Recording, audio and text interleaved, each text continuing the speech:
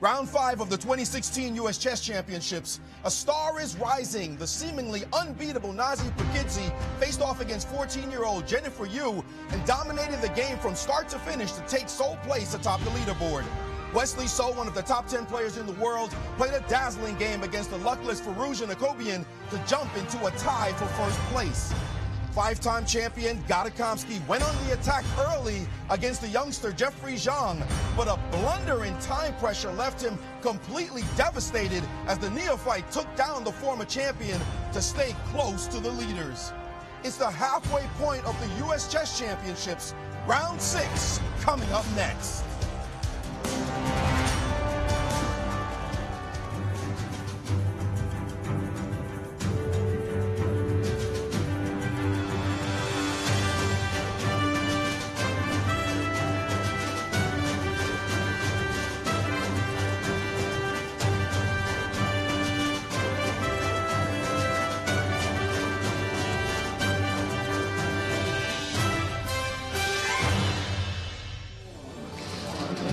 Welcome everyone, we are here in the St. Louis Chess Club. It is the second half of the U.S. Championship and U.S. Women's Championship. A very important round. Wesley So with the white pieces will be facing against Hikaru Nakamura. Hikaru, who's had a rough event, really wants to get back into the action, needs a win, but black against the top 10 player, it's going to be a difficult encounter.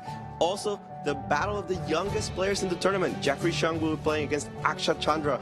Young Jeffrey with a fantastic performance so far, +1, beating Gata Kamsky before the rest day. It's going to be an exciting event, an exciting round for sure, and we have more information with the panel. Jen, Yasser, and Maurice. Thank you, Alejandro. Jennifer, how are you feeling after the rest day? Great. I really missed you guys. It was, so traumatic to have a day away from this. So we are back at the U.S. Chess Championships and U.S. Women's. Another week of action. I'm feeling the excitement. The first half, we were spoiled. There were so many decisive games, so many good battles. I can't wait for the second half to start. And we are going to get started really soon. Let's take a look at how the standings looked as we headed to the rest day. So where are we right now at this halfway mark of the championship?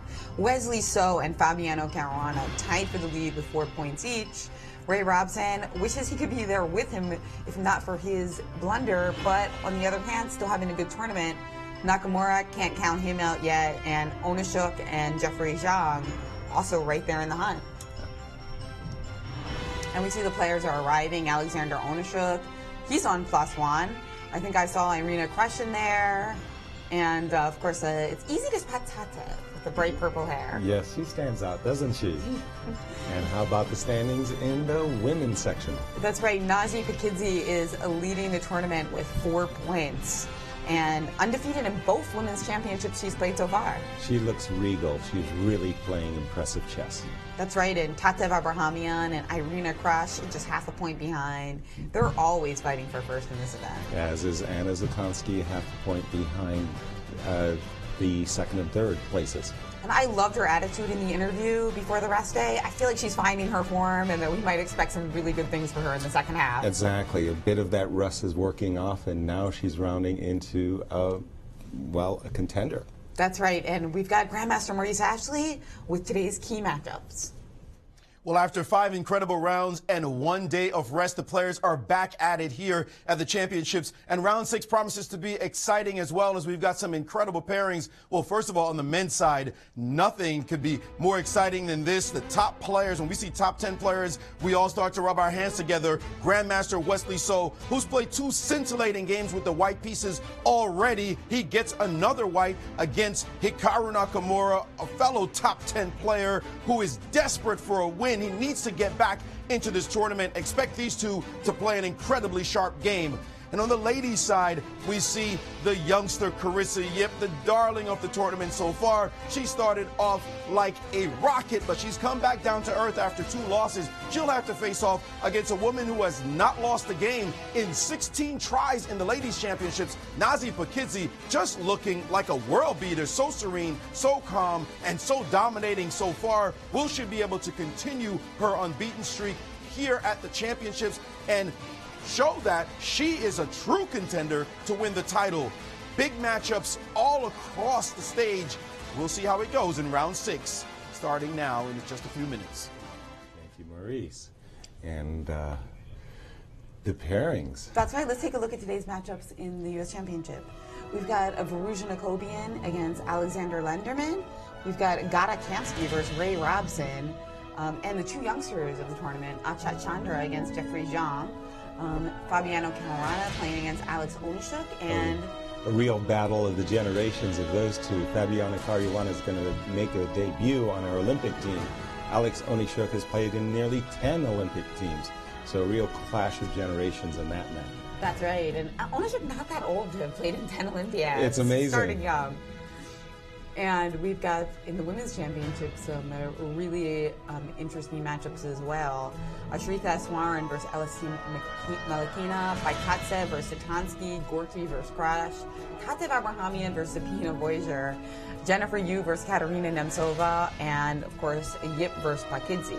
One thing about the Tatev Abrahamian Sabina Voiger matchup, yesterday, we had an exhibition of variants and bullet chess at the World Chess Hall of Fame, and Tatev was totally crushing Sabina. She definitely has more experience in playing lightning chess.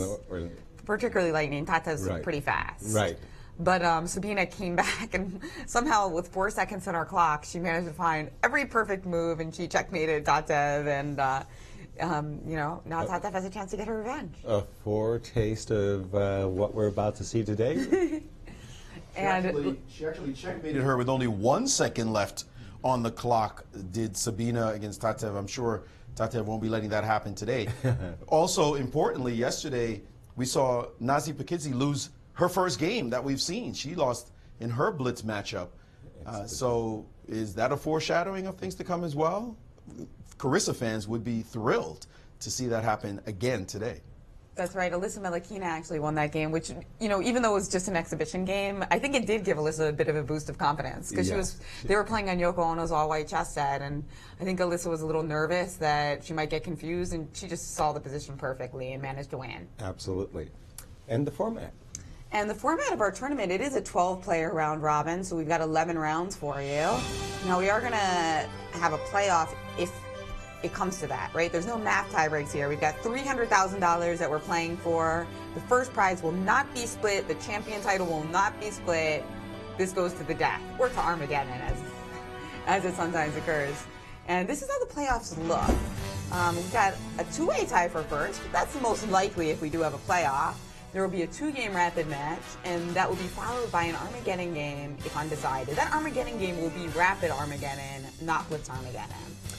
That's where the players bid for the clock times? I believe so, yeah. And we'll find out what the base time is, but usually that game lasts about an hour. Yeah. And if there's a 3-way tie, then the players who are worse on tiebreak play off in one Armageddon match, and then the winner of that plays the top one on tiebreak. And here's Bobby Caruana looking very confident in his Liberty Science Center jacket, one of his sponsors. You know who one of my favorite players, though, game face is? Jeffrey Zhang. Yes. He's got a great game face. And some of the pictures that Leonard Oates and Austin Fuller at the chess club are taking of Jeffrey while he's in deep thought are just brilliant. I like the hoodie look, I must say. That's very poker. Yes. In poker tournaments, lots of people wear hoodies so it kind of like covers their eyes and their neck, because they say that actually more than your face, your neck shows how you feel about your position or your situation. The pulsating in your neck, yes. Exactly, because people spend their entire lives trying to hide their face. I mean, trying to hide like what they feel. Their in emotion, face. yes. Yeah. So whereas your neck and your legs. It's interesting you mention that, because I always thought of Gata Kamsky as remarkably stoic at the board, and he completely lost it in the game with Jeffrey. He began shaking his head even before Jeffrey had moved, as he recognized the blunder, the horrendous blunder that he had made, and that was the first time I saw him so openly reveal his emotions. I feel like he's been a little bit more like that in the championships as of late. I think there was a moment last year where he also did, but you're right, like in general, not so much. The interesting thing for that was it was actually a double blunder. Yeah. Jeffrey had 2 ways to win a rook. Right, exactly, and that was what Jeffrey was taking his time over, because he was trying to understand what Gata had missed, in fact, and he couldn't figure it out, and so he chose one of the two winning variations. And there you see Jeffrey. He's going up against Chandra today, the U.S. Junior Champion. And did Jeffrey play in the U.S. Junior Championship that Chandra won? I believe he did, but we'll double check on that for you. But yeah, I think that the answer is yes. And Jeffrey Zhang, I think in this position he is playing black, but do you think that much like Carissa Yip, who was the highest rated of the juniors, I believe, is she the highest rated of the juniors? Maybe Jennifer Yu is a little higher rated. I know that Yip and Yu both got invited by rating, not by wild card. Exactly. So in Jeffrey's case, he was invited by wild card. Right, but the point being, Yip said, I feel like I need to beat all the juniors. Do you think that Zhang feels like he needs to win this game even with the black pieces? Yes and no. I mean, he doesn't want to truly endanger what has been a fantastic performance so far, but on the other hand, he can taste what it's like to be in the running of the U.S. Championship. And, you know, when opportunities like this come, you know, carpe diem, seize the day and go for it. So I don't think he wants to truly endanger his tournament, but he would love to have a full body struggle where 3 results are possible. That's right, and it does look like they're playing a Nimzo Indian to start off, and we've got Maurice with some thoughts on the opening so far.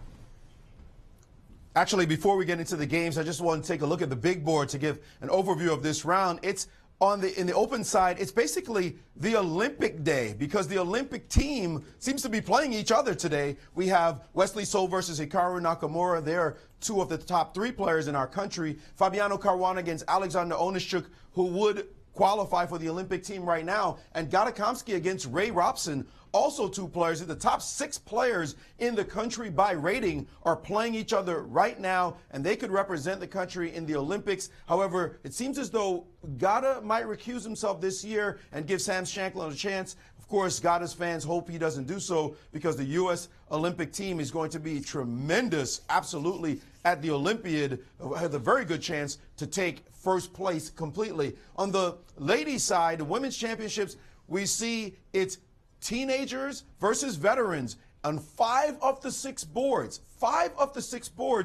a teenager under 16 and under playing against a veteran player if you go all around the horn. And what's funny is something we had noted earlier, that we have a 12-year-old, a 13-year-old, a 14-year-old, a 15-year-old, and a 16-year-old playing in the tournament. So all those teen ages represented here at the tournament, but they're going to be facing off against their elder, won't call them old, elder veterans here in this round. The only non-teen matchup between Sabina Foiser and Alyssa Melahina today. So very interesting matchups. Tatev and Sabina. So very interesting matchups across the board. Definitely some themes as we go into this round. Thank you, Maurice. And the play is underway.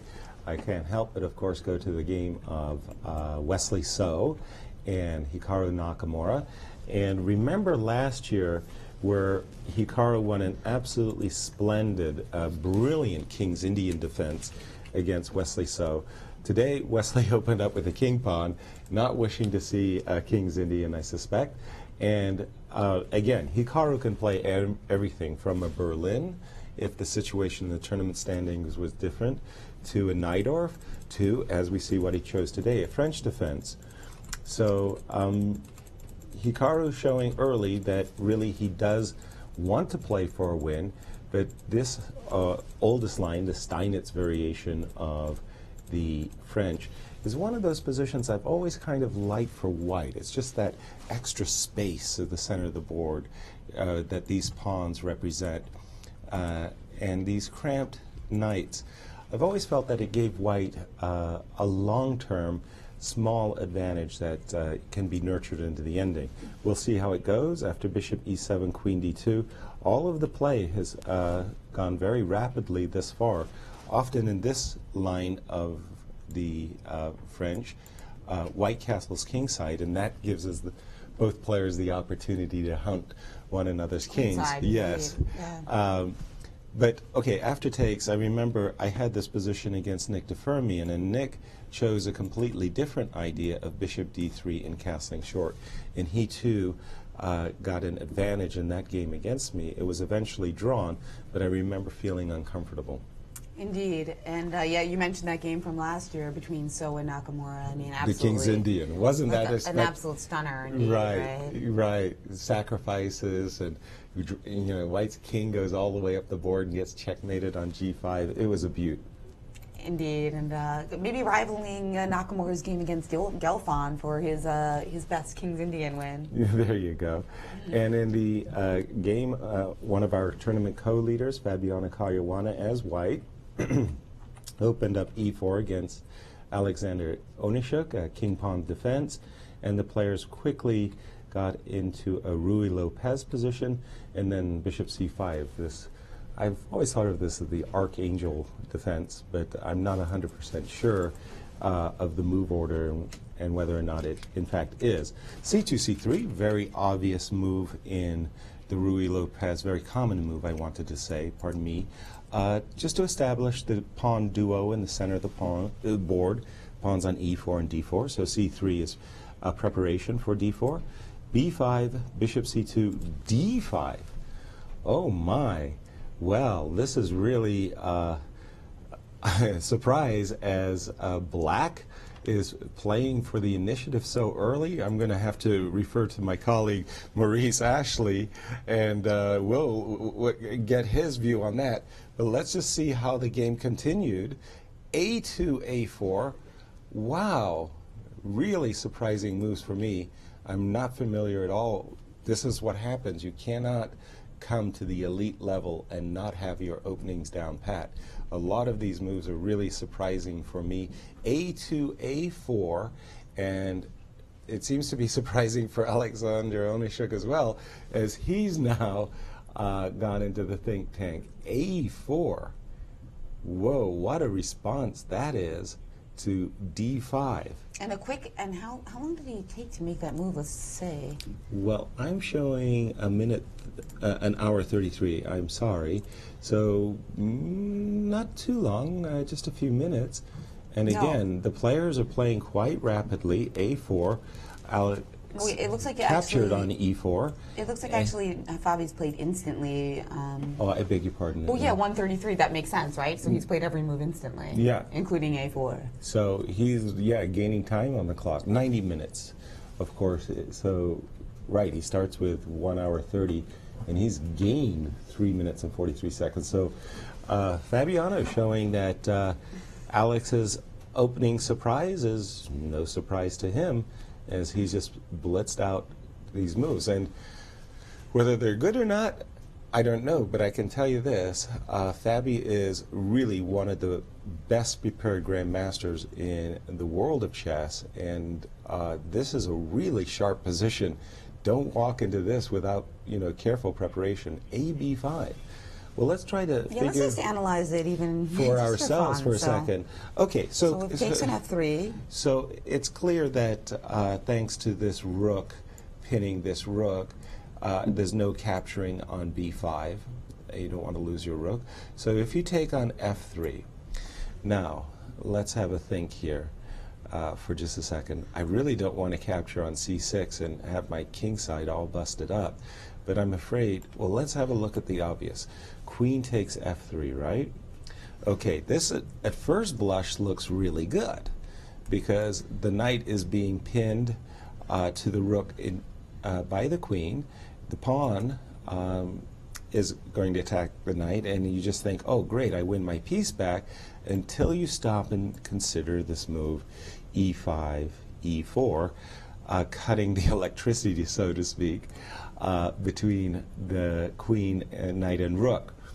If you move your queen just anywhere, I don't care, let's say to G3, you're giving Black the opportunity of moving his knight. Then you'll be down a piece. So let's look at the more forcing move. Bishop takes E4. Now, again, Black does not want to capture this bishop because after the recapture, well, queen takes is a check, and again, we'll pick up this knight. But now the question is knight E5. Now, when we play bishop C6, you have king F8 amongst other choices as well. I think bishop d7 is also a very reasonable choice. I think the move here is queen g3. Yeah, we gotta try that. Okay, so now with the move queen g3, pieces galore are hanging. This knight, pardon me, this bishop on e4 is hanging to the knight on f6. This rook on a8 is hanging to the bishop, and this knight on e5 is hanging to the queen. So let's continue the line. Further. Knight takes e4. Okay. Queen takes check. Also threatening to pick up this knight. So queen e7, more or less forced. And now we take on g7. So we've got a couple of pawns for our sacrifice piece, and black's king is still woefully stuck in the center. But is it enough? Jen, I'm more than confused, because after queen f6, it still looks to me like black's doing fine. I mean, I'm confused. Maurice, help us, man. We're boiling over here. We're lost in variations. This is amazing development in this very important, all-important game.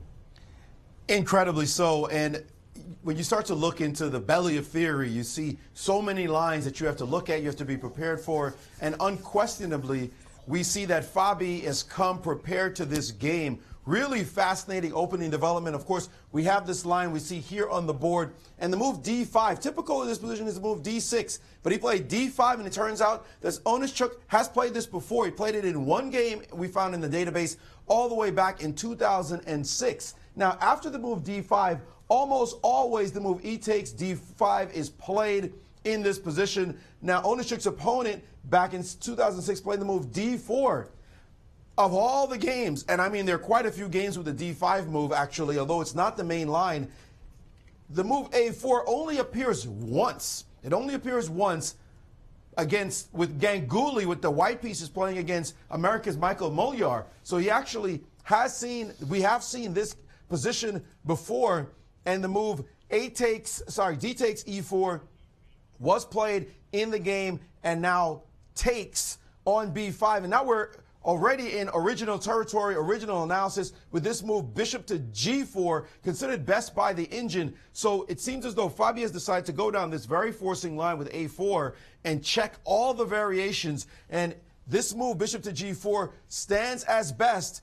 And what did Fabi do? Instantly took on c6, saying, I got this prepared. I knew bishop g4 was a possible move, and the engines are saying that after e takes f3, g takes f3 as best. A lot of players will be very upset about having this king look this way. The move now being suggested is bishop to e6 in this position, not what looks natural, the bishop to h3, because you push the rook to a square it wants to go to anyway, attacking the pawn. But I got to tell you, this line is completely crazy. A bishop sitting on h3, this looks like a beginner's game. This is something you would see beginners allowing to happen to their king, not one of the world's best grandmasters.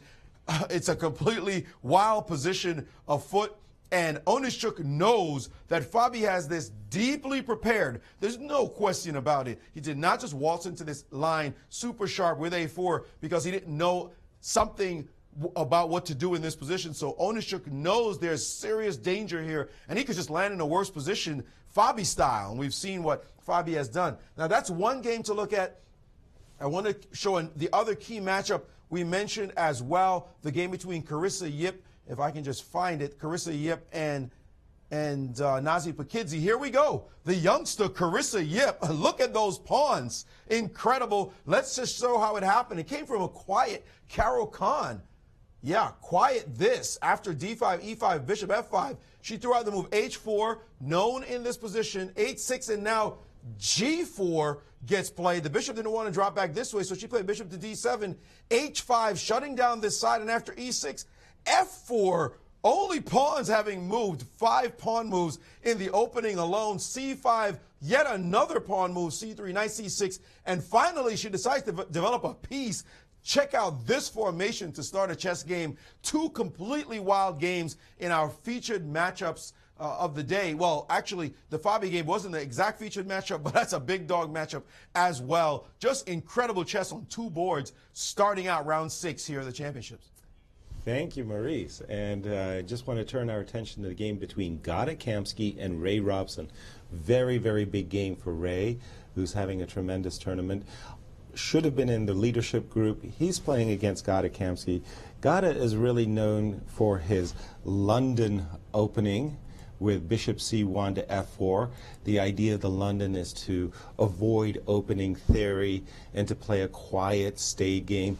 Are we about to see the London? No, as Gata Kamsky enters into the semi-Slav and one of the most theoretically debated lines of the semi-Slav against the very well-prepared Ray Robson. D takes c4, and they are playing the latest and greatest of chess opening theory in this very, very topical line. So there's Gata Kamsky saying, okay, enough of this I'm playing quietly and solid nonsense. He's really, really going to go for it.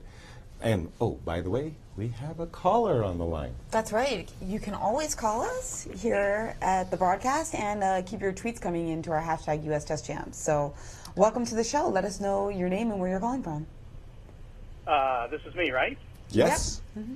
Hi, this is Dale. I'm from Houston, and I really dig the show and the broadcast and everything. I watch you guys all the time, every time you're on, and it's really good. Thank you, Dale. My question is that I was watching the prizes at the beginning of the show, and you know, I'm absolutely down with having a women's event. Absolutely, it's appropriate. Women are underrepresented. You want to figure out ways to get them to participate more. So it's absolutely the right thing to do. But I mean, why half the prize fund? I mean, they're putting in just as much work. You know, I mean, I think that, you know, they should get the same amount. It's why not? Why? I mean, it's 21st century, you guys. Come on. Equal pay for equal play. It's funny. Thank you, Dale, for the question. Thank you, Dale. Indeed. I'm sure Jennifer will be delighted to answer that question. It's so funny because you get both ends of the spectrum. You get people saying there shouldn't be a women's championship because the women should just qualify for the open section since they're totally equipped to because of their brain. Right. So you have that side. Right. And then you have the other side that says, well, there's a women's championship, therefore the prizes should be exactly the same. So really, I feel like this is like kind of an in-between thing, because suppose a woman did qualify for the Open Championship, but the first prize was exactly the same for both competitions. Why would she ever play the Open Championship unless she was rich and didn't have to worry about the money? Right. She would, in her own self-interest, she would play in the Women's Championship, win that, and take first prize there, as opposed to playing in the Championship Open. Exactly, which would rob us of the chance of making history and seeing a woman win, you know, an Open Championship. So I actually think that this is a good compromise. Interesting, and again, I'm recalling the career of Judith Polgar, where she didn't play in the Hungarian Women's Championship. She played in the Hungarian Championship and won it, and eschewed playing in women's tournaments throughout her whole career, in fact. That's right, and to be fair, this is also the highest women's prize fund in history by a large margin, and I think it's well, it's improved from last year, but by a large margin. I think it was like 67 last year, so it's well, it's that almost is huge. Yeah, maybe 70 or 75, Wow. but it's definitely like much higher. Excellent. Yeah, so the prizes and the incentives are actually going up for the women's field, and the $25,000 for first prize. And meanwhile, it's $50,000 for first prize in the championship. So it is an excellent question, but I do think it's funny that we get people either in one spectrum saying there should be no women's championship, or if there is, it should be exactly the same in terms of incentives. Right. Whereas finding some kind of middle ground, and it must be one of the highest women's championship prizes for a national championship. I think I would be surprised if it wasn't the highest in history, actually, of any country. Wow, interesting. What do you think? Do you think in Russia you might have had more? Maybe a Georgian event that we're kind of on, a Georgian national championship that we really was unaware of. And it's always a weird thing too in terms of currencies. You know, like adjusting for inflation and currency. Well, just what a ruble meant in Russia in the days of the ruble when it was really strong to the U.S. dollar, and how much purchasing power it had as a comparison. But no question. It's good to play in the U.S. Championship, male or female. That's right, and we've got Maurice from an update from our leader in the Women's Championship. Yes, a very sharp game. I decided to go look into the theory on this line, and they're following theory to this moment. We saw this position, knight f3 on the board. Carissa Yip throwing all her pawns forward in this line of the Caruana, the advanced variation. And after the move queen to b6, the normal move here, you want to hear a normal move, is king to f2. King to f2, castles queenside, king to g3, tucking the king away from all the action over here before playing a3 and b4 and continuing the pawn march, a very unusual position, really interesting to play against. Well, in this position, another main move, rook to h2, Carissa Yip just dropped it down very fast. Her rook guarding the pawn on b2. Very interesting move. Now her king cannot castle this way, but remember, the king had this maneuver going to g3, but she's planning to put her bishop on the e3 square in a moment. This bishop will go here, the rook will guard the b pawn, and so she's well inside her preparation, and she's caused Nazi to stop and pause to think about this position. So Carissa seeming very relaxed, like she's in her knowledge base, her wheelhouse, and Nazi knows it too because Carissa is playing so quickly, wasting almost no time on the clock. In fact, she's gained a minute and 50 seconds on her clock, while Nazi, who has not lost a single game, as we keep mentioning, in 2 championships, she's already burned 12 minutes on her clock. If we can say burned, clearly she's not in any time pressure, but she knows full well that Carissa is well prepared. Now, talk about rambunctious play. Players are playing for big-time results today. We see this one, Jennifer Yu against Katerina Nemtsova. Katerina having a really bad tournament as far as she's concerned. She came in 3rd last year. Well, take a look at this position. In an English, you know, Yaz, they're playing your openings. There's the Caruana on one, the English on another. And they're supposed to be quiet in this position with the move bishop to a7, dropping the bishop back with a d4 coming. She played castles, did Jennifer, and what did Katerina say?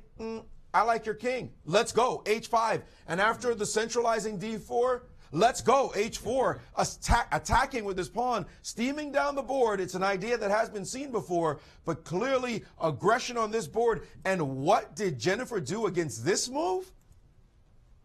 f4. Whoa, now that looks insane to my eyes. f4, this bishop now lurking, waiting for this diagonal to open up. Of course, there's a trade here, possible trades, a super sharp position. This move I don't approve, and neither does the engine. This looks just too loosening with the move f4. So Katerina Nemtsova now looking to hunt down her young opponent. Very sharp, sharp games already, and we've only been here for about 20 minutes. 20 minutes? Incredible. Thank you, Maurice. Yes, I remember a game between Levon Aronian and White against Hikaru Nakamura's black in the Grand Chess Tour, where Hikaru also essayed this Karpov defense against the English. Won a very, very nice game with a kingside attack as well. But I really approve of Kate's h5, h4, mixing it up. And again, my eyes are drawn to the top boards in the championship of Fabiana Caruana, Alex Onischuk. After the move g takes f3, as predicted by Maurice, Onischuk has gone into a bit of a tank. And it was remarkable that the very human move, bishop h3, is actually erroneous, because black is simply forcing the rook to a square that it wants to go to anyway, and it's possible that this bishop on h3 is simply misplaced. That's why the engines prefer bishop e6, but, oops, excuse me, bishop e6. Right. And here the idea from black's point of view is, okay, I'm just going to castle, and eventually I'm going to play this move that's waiting to be played, queen d8 to d5, and just capture this pawn on c6. What are you going to do about it? Well, if you play the intuitively obvious rook e1, and for example, 2 moves actually come to mind. The first and most obvious is, again, queen d5, post up in the center of the board, protecting this pawn on e5, looking to play queen takes c6. That's one. Another option, probably the engines are not going to approve, but at least it would get me worried.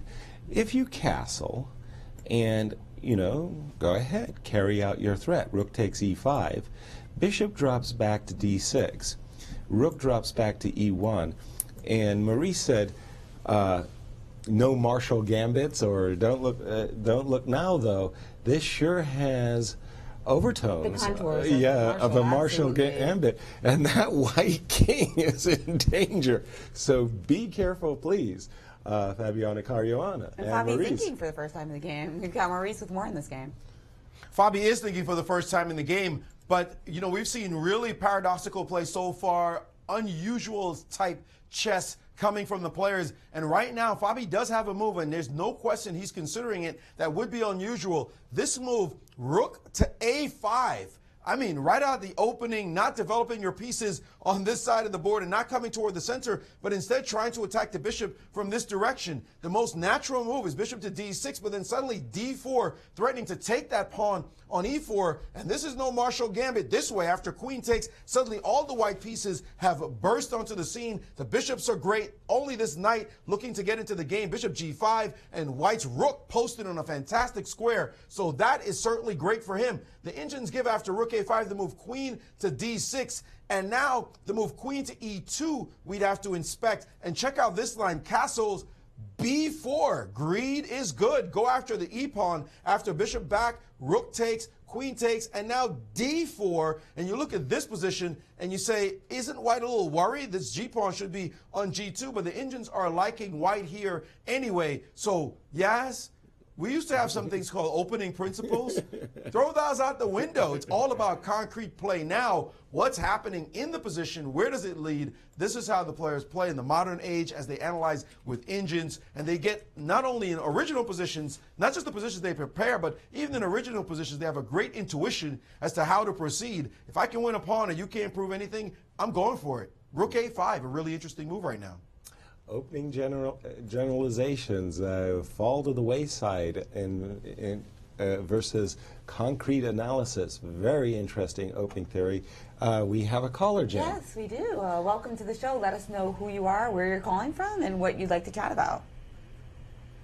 Hi, my name is Justin. I'm from Barbados, but I'm calling from Florida. Hello, Justin. And I had two questions. One question about how come blindfold chess is not seen on the top level before? Because I remember when I was younger, I used to like to watch the Amber blindfold chess tournament, but it's not seen anymore. And then my second question is, do you think it's possible for, you know, players who come from third world countries to really improve their chess? Because a lot of materials and resources needed cost a lot of money. So we're talking about if you want books, coaches, all of, you know, even just traveling to chess tournaments is really costly. So is it possible for these players to really become, you know, what they can achieve without the funding there? Thank you for your question. And why don't you kick off the question about the blindfold? Because we watched a blindfold exhibition last night. That's Jennifer. right. Last night at the World Chess Hall of Fame, we had a very special event in which it culminated with Anna Zatonskih playing against one of the chess associates here at actually Lulu in a blindfold exhibition. Right. And it was actually blindfold blitz. Anna Zatonskih has played up to 10 games blindfold. And I actually really like the caller's questions, and I totally agree with you about blindfold. I think that it's very hard on the players. It's extremely difficult brain exercise, but it is really good for promoting the game, and it's fun to watch. So I'd like to see a little bit more of it in the tournament circuit. And to the caller's question, there was the great Amber tournaments in Monaco. I played in 3 of them, and there was, I think, 21 editions. And I enjoyed it a lot, but with the exception of Joop van Oosum's sponsorship of the Melody Amber blindfold, I just can't recall too much blindfold exhibitions. Almost you have to go back to the 1900s. Well, there's Timur Grayev. But he's doing a single exhibition as opposed to a tournament, right? Right. That's true. He's not playing against other grandmasters. He's trying to break the record for the most games played simultaneously. Yeah, it's an extraordinary undertaking. But yeah, we just I don't know, not enough or not too many blindfold events. And the second question was about third world countries not necessarily having the material resources to develop a champion. Right, I think it's an interesting question, but at the same time, chess actually, with the price of laptops going down and online databases, and you're right. Interconnectivity increasing. You're right. There's actually some real positives today that almost anybody with an internet connection can really, and obviously a chess set is very cheap, can access so much information. So we still have a lot ways to go, but I think the situation is actually getting better. And Maurice, your thoughts? Well, hailing from Jamaica myself, I can tell you that it was very difficult for players down there to get all the resources that they would like. So the caller's question is quite pertinent to my heart. The challenge, of course, is the number of tournaments you get to play, the high quality tournaments you get to play. I was groomed here in the United States playing chess against the players at the Marshall Chess Club. You get to play players like Andy Soltis, Jay Bonin, Gingy Shashvili, John Fedorowicz, Joel Benjamin, and that kind of great opposition. It's really hard to replace that quality of training as you're coming up. Also, so that your point you made, of course, Jen, huge point. The way we have laptops now, as laptop prices have gone down, you can go online, you can play against anyone, anywhere in the world. You can also get video lessons and the like for free or just for a small amount to pay for online. You can also get private training online. That's a huge, huge factor here, because without private training, it's extremely difficult to get better, to know where your weaknesses are and what you should be pursuing. And there's some good price points if you try to train, if you want to train with someone, for example, in the old Soviet bloc, and players from Russia, players from India, you can get great training from them at very low prices, comparatively speaking. So that's a definite way to go, a huge resource that is possible for players from the third world. That's the challenge. I agree with the caller, absolutely. There are some resources, like I said. I'll be touring Africa this summer, going to Kenya, Uganda, South Africa, and Madagascar, meeting with players there. So I'm looking forward to that tour, to be able to bring at least some resource and inspiration to the players there. But definitely a great question, caller. That's great. Yeah, fantastic. Take some photos, Maurice. I want to see. I want to see that trip. That sounds like it's going to be fascinating and very inspiring for the people. Now, we also have some comments coming in for our hashtag US Chess Champs. One that I like is from Christian Chirilla, who's taking over the St. Louis Chess Club feed throughout the tournament. He says that Zhang is becoming a very difficult opening to prepare for, even at 15 years old. He keeps switching his opening and knows them all very well. So kind of echoes of Hikaru Nakamura there, like you never know what Naka's going to play. And I think partly he's referring to the fact that Zhang played a Grunfeld earlier in this tournament. Today he's switching it up, which of course is keeping Akshat guessing. Right, with that Queen's Indian defense that he played today. Yeah, did that start? It started off at, like, it looked like it was going to become a Nimzo, but then Akshat avoiding the Nimzo with the move Knight F3, and you kind of have to choose between the Queen's Indian or the Bogo Indian. Exactly. So this. So it's kind of a mix of both systems, a Nimzo where you're trading on D2, and a Queen's Indian with the bishop sits out here on the A6 square, putting pressure on the C4 pawn. And let me just catch up with the game now that it's been mentioned.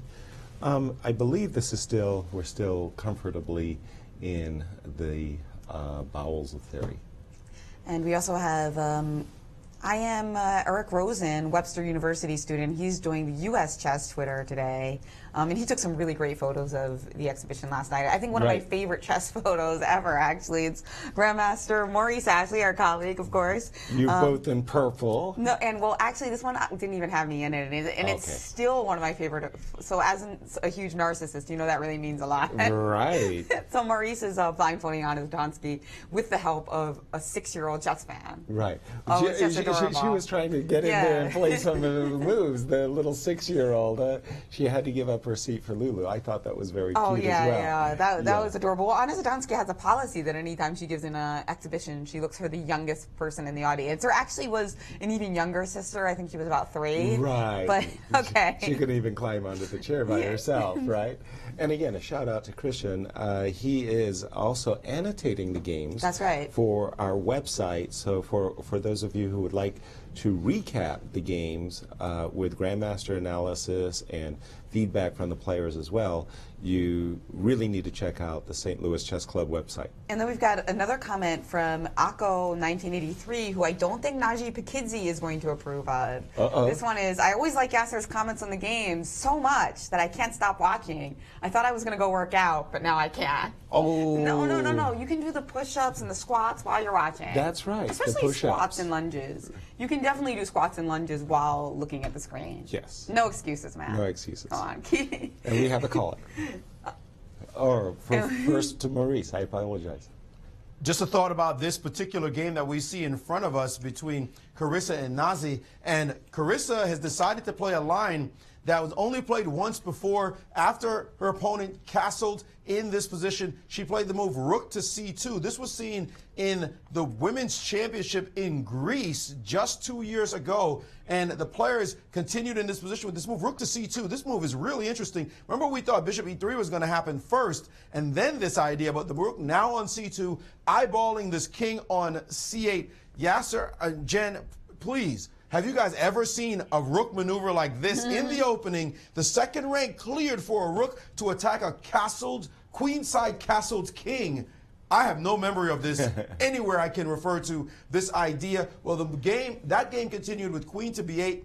And in this position, the move bishop to e3 was played. And the game continued in really interesting style after rook to c8. The move knight to d2 occurred, and bishop to e7. And now in this position, king to f2, yet again getting the king on this side. And after g6, well, in this position, no worries, bishop to h3. And you can see the contours of the spatial advantage that white has in this position. Knight a5, looking to get some play on this side, but no worries at all here. Takes. And now in this position, white played king to g2, looking very calm. And now it's starting to look very normal of white, except for the advanced pawns on this side. Black in that game realized that there was no plan in this direction to play the move knight to c6, only to see white make some interesting maneuvers. I'd like to just continue this game a little bit more. As you see here, white has some really good domination of space. Look at that space. This knight can't get into the game. And now she tried the move rook to f8, challenging white to this pawn on this square. Now bishop to g3. And now these two bishops, look at them just scoping down the board very powerfully. The king decided to get off the diagonal. And now white made one more preparation move, knight to e3. And this is the game. I'm showing this game because this is the game that Carissa looked at for this line. There's no question. She studied exactly this maneuver, and we're going to see if she plans to go in this direction. The move h6 now, trying to create some chances. No way. g5. Look at this terrible piece, this knight on the square. The opponent in that game didn't play too powerfully, but she didn't know what to do. She played knight here, looking to get this threat off. Yeah, right. I dare you. Take my pawn. And she did in the game. Takes, queen takes, and now this discovery with rook to a2 played in the game. She had to back up to guard against the mate threat, and now queen to b3, a queen sacrifice. Of course, you can't take it because of the mate on the square. Her opponent played the move knight to a6, now threatening the queen. Trade, and give me that. Now this bishop pinning this pawn on this side, and white has broken through. White went on to win a great game. This is what Carissa looked at when she was preparing this line. So you know she knows exactly the contours of the play, the plans, and this is what Nazi is going to have to face off against. And man, this is a wild position, but Nazi has taken the game into completely original channels. She's played the move f6, an early break in the game. f6 has occurred on the board. Let's see if we can pull that one up. Really super sharp play right here. f6 is on the board. We see the king has moved over. Of course, bishop e3 did happen, but it's f6 that's on the board, and she's taken her out of her opening preparation. So we'll see how the young Carissa handles this new development. Thank you, and thank you, Maurice. And I just want to say that I love playing Blitz online, and on the ICC. Strangely enough, I've had several games with top grandmasters with this exact position of Carissa's, where they played against me rook h2 to c2. So I'm actually really familiar with the position, and black has to play very, very precisely because white's enormous advantage in space is a situation where black can easily get strangled, like literally have no squares to move their pieces on, as we saw in that model game. Naji trying this move f6 to break up the action a bit and find squares for her pieces. And we have another caller on the line. Yes, welcome to the show. Hi, this is Tim from South Dakota. Hi, Jim. And I have another question. Oh, by the way, I play poker, so I hope to see you at the poker table. But at any rate, I was wondering about chess programs are getting stronger all the time, and the chess programmers, they use rules, like mathematically based rules, to program the chess programs. I was wondering if there's any way that we could use the rules that they use to program chess engines and adapt them to human use. In other words, if they put those rules into words somehow, would that help? Is anybody thinking about that? I wondered what y'all thought about that. Thank you. So this Alan Turing's artificial intelligence and the electronic brain. So one of Alan Turing's challenges that he made to the world is if you can create a computer that could compete against the highest grandmasters in the world, then there's no limit to artificial intelligence and what can be achieved. And since obviously they've achieved that already with chess, well, what's the next frontiers that they can go beyond? And now, of course, we just had this enormous breakthrough in the world of Go. And can they take the source codes or their algorithms that they do with chess and use it for other activities? And I'm sure the answer is yes, and I'm sure the scientific community is really loves the feedback that chess has given them. Absolutely. This rules-based feedback. And yeah, I think that's what has been happening in the world of computer science. That's right, although, yeah, don't want to get too smart. I know, all joking aside, some really smart people are very afraid of that, actually. Understood. That AI is... Yeah, with good reasons. I mean, not just the Terminator, but for other reasons. But Maurice, some insights in today's action. More wild games to look at, and take a look at this one between two gladiators, to be sure. Sam Shankland playing against Alexander Shabalov. And this one started off a knight off with the H3 G4 system. Now, after F4, we see White's pawns looking to steam down the board, a la the Carissa Yip game, except with the king already on G1. And after knight to C6, he decided to play this move, knight C to E2, did Sam. And so Shabalov said, hey, let me just break in the center. Your knight's not there anymore. Let me see what you're going to do. Now, standard policy here is to play E5. Shut down the game, shut down the opportunities for black, get a nice spatial advantage, look to F5, create a sort of French defense setup. What did Sam do? He said, I don't mind. Let's blast the position open with pawn takes on D5. And after knight takes, you're wondering what he's going to do? Let's blast away some more. F5, just pushing pawns down the board. The Indians think that this is a little bit too greedy to play for, but a crazy position here with F5. I don't even know how you start judging this one. It looks like White's trying a little too hard to get an attack going, but there it is. Sam has opened up his king and his pawn storming before the guy even wakes up. You might have sipped a cup of coffee, and you look at the board and you go, wait a minute, he's trying to kill me already. It's only move 13. Absolutely incredible play. Well, double-edged is one way of putting it. Dangerous is another. I think Sam is asking a bit too much of his position early. After all, what errors has black made?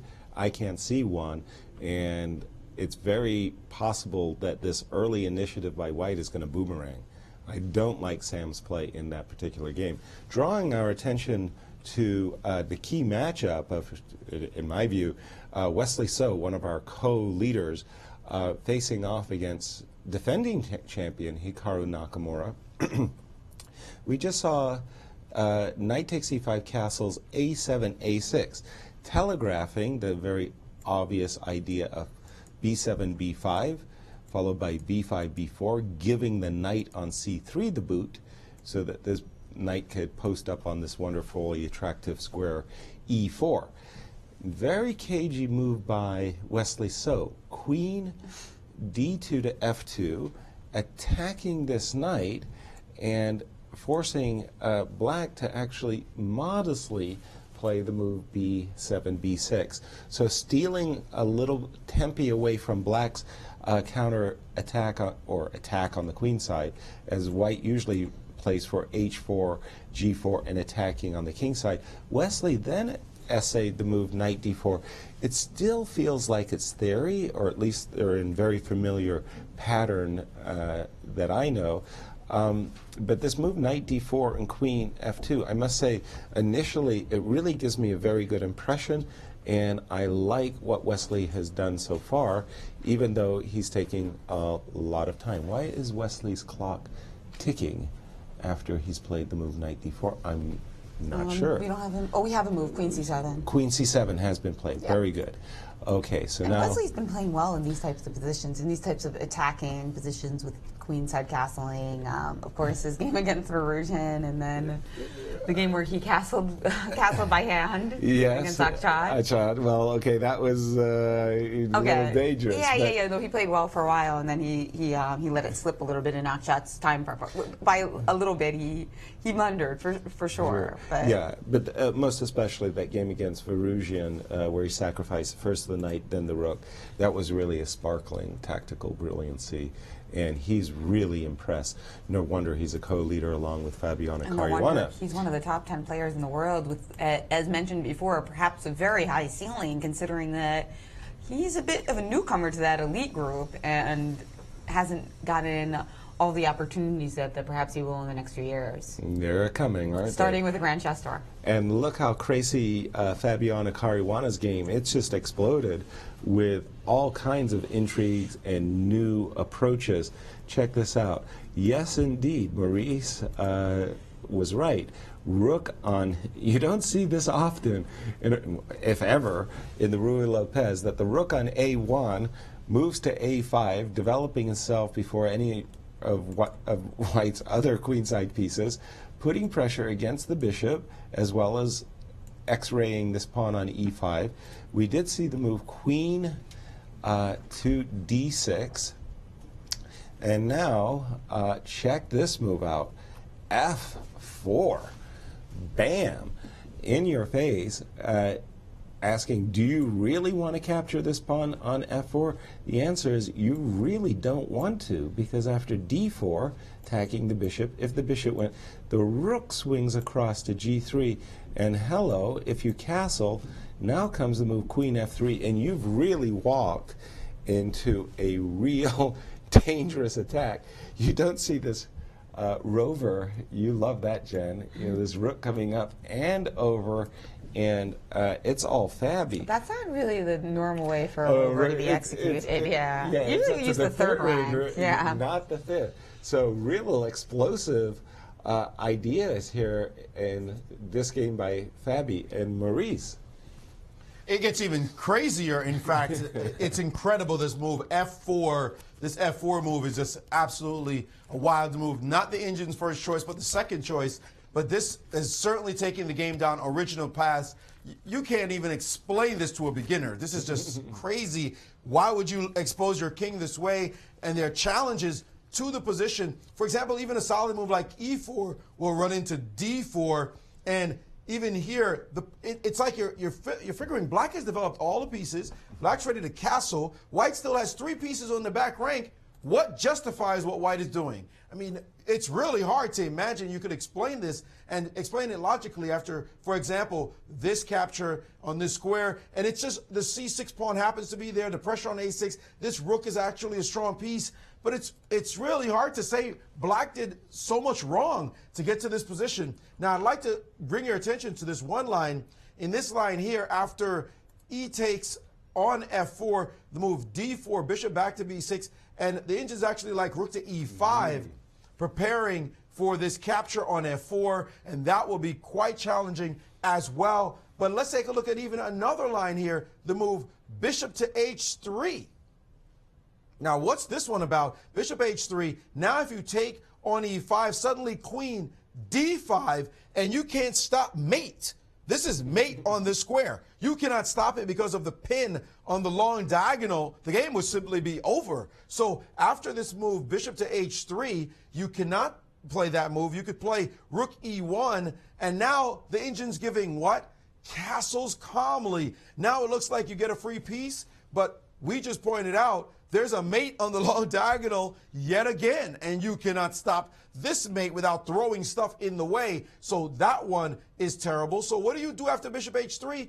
The key move here, ignore the attack on your rook. Queen f3, let him take on this square, then start with fe5, queen takes, and now the calm king takes on f1 with the threat of d4, this pin, and the engines are giving, despite being down in exchange, white the edge in this position. The king looks ridiculous. I mean, how do you explain this kind of chess? It doesn't make any sense, but it's all about the concrete moves and the concrete threats on the board. White does have the two bishops here, and all this play, just absolutely incredible. We're seeing chess in the 21st, maybe the 22nd century. They're going to play this kind of chess normally because this position is absolutely bizarre. I absolutely love like it. Chess in the 23rd century. Just a second. Wow, this is alien. Sorry, Jennifer. Oh, I was going to say, I really love this because we were talking earlier about exciting matchups, and I have to be totally honest. I expected Onischuk's game versus Fabio to be Onischuk trying to be solid. Because with Black, a lot of times he plays very solid. Oh, without question. Yeah. Yeah, he's one of the most solid grandmasters. He doesn't lose a lot of games at all. And Exactly. these championships, he's very good. Right, he's got a record for that. So the fact that we're getting this, it's a treat, and it's not necessarily an expected treat. No, an unexpected treat, in fact. And that's why I say we have really been spoiled during these championships. And we have another caller. And Yes. thank you for your calls early in the show. We really appreciate them. Hello, caller. Hello. Good day, Yasser and Jennifer. It's nice to speak to such a chess legend as Yasser. So how are you doing? Well, and who am I speaking with, and where are you calling from? I'm sorry. This is James from the UK. Hey. Hello, James. Yeah, I'm fine. Good to speak to you, Yasser. So I have I just want to make a brief commentary about the chess in developing countries.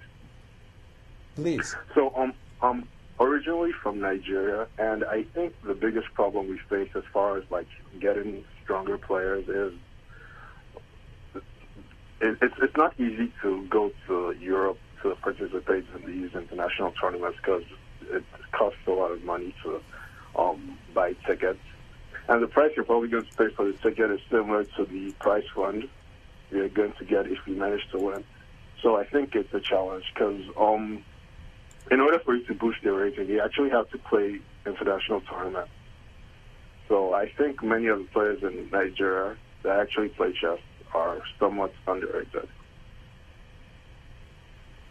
So that's what I have to say about that. And my second question is concerning the Caruana and is it Onischuk again?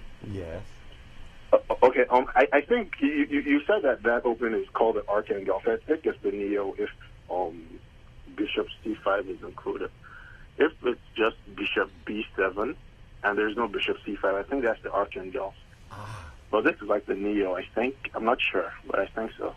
Okay, James. Thank you so much for your comment and your correction. Very good. So just to repeat what James was saying here, all the way from the UK, I think that's great. Yeah, we'd love to get our international callers. Yeah, I think what he was correcting me is when Black plays the move B5 and puts his bishop on B7 and not necessarily playing with the move bishop C5, that's more the Archangel defense. So I stand corrected. And the point, and I think is a really good one, for sure, the internet not necessarily has been the great equalizer, but it's certainly helped emerging nations with their players having access to materials and database and training tools that they would never otherwise have. That's a very important part of the component of growing up and becoming a stronger player. But what he's also pointing out is the competition. and how important it is to play in tournaments and how difficult and costly and expensive it is to fly to Europe and get an international rating and gaining a reputation.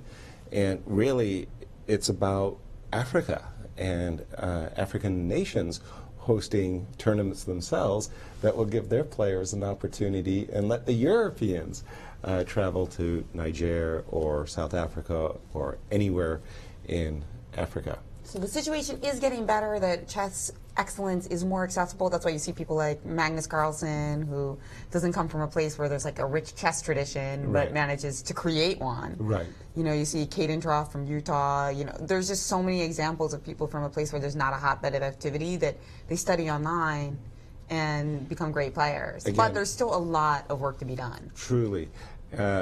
One of the things Garry Kasparov pointed out or mentioned during his whole campaign to win the FIDE presidency, campaign he didn't, was that he did a great deal of traveling around the world, including Africa, and for him it was a real discovery that there really is a hotbed of chess interest going on there, and they just need support and help to really accelerate what already is a pretty fertile ground for chess development. They just need more coaching and training and tournaments. That's right. Yeah, that's and motivation by you know, being visited by such great players. That can really provide so much inspiration.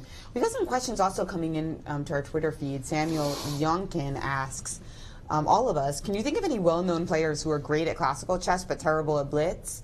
The way you phrased your question, I had to say no. Of anyone who's a great classical chess player is not going to be terrible at blitz, but of course there's examples of people where the discrepancy is definitely there. But we don't. We usually like to talk about the opposite more. It's like kind of hard to insult the players. Let's just put it this way: Nakamura in the championship, right? Probably Tatev in the women's.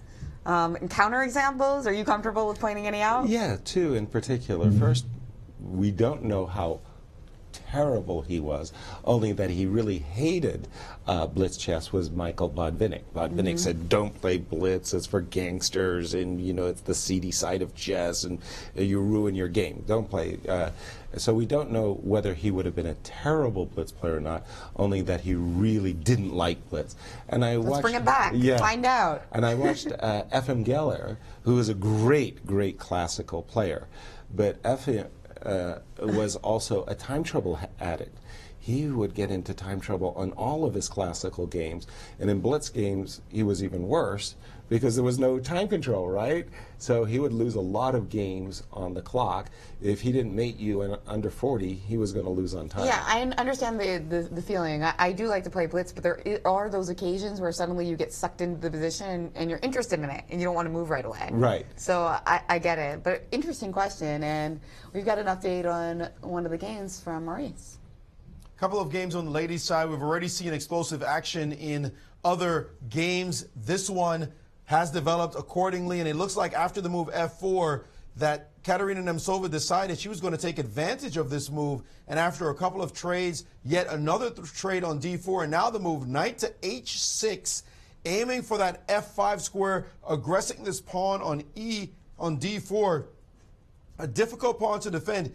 Even if you play rook E1 check, the simple king to F8, she's got the H file, and she's coming to this square. The Indians give knight to E4, knight F5, and bishop to E3 as the main variation here. You see this move and this bishop lurking in wait with the ability to play knight takes on E3, and you just feel something's going wrong with White's position despite having this really strong knight on the E4 square. So she's going to have to take care in this position. Another position that has exploded on the ladies' side, this one with Ashrita Esweran against Alyssa Melchina. As you see this here, Ashrita playing very quickly. Alyssa made a maneuver that I'm not sure about. Queen to E8 with some discovery ideas potentially against his bishop. So dropping back with bishop C2 and then knight to rook to D8.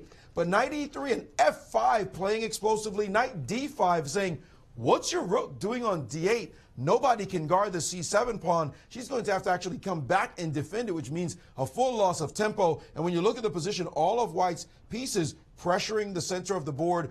Black is certainly in a little bit of trouble here, although not too much to suffer for because she has all this development and White still has to get into the game, but seemingly suspicious play on her part. So rich games, big fights that could end quickly in the women's championships. Thank you, Maurice. And we actually have another big tournament going on in the world right now, with Magnus Carlsen participating, of course, and many of the top players in the world over in Norway chess. So let's see how that tournament's going. All right. And after 2 rounds. After 2 rounds, Magnus Carlsen tied for the lead with Maxime Bachir-Legrave and Vladimir Kramnik. Kramnik, by the way, this year will be welcomed into the Grand Chess Tour. So that's a newcomer that's quite exciting. And you can see the rest of the results there. And we've got some comments coming in, for instance, from Andreas at Chessmate Andy on Twitter. He says that it's a wonderful afternoon and evening in Sweden. First he follows Norway chess, and straight after the U.S. Chess Championship start. So we're glad the schedule works for you, Andreas. And don't forget to get those squats and push-ups in, because you don't want to sit watching for too long. But of course, we'd love to have you. And maybe some of our international callers will continue giving us a ring and giving us your questions and comments. Absolutely. Maurice, please. Guys, Nazi Pakidze is just playing like a world beater right now. Just amazing chess. Take a look. She played f6, very thematic, trying to crack this structure down. And after bishop e3, king b8, king f2, she played this amazing move, g5. It looked as though she couldn't do this at all, but it's on the board. g5, look at these pawns, all these exchanges as she tries to completely demolish the white center, just take the legs out from all these pawns. And h takes g6 has been played, and she's looking at this position now. She played takes on e5, f takes e5, as white is trying to hold that pawn center together. And now the engines are saying black is much better after this move, h5, and if g5, because you've got to at least keep some protection to your king, knight to e7, and now this pawn is going to drop. If you try to defend it with bishop to d3, then suddenly the move c4, chasing your bishop away, that's not going to work. She also has a sweet maneuver, bishop to e8 in some positions, attacking this pawn, and she's just going to get a pass pawn. She's going to have the center under control. White's down in development. We thought white was attacking. In fact, white's center is gone, and this king looking miserable on f2. Looks like Carissa is in trouble, and Nazi just playing powerful chess, move after move, looking to all rights like a potential champion. Incredible play by the leader in the ladies' side right now. And the thing about Nazi is, I think we've mentioned this before, but what about the Grandmaster title? I mean, the way she plays, she really seems like she has the potential, if she plays enough and works a bit more on certain aspects of the game, that she could join those, few dozen women in the world that have that title. Have the overall title. Still quite young, and it seems like her quality of chess and understanding is high, and of course her commitment to fitness as well. And very impressive young lady, and like you say, I think it's just a question of dedication and applying herself. Obviously, she has her life, and right now she's professional. Right now she's a professional chess player. I don't know how long. I didn't pick up from that because she didn't. It seemed to me like she wasn't playing that often enough to call herself professional. I think she means like these long tournaments. She does play in like weekenders, and she trains. I take it. So maybe she doesn't play that much, but she's certainly like very involved in the game at all times. Oh, I'm sure of that. I just didn't know if she was quote professional, as in, that's her career. Well, not for a long time, because I think she graduated like last year or so. It's kind of one of those things. Is it a gap year, or is she going to take several years to focus on chess? And it remains to be seen, but I'm sure for some of her new fans, they'd love to see what she can achieve in this game. Right. We do have a caller. Welcome to the show. Let us know your name and where you're calling from. Hi, Jennifer Shahade and Maurice. This is John Crisco from upstate New York. Hi. Hey. A question and kind of a quick comment. A quick comment is, how strong do you think Fischer would be if he had today's computers? The second question is kind of the same. With the advent of the computer age, and we see Caruana's game, Nazi's game, we all know those are computer generated. How much Yasser is it, do you think the game has changed because of it in your day? And I'll leave you with those two questions. Thank you so much. Well, it's a question that we chess players constantly throw out at one another. Never mind Bobby Fischer, never mind Alekhine. What would Paul Morphy this unbelievable talent have done if he had modern-day computers. Unfortunately, we could speculate endlessly, but we could never come up with a firm conclusion other to say the obvious, that Bobby Fischer was extraordinary, having a near 100 rating point gap between himself and the number 2 player. His will that he brought to the table to win, fantastic. And I think that given those set of conditions, he would be a world beater, and that he would, in fact, be one of the best players in the world.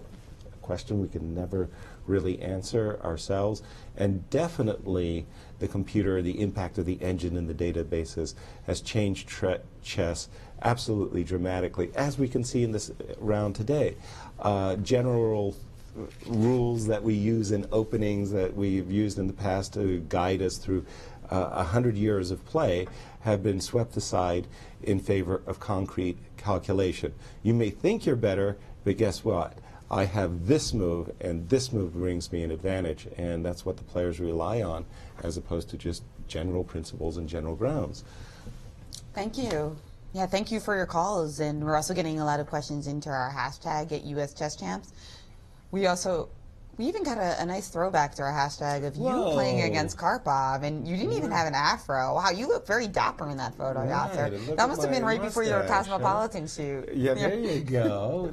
For those of you who haven't listened to any of our other broadcasts, because it comes up every time, you were one of the most eligible bachelors for Cosmopolitan. It was Bachelor of the Month. Right, yeah. Right. You got that. You got the centerfold. That was before you. No, it wasn't the centerfold, unfortunately, but there was a lot of letters. They were a lot of fun, but that's a different conversation. Yes, right. And we also got a tweet coming in at US Chess showing Carissa playing against her dad pre-game. Outside the chess club, That's right. I recognize the tables. That's the thing. This girl, this 12-year-old girl, can't get enough of chess. She just loves to play, and And shout out to the moms and dads, especially of the youngsters here in the championship and the women's championship.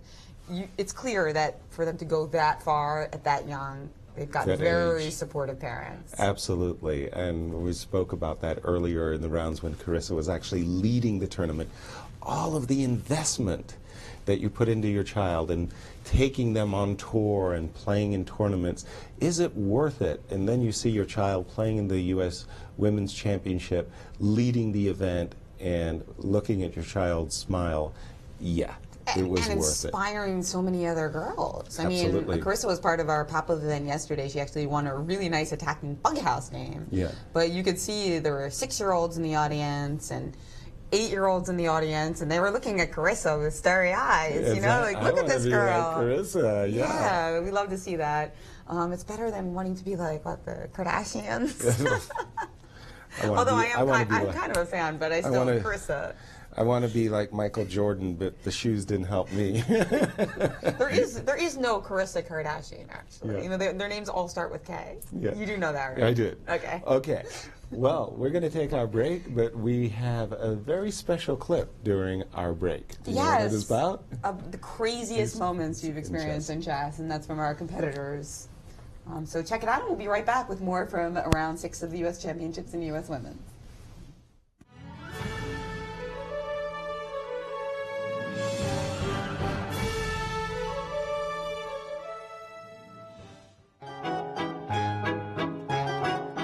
Yeah, when I was a kid, once my opponent castled one side, I chased it back to the center, so his king was back on e1, and he decided to castle queenside, which is not really legal. I was playing a blitz tournament once, and I was playing this seasoned IM, and I was completely winning, and then he snuck a queen back on the board without it had already been traded off a long time ago. The thing is that I just actually didn't notice, and the game continued. I called the arbiters, and they ruled it in his favor because he was, I guess, more respected than I was at the time. I'm not sure what the result was. If I had lost, that would be pretty unfortunate. There was actually a tornado warning, so we had to stop the game for maybe like 20-30 minutes.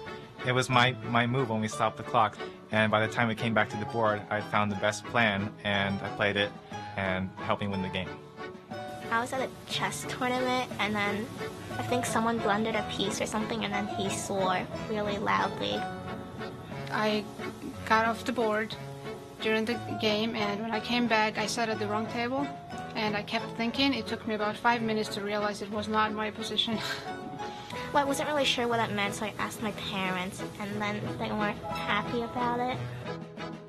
I was playing against someone who I'll decline to name, and he just jumped up from the board, ran to the side of the room, and loudly vomited into the trash can, and then came back and kept playing.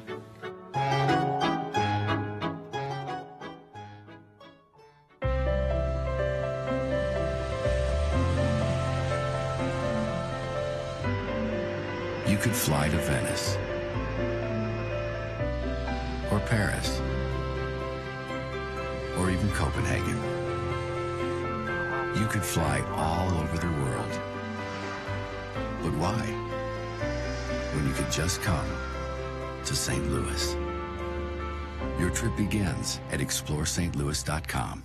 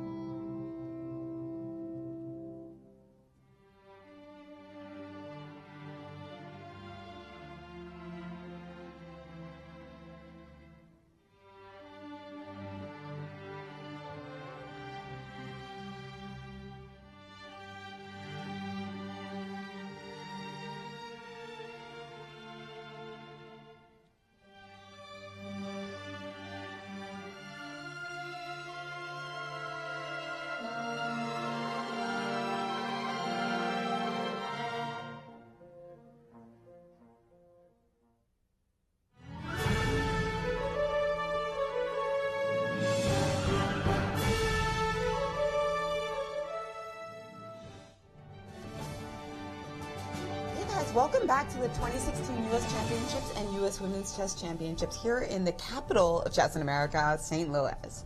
This year we do have a special feature, a confessional booth, and Alexander Shabalov, four-time champion, always entertaining. We are going to have him in the booth for you in just a few, but also I'd like to take a couple of comments coming into our hashtag U.S. Chess Champs.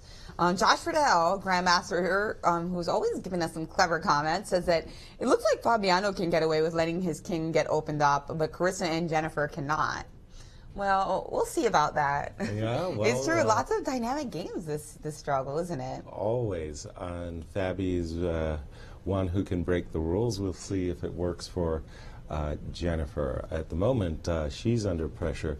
In the game of Fabiana, by the way, we see Alex Onischuk intently at the board, studying his game. He's had a wild start to the game today.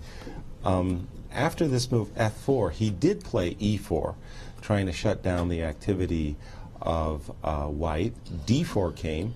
There was an en passant. I still have a lot of stories about en passant, and when people play en passant, like, that's an illegal move.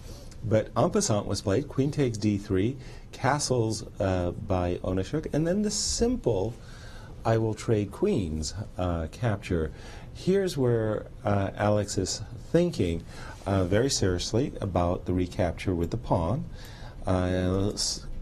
taking some risks, but his idea is that after capturing the pawn on c7, he may come over here to c8 and try to pick up this pawn on c6. Or bring the bishop to d5 to do the same thing. If I try to play like bishop d1 to f3. Exactly. So, for example, Jen, if I make the move bishop takes d6 as a recapture, let's say, well, boy, how am I supposed to develop? That's a good question. Let's say I'll start with the move bishop e3 in order to be able to swing my knight into the game. If you do play bishop d5, it's not so easy for you to pick off this little peshki over here. First of all, I do have the defense, bishop a4, kind of entombing my rook, I agree. But I also have the counterattack, bishop a6, showing my willingness to trade pawn for pawn in this manner. In this case, of course, my f-pawn stands as a weakness to knight d5. So by no means a big advantage or anything of that nature for white, but at the moment he is a material ahead. That's right. So Fabio will be looking depressed today. We've got Genghis Clown who says, I really hate the way Caruana has played this game so far, and I'm usually a fan of his. Is this what chess has become? Hey, just because you get one game where you're not into the game, for whatever reason, because that's actually kind of excited about. Well, the original idea of a4, a takes b5 is a count, the guy's countering in the center. How many times have we heard that? Meet a flank attack with a counter in the center. Here, Onischuk attacks in the center, and then the guy plays a4 attacking on the flank. Oh, well, so much for general principles, but I love the handle. I do. Yeah, Genghis Clown. That's the nice thing about the championships in the women's. You've got a lot of games to choose from. Yes. Right? 12 games to choose from, so if there's something you don't like, go to the other boards. Right. Meanwhile, Ferrante is really enjoying the women's championships. He says, women attack. I like this aggressive frame of mind. I really enjoy all these games. Wow. That's what we like to hear. Thank you. And a specific comment about Kamsky Robson. Yes. Sean Lightbone asks about 17 knight takes f7. Whoa, 17 knight takes f7. They move further ahead.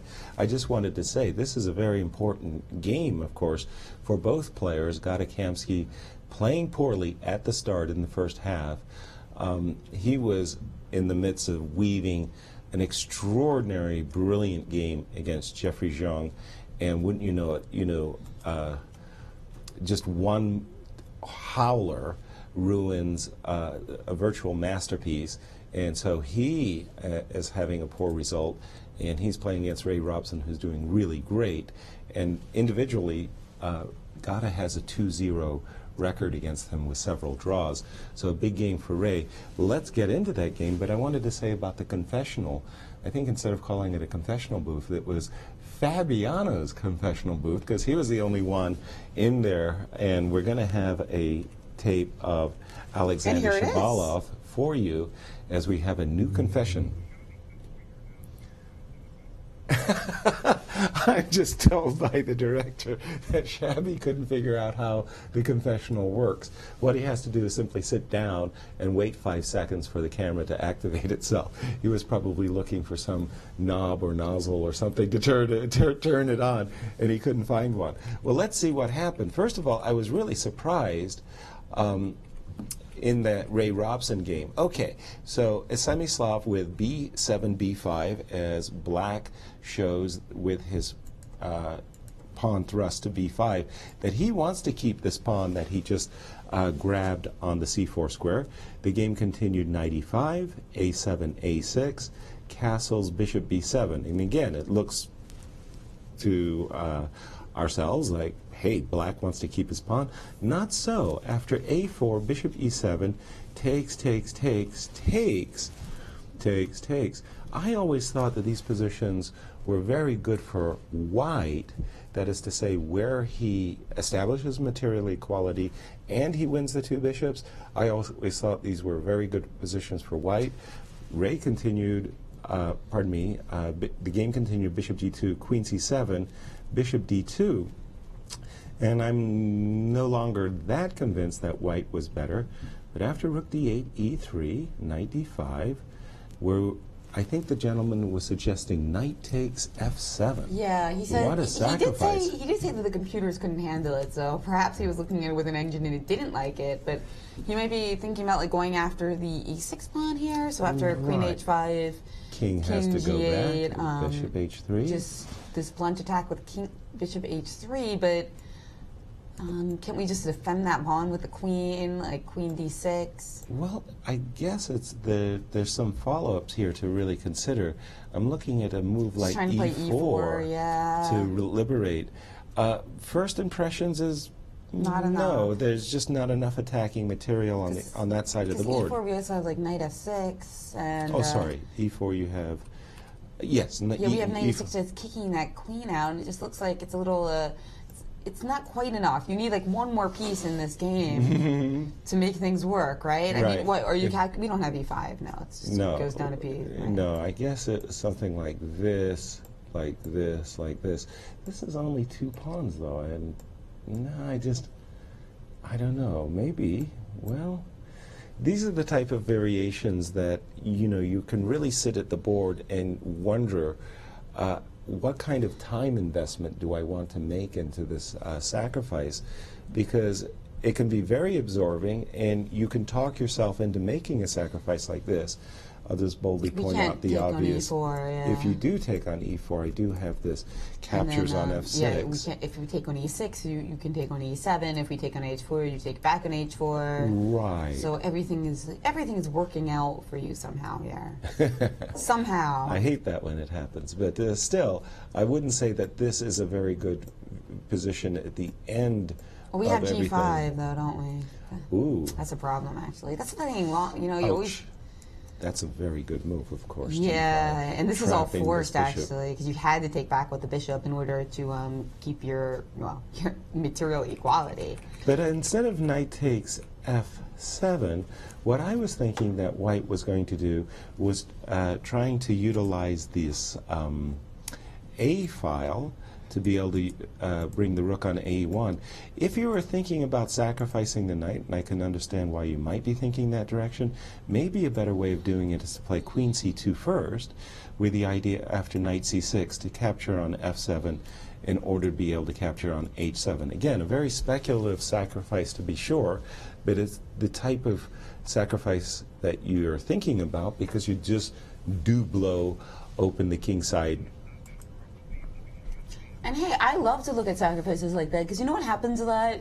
A good attacking player looks at a sacrifice, realizes it doesn't quite work, but then somehow some element of the position changes a couple moves later, and maybe they're even lower on time at that point, but they see it instantly that now the sacrifice works so it's like the time didn't go all to vain. Exactly. If you only think for a few minutes and you reject it, you can often utilize the same idea later. A very, very good point, Jennifer. Truly, that's that's what makes chess such a cool, complicated game. You're looking at some fantasy variation that doesn't work. Right. And then the guy makes that one move, and the fantasy works brilliantly, and you play it instantly, and the guy's shocked, right? Like, yeah. Whoa, where did that come from, and how come you played it so fast? Oh, I was waiting for that little nuance to make it work. That's right. And we've got an update from Maurice on a game from the Women's Championship that we haven't seen yet.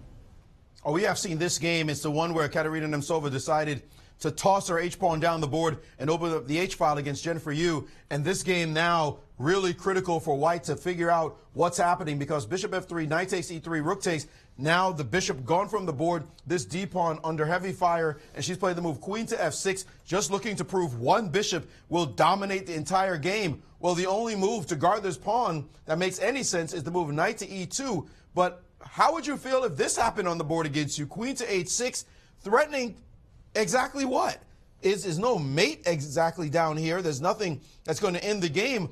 But if you saw this position, this bishop pointed at the position, this bishop about to come in, this queen and rook already, you might just get terrified. A move like king to f2 is possible. And now this doesn't lead anywhere. Check, bishop to g2, and bishop h3, all natural flowing moves, would suddenly be met by the move queen to h1, and White is now defending the position adequately. So this line, even if black keeps a slight edge, doesn't quite work. So queen to h6, this is the position that the youngster is studying, worried about. Should she just play knight to e2 and not worry about the demonstration on the h-file? Most humans would be scared of this move. The engines are saying, that's nothing to worry about. You're just going to have to go down that route, or else your d-pawn's going to be lunch. Everything else is terrible for White. So Jennifer Yu in a little bit of trouble, a quandary as to what to play next. Thank you, Maurice. Well, I mean, again, for those of us sitting at home looking at our chess engines saying, nah, it's no problem. Sure, the chess engines don't see mate, checkmate, but really for a human player sitting at the board and seeing that battery along the H-file, it's definitely worrisome. Speaking of worrisome, Sam Shankland versus Alexander Shabalov. Sam Shankland essaying a very double-edged early attack based upon the move f4, f5. We've seen this move bishop c8 to d7 by Alexander Shabalov, telegraphing his obvious intentions of castling on the king side. The Shanky smash versus the Shaba smash. There you go. Shanky Panky versus Shaba the Hutt. A lot of dark square weaknesses around White's king, and this game is going to be quite the Donnybrook as it's shaping up as a real slugfest going on in this game. We've got a high proportion of opposite side castling in this round, I think. So as we see in our premier game between Wesley So and Hikaru Nakamura. Let's catch up. When we left Matters, we had seen this nice maneuver. I was really impressed by this, maybe overly so.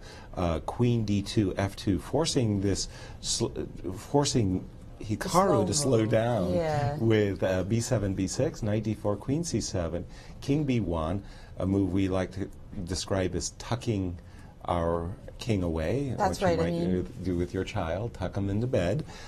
Bishop b7, knight takes c6, bishop takes c6, bishop d4, establishing a bishop on this very nice square d4.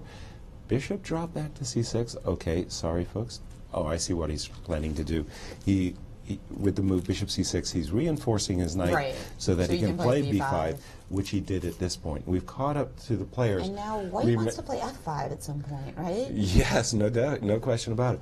Recalling the game, that sparkling tactical brilliancy that was won by Wesley So against Varuzhin Akobian. Remember those bishops on d4 and d3? Well, in this particular case, the pawn on e5 blocks the view of this bishop, but definitely, Jen. And black had a weakness with h6 as well, which gave us a battering ram. An ideal hook. We really, I don't know if I want to play f5 right away, which I do. or to preface it with the move g4 so that I could recapture on f5 with the pawn. So for example, if I play f5 immediately and you capture and I capture, let's say, and you go here and I'm just putting some moves on the board for a moment. H3 or something. So let's say just go back. Then this knight could actually park very pleasantly on the e6 square. So I'm thinking that if I could play g4 and f5 and recapture with the pawn, that would be the ideal. On the other hand, I'm a little bit concerned that this knight might jump to e4. Black is going to get some counterplay. And remember, Black might insert the quiet-ish move, like rook c8, with the idea that you kind of have to keep your eye also on b4, knight e2, knight takes d3. Exactly. Although, of course, getting the queen to c2 is not exactly checkmate. Sometimes we can actually successfully go king a1. It's not really an invasion that we're that comfortable with unless we have all of the ducks in a row. But this game could be our game of the round, and I'm going to turn it over to Maurice, who's got some highlights to show. Oh, no, I'm sorry. I thought he did have some highlights. Well, we do have some more comments coming in. So XL Chess says that he agrees with the commentary from us that young female chess players like Carissa Gift are great role models for young girls, even better than the Kardashians. Yay! So, Carissa. Yeah. And speaking of which, let's see how Yip's doing against the tournament leader. Indeed. Because that game looks very double-edged, with Naji seeming to have the better of it. I'll have to, whoa, I think I lost that. Okay. Yeah, I apologize. We'll bring that one back up for you in just a minute. But meanwhile, absolutely, that game between So and Nakamura looks like it's going to be a potential barn burner.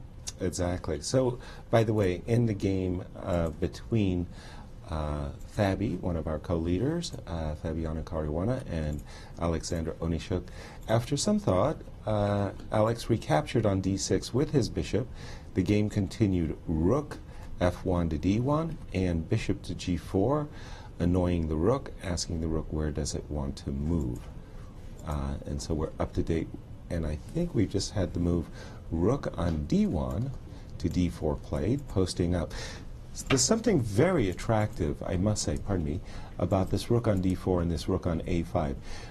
It's like they control the board not from the files, which is very common. You have open files, but somehow they control the board along the fifth and fourth ranks.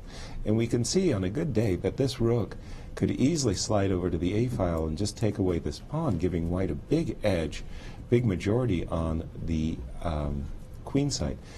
Again, development absolutely critical, and bishop e3, knight d2 is on white's agenda, and black needs to do something very direct and very concrete in the next 3 or 4 moves, else being down a pawn is going to be a decisive factor. Despite white's weakened king side, there's no black pieces over there that are truly threatening white's king. And Maurice. Well, taking a look at that very complex game between Carissa Yip and Nazi Pakidze, and Nazi's just looking like she's sitting in a park somewhere playing normal chess casually on a Monday afternoon. This move, well, I know it's Wednesday, but it's one of those light days for her. Knight g e7, she played attacking this pawn, and after d takes e5, just casually dropping back. No biggie. She's down 2 pawns. You can count them. 7 pawns for white, only 5 for black, but white's pawn structure is a hot mess. This pawn on e5, these 2 pawns on this square, this pawn is irrelevant, and they're just going to drop off the board. Bishop to d3, guarding this pawn, and the very cool, calm bishop to g7. The e5 pawn is certainly going to go. The g6 pawn has no protection, but more importantly, look at the king sitting on the f2 square. This king is a problem in the long term. The rook's coming to f8. There's just a lot of aggression here, and I cannot see how Carissa is going to manage to get any kind of play in this position to get herself out of it. Engine's giving a move like knight e3, just ditching this pawn on e5, and after a trade, queen takes. Black is just slowly looking beautiful. The threat moving to h2 in the position. In the game itself, after bishop to g7, she played king to g2, and this is just not going to slow black down. Black has everything she could possibly want. A move like h5 is in the position, certainly a rook coming to g8. Nazi Pakidze, our leader, right now in the driver's seat, looking pretty, and if she wins this game, she'll take a 1.5 point lead over the field temporarily. Wow, she's really making a bid to say she wants to win this tournament and just looking so solid every single game. We see a little nervous yawn there from Carissa. She knows that she's in trouble. Thank you. And this is what the women's championship standings look right now. We've got Nadia Bakidze in clear first with 4 out of 5. Tatev Abrahami and Irina Krush just half a point behind. And defending champion, not defending champion, but 4-time champion, Anna Zatonskih, back after a 1-year hiatus. I love to see her play, and she's still in contention as well. I mean, honestly, almost anyone's in contention if they string together enough wins with 6 full rounds to go. We do have a big fan at U.S. Chess Champs of Tatev Abrahamian. He actually describes himself as Tatev Abrahamian's biggest fan and says that I believe that the Blue Fairy can grind out the win today. Blue Fairy, he Blue means, Fairy. I feel like maybe on camera it looks a little bit like a between blue and purple, but in person you really feel like it's more purple than blue. Yes. Right? Oh, this is a whole like, is the dress gold or blue type question. Lighting. Yeah, you can see now. I feel now you can really see that looks like more purple. Right. Yeah, and yesterday at the event, Maurice and I came dressed in homage to Tatev. We were both wearing, all 3 of us were wearing purple. Very striking. And we have a caller. Yes, we do. Welcome to the show. Let us know your name and where you're calling from. Hello, I'm Shayan, and I'm calling from Mumbai, India. Hello. Oh, hello, all the way from India. Thank you for joining us.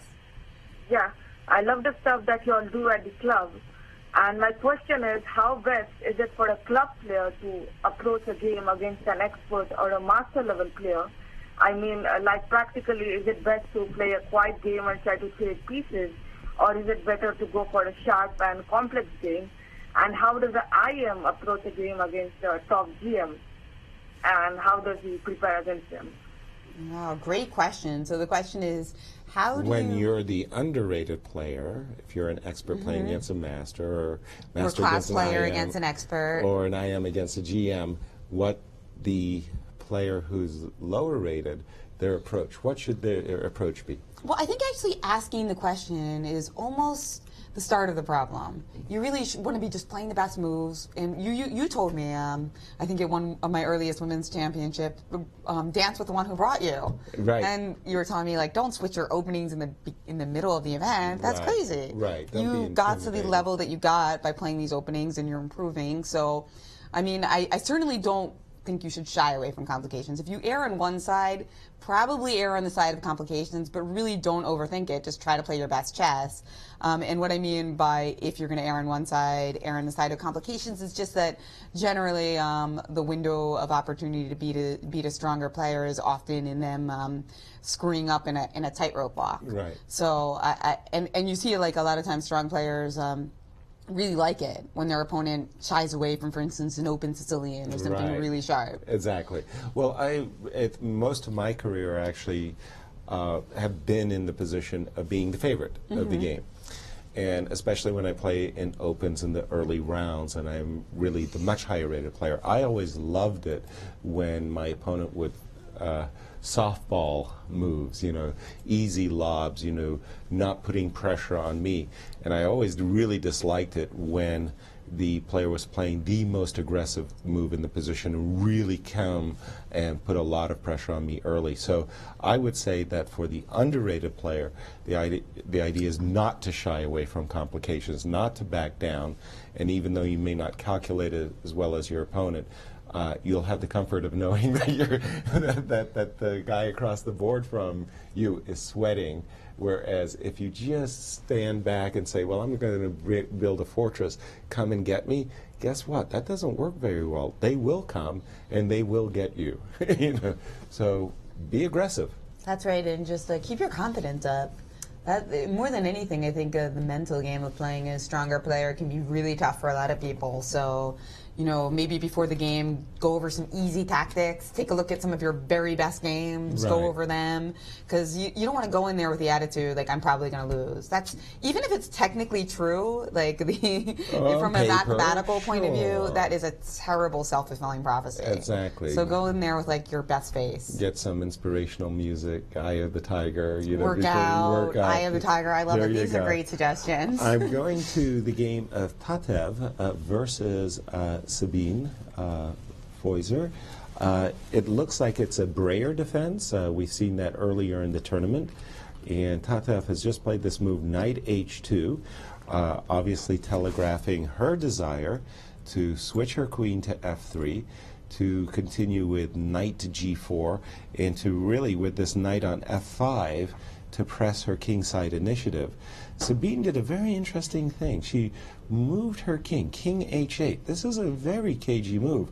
One of the ideas behind this move, King G8, is to give her knight the square G8 so that she can play the G6 move when necessary and just give this knight the boot. Bishop G5 has been played, and I think we're just now caught up with the ladies in this game. This is a high-level technical struggle, and I must say that I love these closed Ruy Lopez's because that really allows for a great deal of maneuvering, and I always enjoyed that in chess, is my plan versus your plan. And the Breyer defense is one of my favorites, and I know many of the world champions, including Magnus Carlsen, have it in his repertoire. So a very heavyweight theoretical battle going on here. Let's go to Irina. Of course, Gata Kamsky also is a big Breyer devotee. Exactly, definitely. Irina Krush is black.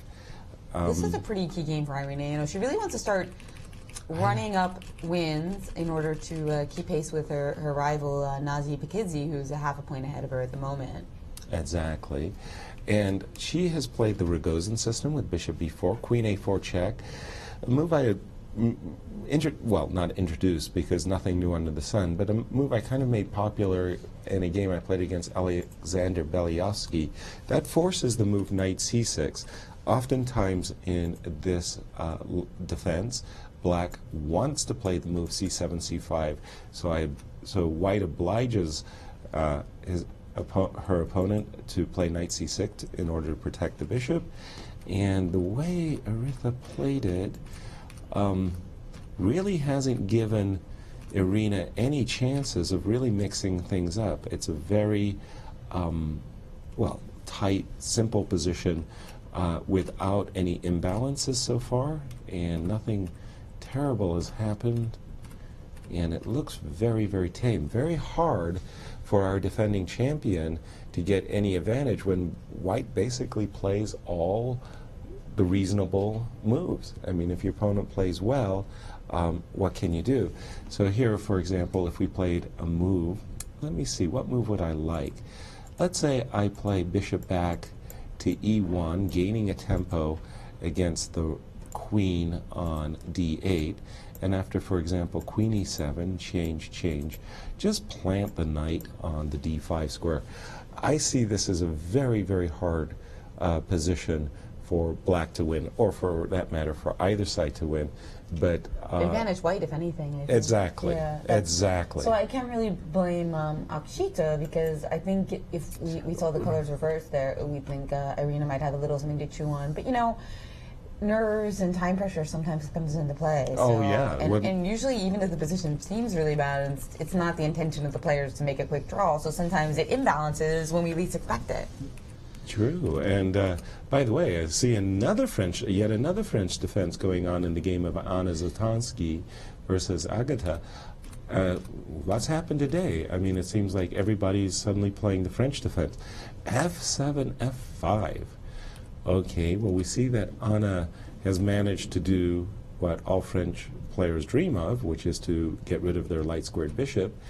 And how is this crazed position? I don't know, but I always felt comfortable in a French defense where I had gotten rid of my bishop. And I think that, well, frankly, Anna's just fine. I don't know. This move, h4, you know, menacing h5 that could easily turn the tables into white's favor. But let's go to Maurice for further highlights of this round 6. Speaking of a French defense, we see this game between Wesley So and Hikaru Nakamura. And Wesley has a choice right now to play in the classic style with the move f5, trying for this break. The Indians give knight g3 as the best move, but Indians are notorious for not being able to play block positions. The move that I'm most impressed by that I started analyzing with the Indian was the move g4. I said, what if I play this move? The Indians do see this as a possibility as well, but they don't give this as a real edge for white. But when I start to ask the Indians, okay, so what should black do? I start with the move a5 and then quickly discard a5 as far as counterplay is concerned and suggest maybe the idea of taking on d3 immediately. Now, you can just simply take back on the square. This rook comes over trying to get play. But what if you just ignore whatever black is doing on this side of the board? Now the threat is f6, trying to get some energy this way. This check doesn't do anything. It looks strong, but it doesn't do anything at all. You sort of calmly sidestep. And now there's threats coming. The rook is coming to f1. But is it that dangerous? It's kind of like both sides are going for their pawn storms, but who's specific enough to make theirs work? Clearly, white looks like there's some trouble, but this bishop is guarding both sides. Black looks like there's some trouble, but it's not specific exactly how you break through. So no doubt Wesley is inspecting both ideas, that is, back in this position to play either f5 now or use g5 as a move. Not sure if he's looking at the move knight g3 as well, but a very interesting position, difficult to assess as these players trying to win their way through this position. Wesley at only 37 minutes left on his clock. That would be the most significant thing as we could actually talk about as an advantage, as Nakamura now with 51 minutes on his clock and Wesley having to decide. He needs to get confident here because if you fall behind too much on the clock, it means that mistakes are going to come in the 4th hour. So he needs to hurry up, find a plan, and be decisive with it. Thank you, Maurice. And we have another caller. Hello, caller. Yeah. Hello. Welcome to the show. Let us know your name and where you're calling from. This is James calling from Detroit, Michigan. Hi, James. My question is, prior to playing your move as a chess player, especially young chess players, what is going through a person's mind? Is there some kind of modified list of like maybe 3 things that they should be thinking about so I can help my students to what they be thinking about? And plus, when people play these long games, can you give me an example of what you all be thinking about for maybe 20, 25 minutes at a time? Thank you. Thank you, James, for the question. So the question is, I think it was really aimed at students, beginning players, just prior to the moment they actually execute their move on the board. Would you have any advice for starting players, student players? Just starting, I tell them really to watch out for, make sure they've idiot checked captures, checks, and checkmate threats for both sides. Right, and, a blunder check. Because sometimes you get so wrapped up into like your strategy and like one particular line, you forget to just have like that kind of like overview of the board, and that's why so many people, as soon as they take their hand off a piece, they realize what any error they've made. Horror. Because they're in this zone that, in general, is great that they're in the zone, but sometimes you miss the forest for the trees when you're in that like super zoned in state. Kind of like I compare it to like an idiot check when you're leaving the house. Do you have your keys? Did you turn off the coffee pot? Right, yeah, that kind turn of off the oven, all of those things. Yeah, very good advice. If I was to throw in anything beside that, I would say that the biggest problem I saw or do see in the world of chess where youngsters are concerned, and I'm talking about the very young and starting, is they want to move immediately. They just want to move immediately. It's like they just hit the clock and so forth and so on. So I would say take your time, slow down, be patient. You know, your clock is an ally. You know, use the time that you have on your clock. Use the time well. Concentrate, sit at the board, think about what move you want to make. Try to anticipate your opponent's move. So simply be thoughtful. Maurice. And we've got Maurice with an update. Well, one of the big challenges, caller, as far as sitting at the board and thinking is that if a position looks like something you're not familiar with or looks extremely dangerous, you might make a mistake and you're going to lose, players will stop and think for as long as necessary to make sure they have an adequate continuation. So you're asking, what might we be thinking about for 25 minutes? How not to die. Sometimes you don't know what to do because you see danger at every turn. You're looking at variations and you're digging and digging deeper and deeper because you see the threats that are coming, and they will just simply cascade down, and you have to come up and say, look, I've got to find a line that works for me, that works well. Take a look at this complicated position that Jennifer, you had against Katerina Nemtsova. In this position, her D-pawn is under attack. Seems simple enough. Defend it somehow. Well, there are two ways to defend, really three. One is to use the rook, two of them, rook e4, rook d3, and the other knight to e2. Moves like c5, just drop the pawn off, and any other moves, you're dropping your d-pawn. So what am I going to think about now? I start to look at the position. Rook e4 is going to allow this move, bishop to f5, so that can be just thrown out the window pretty quickly as a move. So you go back and you say, all right, here, I can play either rook d3 or knight to e2. Knight to e2, this move, queen h6, looks scary. The queen is on the h line. Am I getting mated? A bishop is going to show up on the h3 square after the queen penetrates. Now I've got to dig deep into this position to see what is really happening. Now, with all those threats on the board, you could spend 5, 10, 15 minutes looking at the position to decide whether or not you should play this move. Jennifer spent a long time in this position, and she opted out, said, I don't want to face that position. I'd rather have my rook ready to defend the position with rook to d3, meaning that after the obvious move that she looked at, bishop here, she knew she had this response, rook to d2, guarding the rank. She also had to consider putting something on e4. The problem with her entire setup, however, is she has not added any piece play to her game. She has only put herself completely on the defensive. So now, as far as black is concerned, Katerina spent a little bit of time and put her last piece in the game. Now, 5 black pieces attacking the position. This bishop, both rooks and queen. Number of possibilities here to bring this queen into the game. The G-pawn will hang. The position is a complete mess for white. Despite the fact that she spent all that time in the position, she still misassessed it. This one is lost. The Indians are already giving black more than a piece advantage. Dynamically, more than a piece. There's really very little you can do. This rook could show up on this square as well, so it could lead the attack with the queen. The other rook has also the possibility of coming into e3.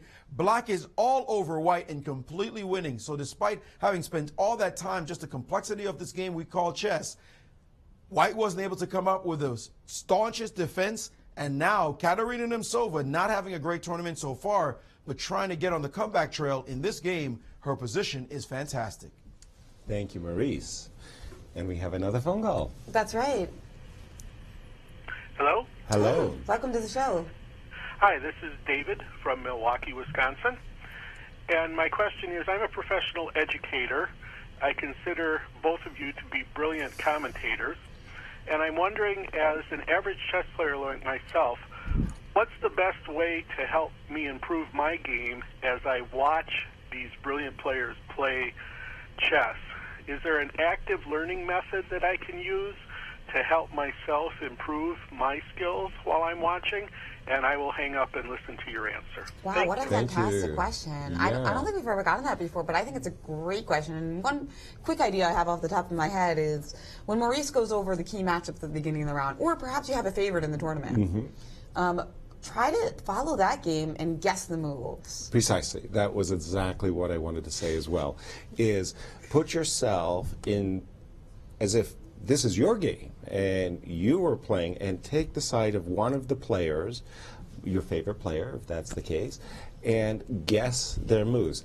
Turn off your engines, and when you get it wrong, turn the engine on and see why the grandmaster played that move and not your move. Turn it off and continually, perpetually try to do that. Guess the moves. First of all, it's a great thrill when you get it right. You know, and I'm not talking about the obvious captures. Don't give yourself credits for those. Well, you can. We usually give people credit for those because it makes them feel happy. I have no credit for captures. I'm a meanie. But really, that I think is just so very stimulating and rewarding, is trying to guess and look deep into position and guess how Fabiano would play this position, how would Carissa, and so forth. And it really is something where you kind of have to choose. If you try to pick like 3 or 4 games to do this, you're going to lose the thread. And remember that you're trying to get inside the head of a very strong player, a grandmaster, even a super grandmaster. Right. So you shouldn't be trying to do that for 2 people. Exactly. One at a time is adequate. Trust me on that one. If the game really dries up, you can maybe switch to another game. You can even compete with a friend in doing this and see who gets the most points at the end of the competition. And I know this is a real big favorite of Caruana, and my brother uses it at his chess camps as well. And especially for the youngest kids, even though they're all like super smart, just that kind of a serotonin rush, you know, they always get credit. So nobody, you know, nobody's gonna, even for a simple capture, they'll get credit for that. Oh, really? And one of the fun ones is to do a Magnus Carlsen game, because at some point you're like, okay, there's nothing left in this position, and then it's like, no, it goes on 30 more moves, and he wins the second game. Wow. So, yeah, we've had some fun with that. I remember really at a girls' camp here. Putting the pressure on your students, a 30-move endgame of Magnus Carlsen. Well, you can just go through it pretty fast. But, yeah, we got another question from... let's see. I wanted to look at Tatev Abrahamyan's game, actually. Okay. I mentioned earlier her biggest fan wrote in saying that he thought that she could grind the position. Actually, I really do like her position, but I wouldn't quite qualify it as a grind. Okay. I think it's more just a... come up to the top, to the ladies' I think it's more just like a pleasant, yeah, it's one right next to that. I think it's more like just a kind of pleasant, theoretical white Roy Lopez, and you know, she got her knight to f5, and Sabina lost some time drop back rerouting. with his bishop in order to eliminate this very dangerous beast lurking on the f5 square. Yeah, we've seen that in previous games, and too bad Tata doesn't have one more move in, because she would certainly like to play the move knight on h2 to g3.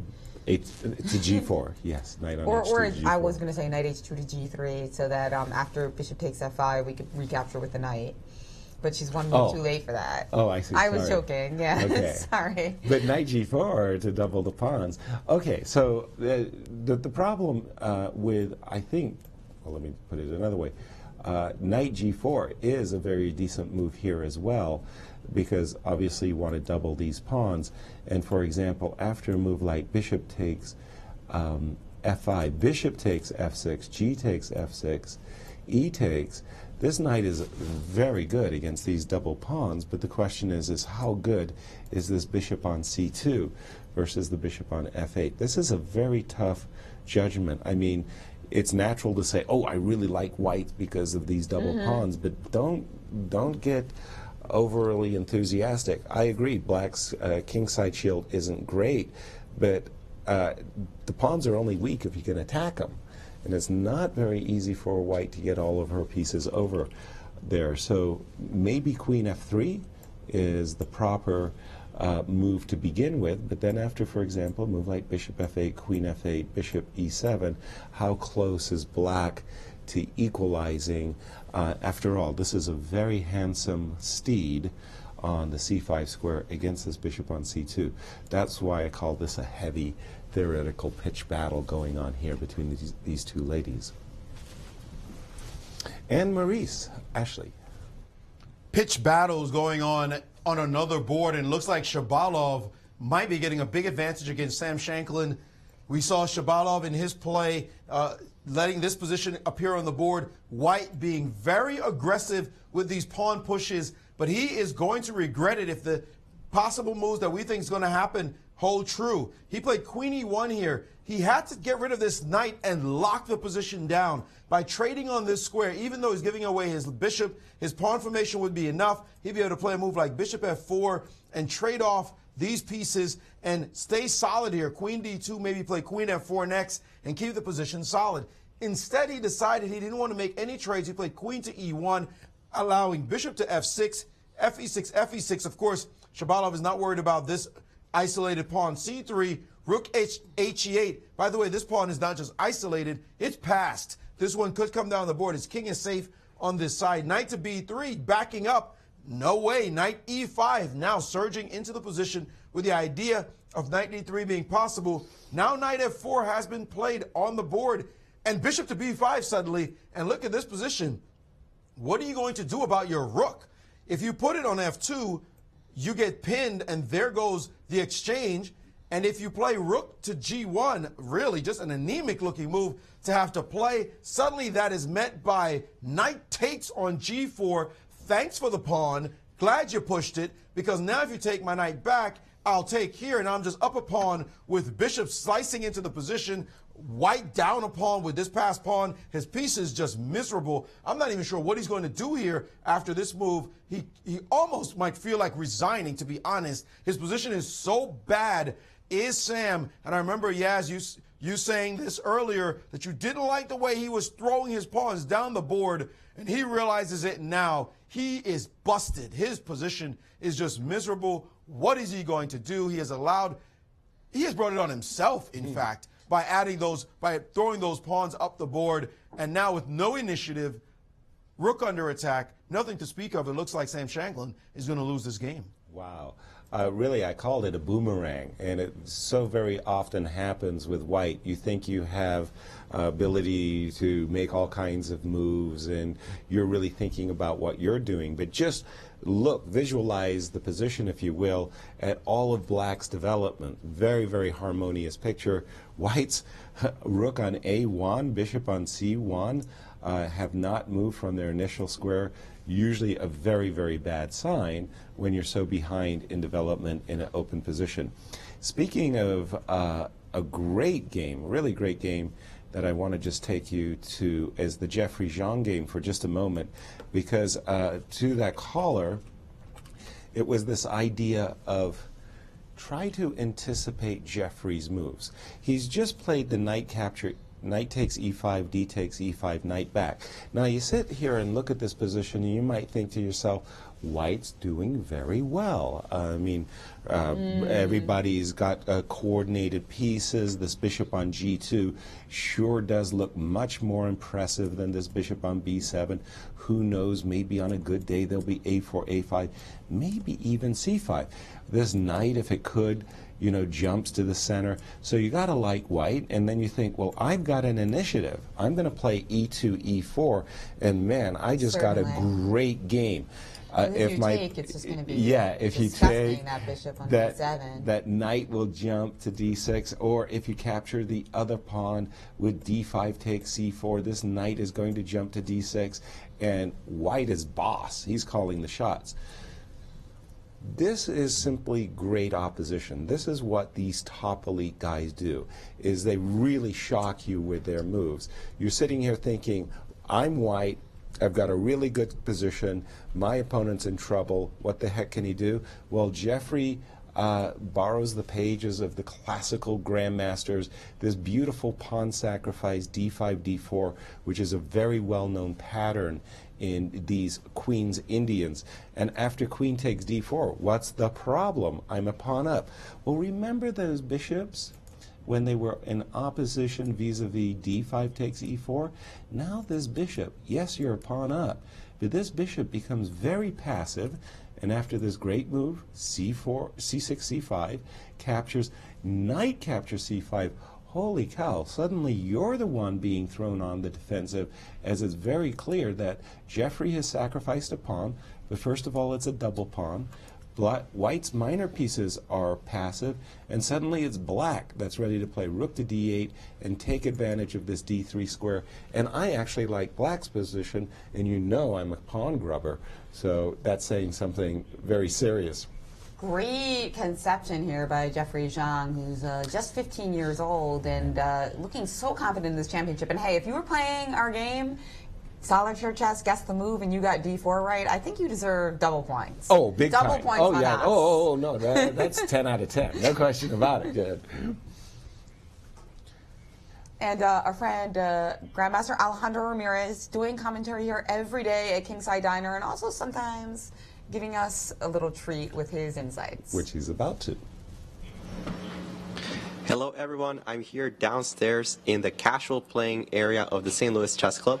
The tournament is going on upstairs, and I wanted to talk a little bit about a bind and what it is to have a bind over the chessboard. A bind is usually when one side, usually with pawns, is trying to restrict his opponent from playing any moves, any breakthroughs, any pawn targets, trying to really make sure that he uses an amount of space in order to not let the opponent move. So here we have one of the cases of an attempt for a bind in the game between Carissa against the tournament leader Nazi Paikidze.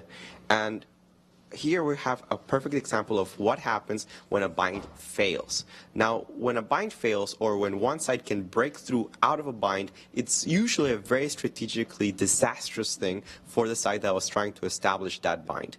This move that Paikidze played, g5, was absolutely wonderful. Let's take a look at what the position is before this. White has a bunch of pawns very, very far advanced that are controlling Black's queen side in this case. The knight cannot come out, the bishop cannot come out, this bishop is restricted. So far, White has a nice bind on the king side. However, when g5 happens, suddenly White has to make a decision. Either her center falls apart because of the move g takes f4, or after pawn takes g6, pawn takes e5, pawn takes e5. This idea of knight e7 was played, and suddenly there is no way of protecting the pawn. Black's pieces come out very, very, very naturally, and this is something that happens very often when a bind is broken. But this is not the only case that we have today. Today we have several binds that were broken, and the side that broke that bind suddenly got a great advantage. Also in the Women's Championship, we have the game between Katerina Nemtsova against Jennifer Yu. Katerina had a bishop on a7 that was very restricted early in the game, and because she was able to break the bind that held that bishop behind, she is now in a probably winning position in a game that I expect will finish any time now. In the US Open section, we have the game between Shabalov with Black against Shankland. Shankland, again, with very aggressive pawn moves from the very opening, tried to bind Black away from the typical Sicilian breakthroughs. He misplayed his move order, allowed Shabalov to actually execute his breakthrough to break out of that bind, and the same thing happened. Shabalov's position, his pieces now have great activity, and it's Shankland that is in a very, very difficult situation. Binds are a very powerful and very key conceptual feature of the game of chess, but you have to be very careful when executing them, because as we can see, breaking through a bind might just be enough strategical advantage for this level of chess to win the entire game. For more analysis, we're going to go back with Jen, Yas, and Maurice. Thank you, Alejandro. I love that. That was a great segment. Thank you. And Maurice? Well, it looks as though in his own type of bind, well, not quite, just the fact that he's down a pawn and in enormous trouble is Alexander Onischuk, who did not play his counterplay properly and has allowed Fabi to dominate the game now, because after this move, bishop to d1, challenging the aggressive pieces. Piece number one, the bishop on f3, had to be captured now on d1, that is, and after it takes, now you have to be, again, very accurate with your next move, and Onischuk was not. He played this move, rook over to b8, sacrificing this pawn, trying to go after the b pawn, but there's a beautiful move right now for Fabi that will make him regret his last move, and that is knight to d2. If he finds it, Black is in big trouble. Why is that? Because if he now takes the pawn, clearly if he takes on d2, the rook will take and guard the pawn. Then this sequence comes up. Knight takes on e4, rook takes. And for all of you out there wanting to guess the move, you might want to play rook a6, except there's this shot, rook to e5, a beauty, attacking the rook on e4, cutting it off, and threatening to mate on the back row. Be very careful right now, because if you play a move, for example, like f5, stopping the mate, then suddenly rook takes d6, and that's all she wrote. The c pawn is going to go down the board, and that's going to be it. You can't stop this pawn from becoming a queen. So we get this nice move, rook to e5 in the position. The only way to play, since you cannot play bishop takes because of mate in 1, the only way to play after rook to e5 is to trade off this rook, and after pawn takes, now you have to drop your bishop back. If you go back natural to f8, now suddenly rook to d7, there goes your c7 pawn. Once that pawn drops, This pawn's going to drop. This bishop is going to be pinned in the back row. This one is lights out. So all Fabi has to do now is find this move, knight to d2. Knight to d2, developing his final piece. This piece will have to move. Knight takes d2, rook takes, and thanks a lot, I have my extra pawn. This is hanging suddenly. You moved your rook away. You're going to not want to play your rook back to a8. That's going to be awful. But no matter what you do, now white is in control. He's consolidated his pawn advantage. We see here 6 against 5. And plus, let's add to that the fact that Fabi has 53 minutes basically left on his clock, and Onischuk with only 18 minutes. And knight d2 was indeed played, as you see there on the board. And Onischuk realizes the trouble he's in. Fabi, again, trying to surge back into the lead, playing such amazing chess. It looks certainly like he wants to win this championship. Fantastic play by Fabi, and he's looking really good. Maurice, just that line that you showed was really, really nice line, and I liked it very much. It's funny, I would have played knight d2, not because I was attracted to the move rook e5, as Maurice showed. That's very sophisticated engine move. What would attract me to the knight d2 move is this, that after rook takes, knight takes, rook takes, I'd stop here. Remember I got these horrible pawns, Jen? Well, guess what? I also got Luft. Thank you for having Luft. Black doesn't have Luft on the back rank, and instead of rook e5, which is wins on the spot, the reason I would be attracted to knight d2, because as a human being, I'm sitting there going, ooh, I got this really juicy shot, rook takes d6. After takes, c7, the only way you can stop my c-pawn is by dropping back with the rook. Then I have rook takes, and in my mind's eye, I would say, oh, look at this. I could play bishop b6, and, you know, only 2 results here.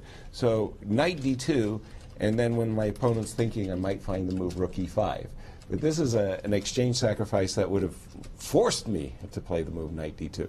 And a nice move and a big advantage for Fabiano, because clearly Alex, when he played the move rook on a to b8, was thinking that he was putting pressure on b2, and this might turn out to be a loss of critical tempi for this game. I wanted to go also. Fabi's playing really fantastically, isn't it? It's tough because Wesley's playing really well too. Right. But maybe not well enough. He's playing fantastic, smooth, and easy. Fabi, it's like, yeah, Fabi. Yeah, right. He's just saying, well, Wesley too. By the way, when we Wesley's had a couple more inaccuracies. Well, that's just one game that really he, you know, from a very good position, he just kind of like played quickly in his opponent's time trouble and gave his opponent a shot. In this game against Hikaru Nakamura, you know, we were looking at this position. Maurice was saying, you know, it's really tough because the human being, you know, you want to play moves like G4 and F5, and in what move order. It's interesting that the engine liked knight G3 as the best, and it turns out that that was actually the move that Wesley played, as he is telegraphing what he has in mind, which is to play the move F5, and after any captures to be able to recapture with his knight on F5. And this game, too, is heating up, and I'm not quite too sure about the times. It looks like, well, they're even, roughly half an hour apiece. And we have Fabiano Caruana, who was just in the confessional, or Mr. Confessional himself, back again. Yeah, I think my position is probably winning. My last move was important because if I had played b4 instead, knight c3, it might also be winning for me, but it looks much less clear cut.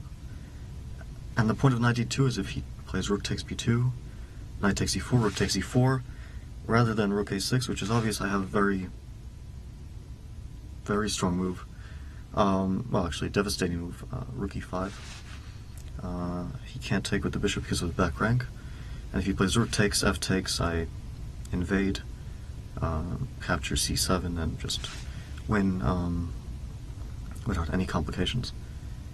So after knight d2, I don't know what he can do. I don't know if there's any hope for him. because if he takes, rook takes, and I might just pick off a6 with a 2-pawn advantage. I expect he'll play rook takes b2, but another important line is rook b2, knight e4, rook e4, rook e5, f5, rook e4, fe4, and rook d6, and the c-pawn promotes, thanks to my doubled c-pawns. So actually, rook e5 is quite a nice idea, I think. It's almost study-like. And if I haven't missed anything, it seems to finish off the game. Wow. Perfectly stated by... And here we have it. And here we have... It's been played on the board, and now we're going to see Fabiano make this beautiful move, rook e5. There it is. And he's done it. I'd love to see if Alexander Onischuk has expected this move. Wait, did he just get up? Oh, no, he just sat up in his chair. Fabi got up. Yeah. That was wonderful to see Fabi show that he did see the entire analysis, and this must have been a move that Onischuk overlooked, just like a punch to the gut. Beautiful move, rook e5. The engine saw it, but guess what? Fabi is an engine.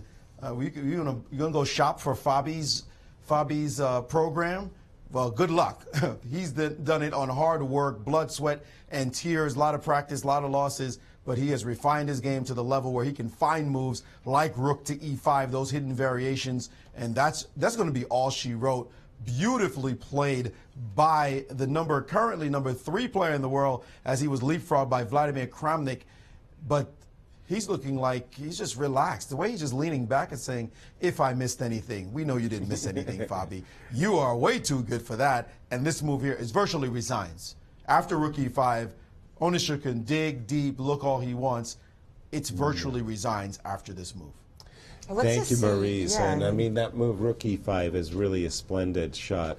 And I'll help our viewers by cheating a little and tell them you can definitely expect that this will be a puzzle of the day one day. You know, right. This rook e5. It's a very easy move to miss.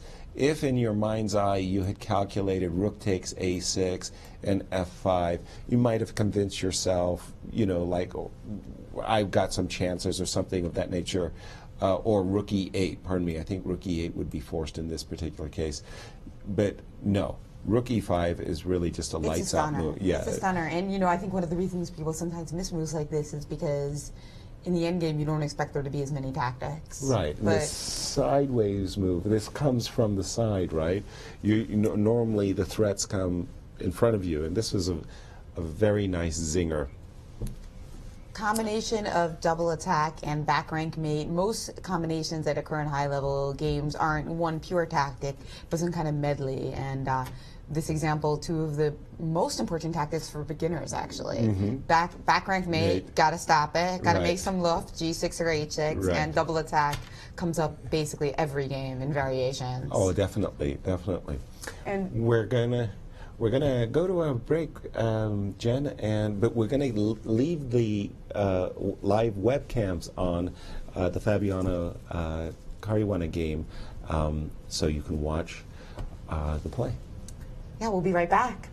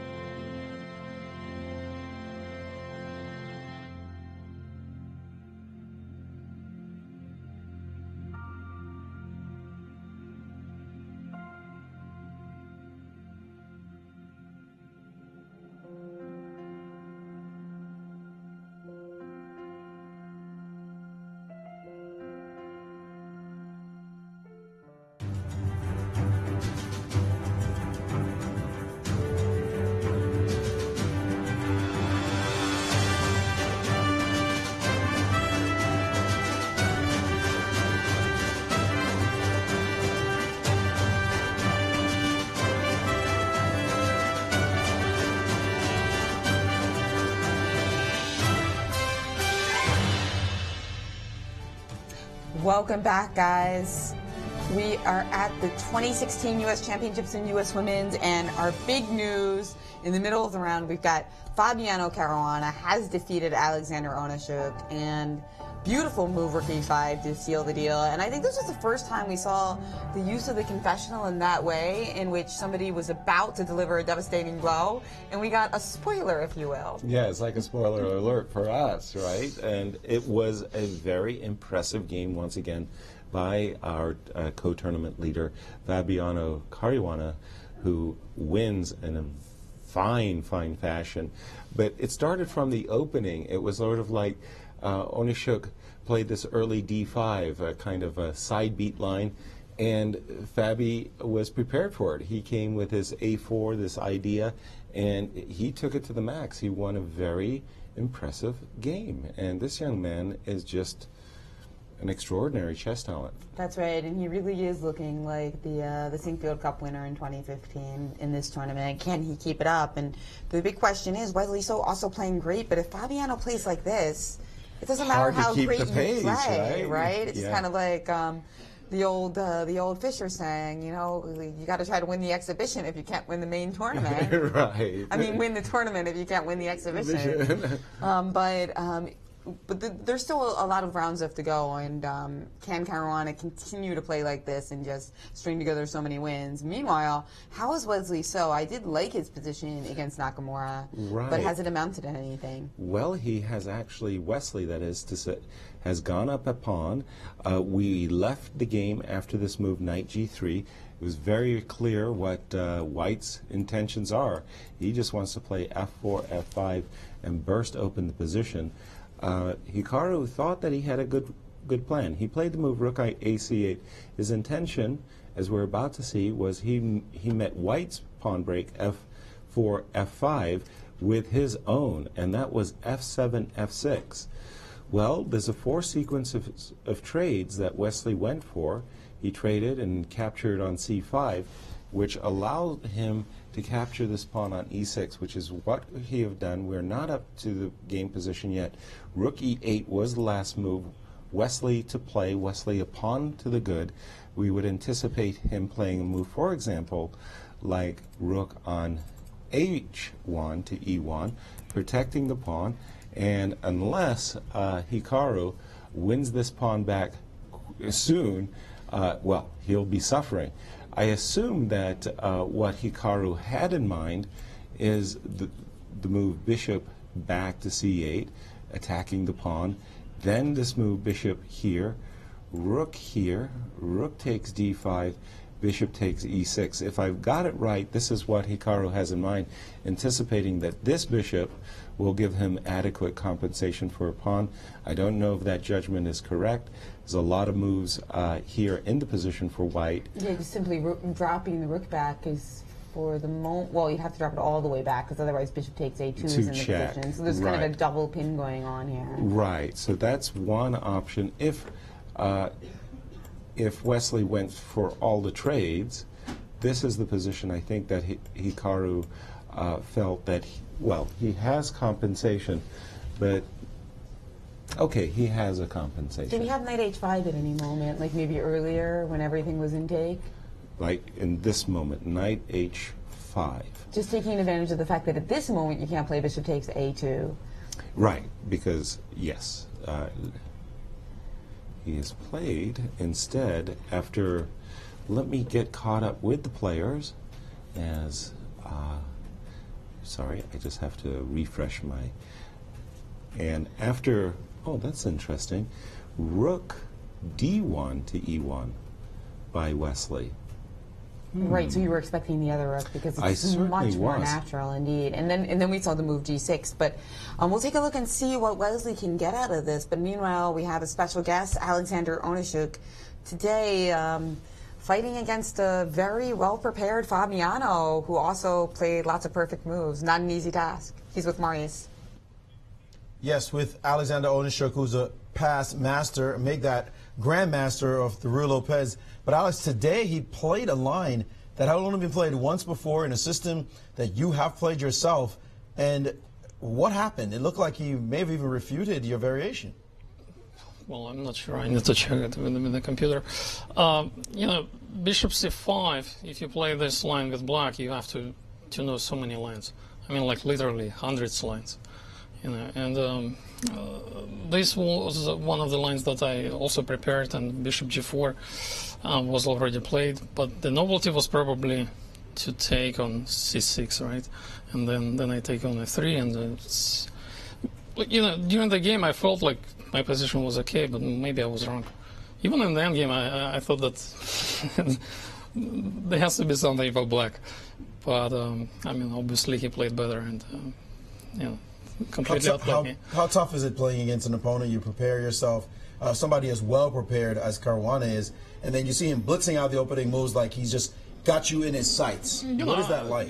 I've been in these situations before, and you never know. Maybe your opponent is just bluffing, so you have to focus and try to. Actually, I have refuted my opponent's preparations before, and so of course I knew that you know, Fabiano is a different type of player. He's like a completely different level, and of course I kind of knew that it's going to be tough because his preparation is probably very deep. But on the other hand, I thought my position looked good, and you know, I'm still a little bit puzzled. I think that I had something. On the other hand, you know, looked like it was a clean game. Tell me, the move rook e5, did you see that one coming? Rook e5. No, of course not. No. Rook b8 was probably the decisive mistake. No, rook e5. That's why I blundered it, because I thought that he will take on d6, and then he's still better, but I can probably hold. And once I played it, I knew that I saw rook e5. So, yeah, that's tough to duck out of. Yeah. Your score now is at 50% in the championship. Yeah. You have 5 rounds to go. What are your thoughts moving forward? Well, look, nothing has happened. I mean, it's kind of was predictable, right? that I can lose to Fabiano, and I still have several tough games. You know, I kind of felt that the tournament starts today, because I have 4 very tough opponents in a row. So here we go. First 0. Doesn't get any easier, does it? Does not get any easier in this championship. No. Well, thank you so much for your jovial spirits, and let's look forward to see you fighting chess for the rest of the way. Thank you, Maurice. Guys, back to you. I can very well understand Alex's befuddlement, confusion, because really it does look like he has compensation for the pawn, but where did it go? It just kind of disappeared into the miss, and he fell for this tactic rook e5. Game over. Simple. And a very nice win indeed for the number 1 seed, Fabiano. Well, it just goes to show, if you're playing against somebody so well prepared, it doesn't take more than one mistake. No. Mr. Confession himself. Mr. Confessional, that's right. Fabiano Caruana. He is leading the U.S. Championship right now, and he's with Maurice Ashley. Well, we'd say the rest day did him good, but he was already doing well in this tournament. But this round today was smashing, quick victory. Fabi, this line looked complex, strange, bizarre, and yet you seem to be extremely well prepared for the variation. Was that the case? Yeah, I had looked at it. I wanted to play this line with black. I actually played it with black against Mickey Michael in Adams. London. Yeah. So I had analyzed it quite a bit, but I didn't expect it today. And I couldn't really remember much, but I remembered the main moves, or the most important moves. And the rest I tried to figure out over the board. So this position here, this just looked chaotic to us. Yeah. It had been played before, apparently. But you seem to be ready, and you played this move, rook a5. What were you thinking at this moment? Well, I knew that the position is probably good for white. And I just remembered that f4 is an important move. Actually, my first instinct is that black should be okay in this type of position, but somehow he just never manages to get enough compensation. He's always one move too slow. There was an important line if after f4, I think it was important, at least. This I had to figure out over the board, because bishop h3 looks very promising at first. Right. With the idea of fe5 and queen d5 mates me. Right, you'd be done here. We saw this variation. And if rook e1 and short castle again, black has a lot of counterplay. So after bishop h3, I have to play queen f3. You figured this at the board. You figured this out. Yeah, we're using the engine, of course. And yeah, and now fe5, queen e5, king f1, and I thought I had a huge initiative. As did the engines agree with you as well, that this was very good for you. But the position, admittedly, is bizarre. I mean, it's not like your standard everyday position. No. What attracted you to this variation? It's good for white. Oh, again, these days it's not about positional chess or generalities. It's just about whether or not it's good for the side or not. Yeah, well, I mean, I was looking at it from black's point of view, and I just couldn't equalize, so if you can't equalize with black and you're not willing to play with black, then it would be kind of silly not to play with white. Absolutely. Now you are sitting atop the championship again, at least temporarily. Again, you seem relaxed. I mean, your games going with white seem very fluid. Is it your plan this tournament, win with white, draw with black, or is it just play the position? Yeah, so far I've won all my games with white, which is unexpected. It wasn't really the plan, but I'll take it. It's working out that way. Wesley versus Naka right now, you keep your eye on that game? It looks like, I thought that it was dangerous for Nakamura, but now the ending seems pretty decent for him. I expect a draw, because the knight on g3 is completely cut off. Yeah. Well, keep staying relaxed. You seem like it's working for you, and we look forward to seeing the rest of your games. Thanks. Fabiano Caruana, in cruise control right now at the U.S. Championships. Thank you, Maurice. Thank you, Fabi. I almost wanted to ask the question to Fabi. Maybe I won't. Fabi, you're there. What the heck? You're there. Your play with white, what can you say? It speaks for itself. And today you out-prepared a very, very great veteran of the game and won the kind of out of the opening, but you played some great moves. When was the last time you got surprised as white? I mean, your theoretical preparation may be second to none. Do you recall the last time you were surprised as white? You got out-prepared is basically my question. Surprised? I'd say every game in this tournament. No, yes. But out-prepared. Out-prepared. Out-prepared? I don't know. It happens sometimes. I can't really recall, but I have had some shoddy preparation against Skiri. Second round of the candidates, which the opening went well for me, but at some point my position wasn't too good. So yeah, sometimes it happens that preparation doesn't work out. But luckily in this tournament, all my games with white have been pretty spiffy. Another question. I just have one quick question. A lot of people in this tournament are talking about the ratings in relation to qualifying for the Olympiad, who's going to get that last spot on the overall team and also on the women's. And one question that's come up is also you and Nakamura and your ratings. Right now, this tournament, you're getting a little higher than him. Theoretically, if you two were exactly the same rating, would you prefer to play on board one and you know, be heading the team, or on board two and try to get more scalps? You know, I leave it up to whoever decides, the captain, or if there's a selection committee. I mean, you know, either way, I'll try to do my best on either board. But I think in terms of recent results and rating, I expect to be higher than Nakamura. And at the moment I am, I think, significantly higher rated than him. But, okay, if our ratings were the same, then I would just leave it up to whoever decides. We're jumping a little bit ahead now, talking about the Olympiad, but still, what are your thoughts about the Olympiad? Your opportunity to play for the United States for the first time, and with a team that legitimately should be thinking about a gold medal.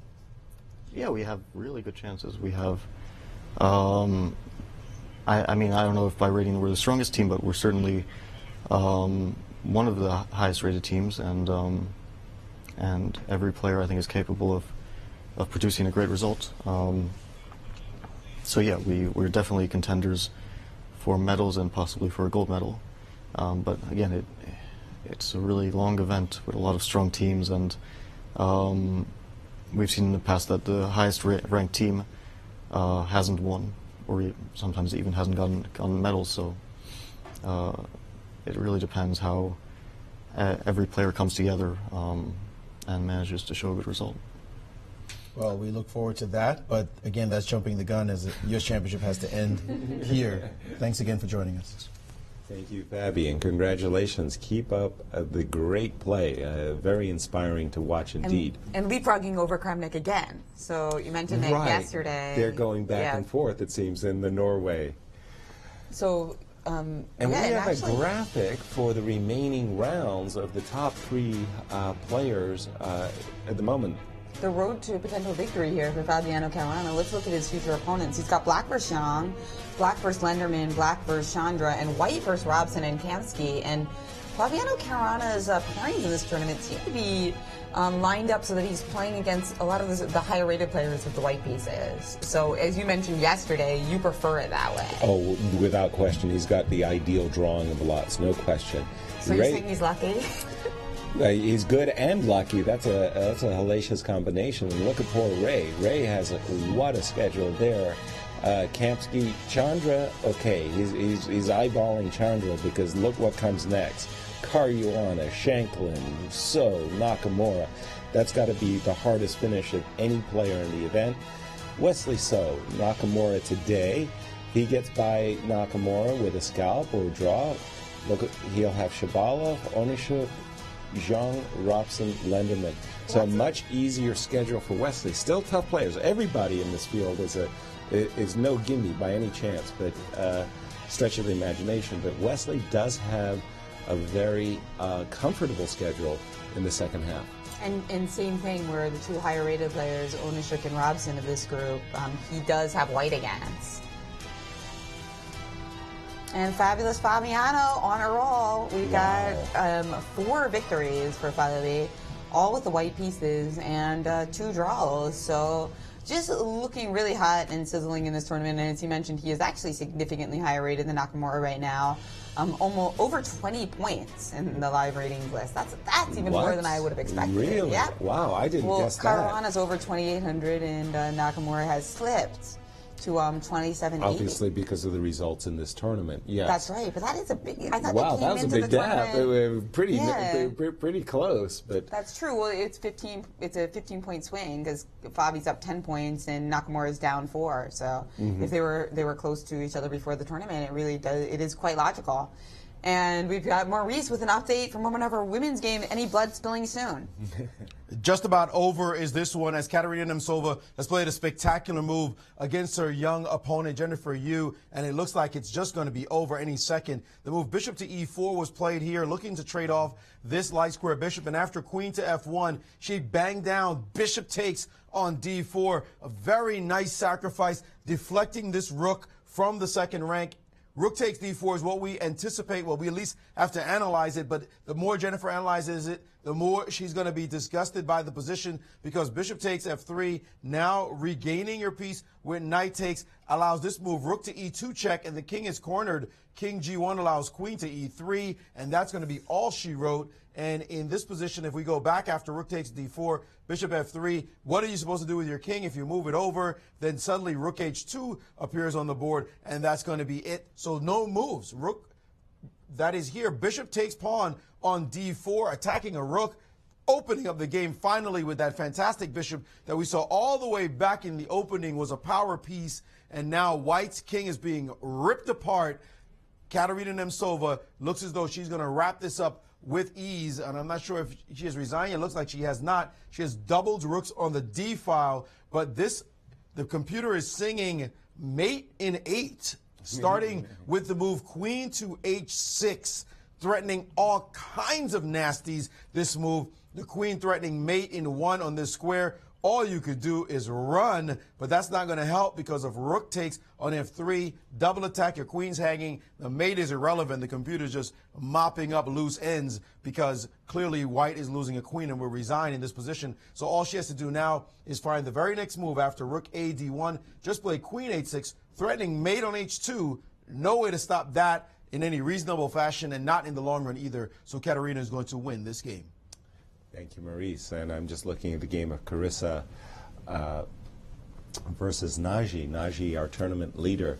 Naji looks really good in this position. I really think that the whole point in the position has to do with king safety. And putting it simply, bluntly, Carissa's king is not safe. I mean, that's the problem.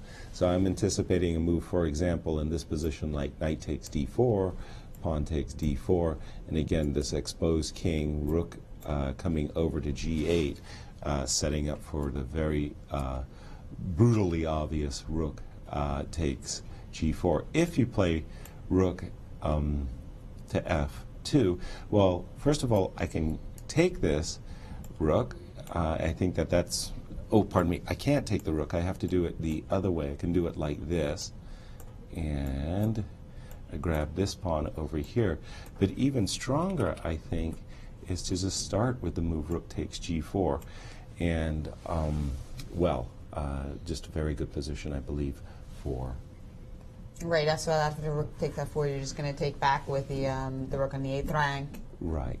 And because rook takes g3 would allow you to protect your own white rook. Right, and I'm going to come over here and snap this guy off.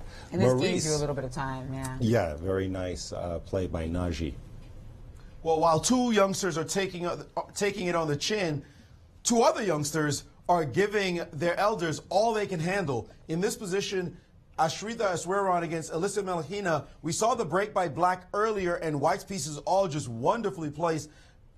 Alyssa played the move bishop to f5, tried to trade off this piece, but after a trade happened on e5 and de5, now this pawn became a source of consternation. Rook a e1, all of white's pieces trained on that e5 pawn. Black in trouble trying to figure out how to defend. She played rook e8, only to face this maneuver, knight to h2, the idea of going to the g5 square. She actually had knight b4, would have been even more decisive, but it didn't matter because suddenly her knight appeared on the g4 square and everything ganging up on this pawn after rook d6, simply c4 in the position. Again, e5 under severe pressure. She backed up with knight f6 and knight takes e5 in the position, just simply netting a pawn after knight takes, a lot of trades, and now we see this position on the board. White is just simply up a pawn. Will she be able to win this ending? Still unclear. She has a 3 against 2 on this side, so the advantage is significant to be sure. She also has the better pieces all around, but she still has work to do to finish this game off. The other position, however, of interest in this game is this one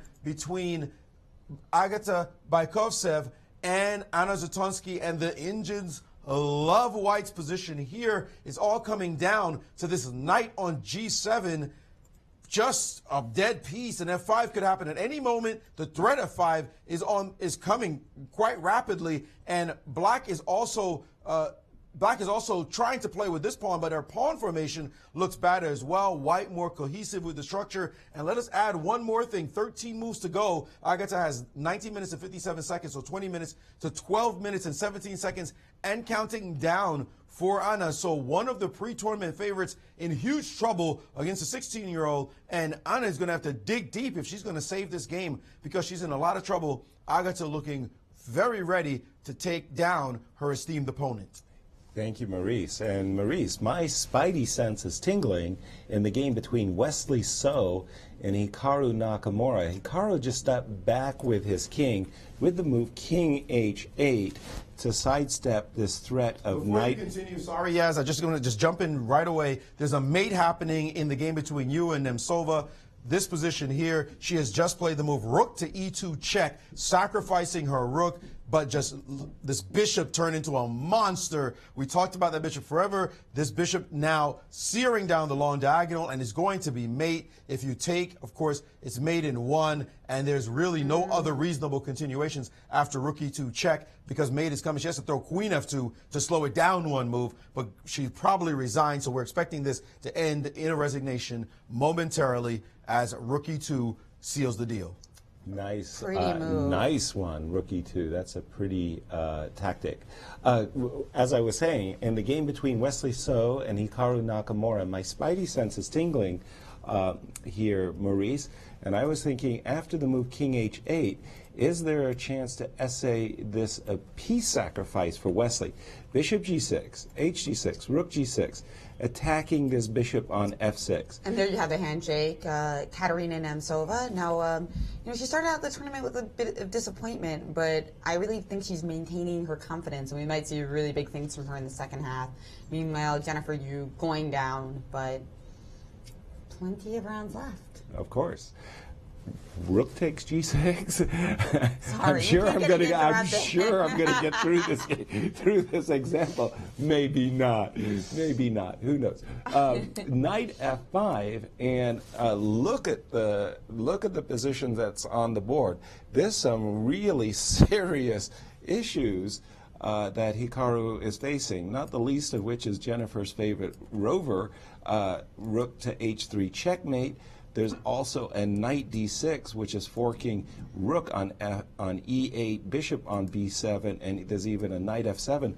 So I don't know. This sacrifice looks awfully promising. Maurice. It does, except there's some accurate defense by the engine. First of all, put the bishop on e7. Don't put the bishop back to d8. That way you cover the d6 point. Now after the move knight to f5, here comes d4, the bishop's revenge. This bishop wants to get into the game. This rook also gets into the game in one move. You clear out both pieces, and now they're working to help defend against the ideas on this side, and black is okay in this position. The engine's giving perpet. Play rook h6, rook g6, and just take a draw. So black is able to defend with this key move, d4, and suddenly the position is opened up and black is okay. Wow, it's that d4 move that really did escape me, because I was looking at that rook e3, h3, and I'm going, oh dear. But bishop e7 and d4 holds, because otherwise bishop takes g6 really look compelling. I mean, you're getting a couple of pawns, you're breaking up black's king side,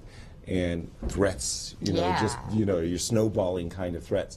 So Wesley So to play. By the way, just looking at the clocks, 17 minutes for Wesley, 11, nearly 12 minutes for Hikaru. So no really big time trouble here, but just keep our eyes on that on their clock as we go around the horn. That's right, and it looks like Nazi and Agata are doing great in the women's championship. What about Tatev? Last time we checked out her position, it was Aurora Lopez, in which it seemed like White had a nice game, but... It did, and I think she still does, too, by the way, against Sabine Feuser. But there's an interesting moment that just happened. So after knight g4 takes on g4, pawn takes g4, queen c8. I wonder if this move might not be a little bit panicky, because... I mean, yeah, the g4 anchors our knight potentially on f5, but is this really a good trade, trading off the g-pawn for the f-pawn? You certainly would not think so. I want to take the f-pawn because I think that's even nicer. Yeah, I mean, right? plus our queen's invading, plus you can't move your rook. This looks great for white. Maybe I mean, if I could play in f3 and knight h5 is right. Exploit that opportunity, Jen. So if your f3 move were to provoke the knight to go back, well then knight h5, and white's on a roll here. Yeah, do we have a mating pattern in that position? If like you play bishop f8, do we have a knockout blow? Maybe. I'm just thinking that there is this move, bishop h4, that might just take a little of the wind out of the sails, because otherwise knight h5 really looked very promising for white. Maybe it's that's Zwischenzug. Gets you every time. Although, yeah, I mean, I just feel like there's if there's nothing special, one of the things I might suggest is to bring everybody to the party. Switch your rook over to the open file, and on a good day, you're looking at rook a7 and serious happiness along the 7th rank. So I really do like Tatev's position, and I think black should not have given up her f7 pawn in the way she did. So big advantage. Well, don't forget also that at some point we might be able to play a move like bishop c5 in conjunction with d6. There are some tactics involving that if you move your bishop away. And d6, yes. Yeah, so I mean, of course, you want to keep the bishop under normal circumstances, Right. but yeah, just don't want to really let your opponent's queen invade. Yeah. Be careful who you invite to dinner. I mean, you know, like the tiger may bite you.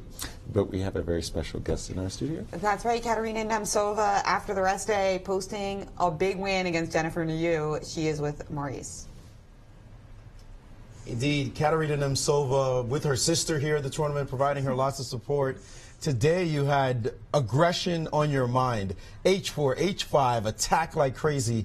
Was that your thought going into the game, that must win with the black pieces? Yes, I was so thirsty for a win. I really needed it, and I'm happy I won because now I can go back to the tournament. But the H5, H4, actually was a plan of my. It was a suggestion of my roommate, of my teammate from Webster, and we were yesterday celebrating Susan Polgar's birthday, and he suggested, like, if I want something aggressive, I can play that. Then we analyzed it, and it worked out, so it's great. That Webster team really united behind Susan Polgar's great tutelage. Were you surprised with the way she played? She played F4 and just allowed you to get everything going. F4 was the first move actually out of my preparation, so this move I did not suspect. I don't know if I should take on D4 or play immediately knight H6, but I think I have very, very good play there as black. Very smooth game. The position in the tournament now, I mean, you had a rocky road so far in the first half. What does this do for you to come back in this tournament? Well, I think I'm just back. One game cures all else, Yes. just like that? Well, I just needed to... I mean, my games weren't bad. It just something was missing there, and I never really transformed the advantage I had, or I blundered, so now I feel like I'm back, and the rest day was a good day. I saw you in the gym this morning with your sister Christina. How does exercise get you ready for a chess game? It gives me more energy. Christina is here, so helpful. She's like my manager here, you know, kind of making what should I do, and kind of keeps me, you know, out of chess for a while. It's great having a sister around, isn't it? It's great. Well, you seem quite happy. We'll let you enjoy the game and play well tomorrow. Thank you. Katerina Nemtsova, she's back. Definitely. Congratulations, Kate. Yeah, we're getting some great quotes this round. Like, she's back. I played line because it's good for white. Yeah, that was nice. A game that we hadn't kept our eye on. Oh my goodness! Look at what is happening to Anna Zatonskih here. She is really well, no other way to describe it but simply lost. These last two moves by white, incredibly powerful moves. After rook to g2, setting up for this beautiful shot, f4, f5, attacking black's queen, forcing the black queen back, f6, attacking the knight. If the knight were to retreat to the e8 square, well, look at this. The rook is ensnared after bishop h6, and an exchange to the good, and this incredibly powerful passed f6 pawn. This is really simply hopeless. Anna Zatonskih, one of our expected favorites going into the tournament, losing here in Game 6 against Agata. That's right. That's Wow. that's a big story, and you know that is a big story. And Agata will thus be the teenager with, well, if you count Carissa, we have to count the preteen, but one of the under 18 crowd. She'll be doing the best after this round. So we started with big start for Carissa, but in the end, Agata is coming back. Is this back-to-back victories now by her? She defeated Carissa in that crazy Najdorf variation, right? Right, yeah. That was wild. And this would give her a plus score, actually, 3.5 out of 6. So slow start, but she's coming on very, very strong, very impressive. Well done to defeat Anna Zatonskih. It's not done yet. By the way, check it out.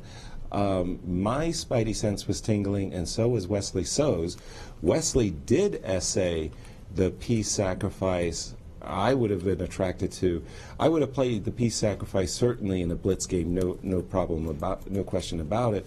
In a classical game, I wanted to double check that I always had a perpetual. I mean, I always have, you know, an exit, so to speak. I'm not burning bridges.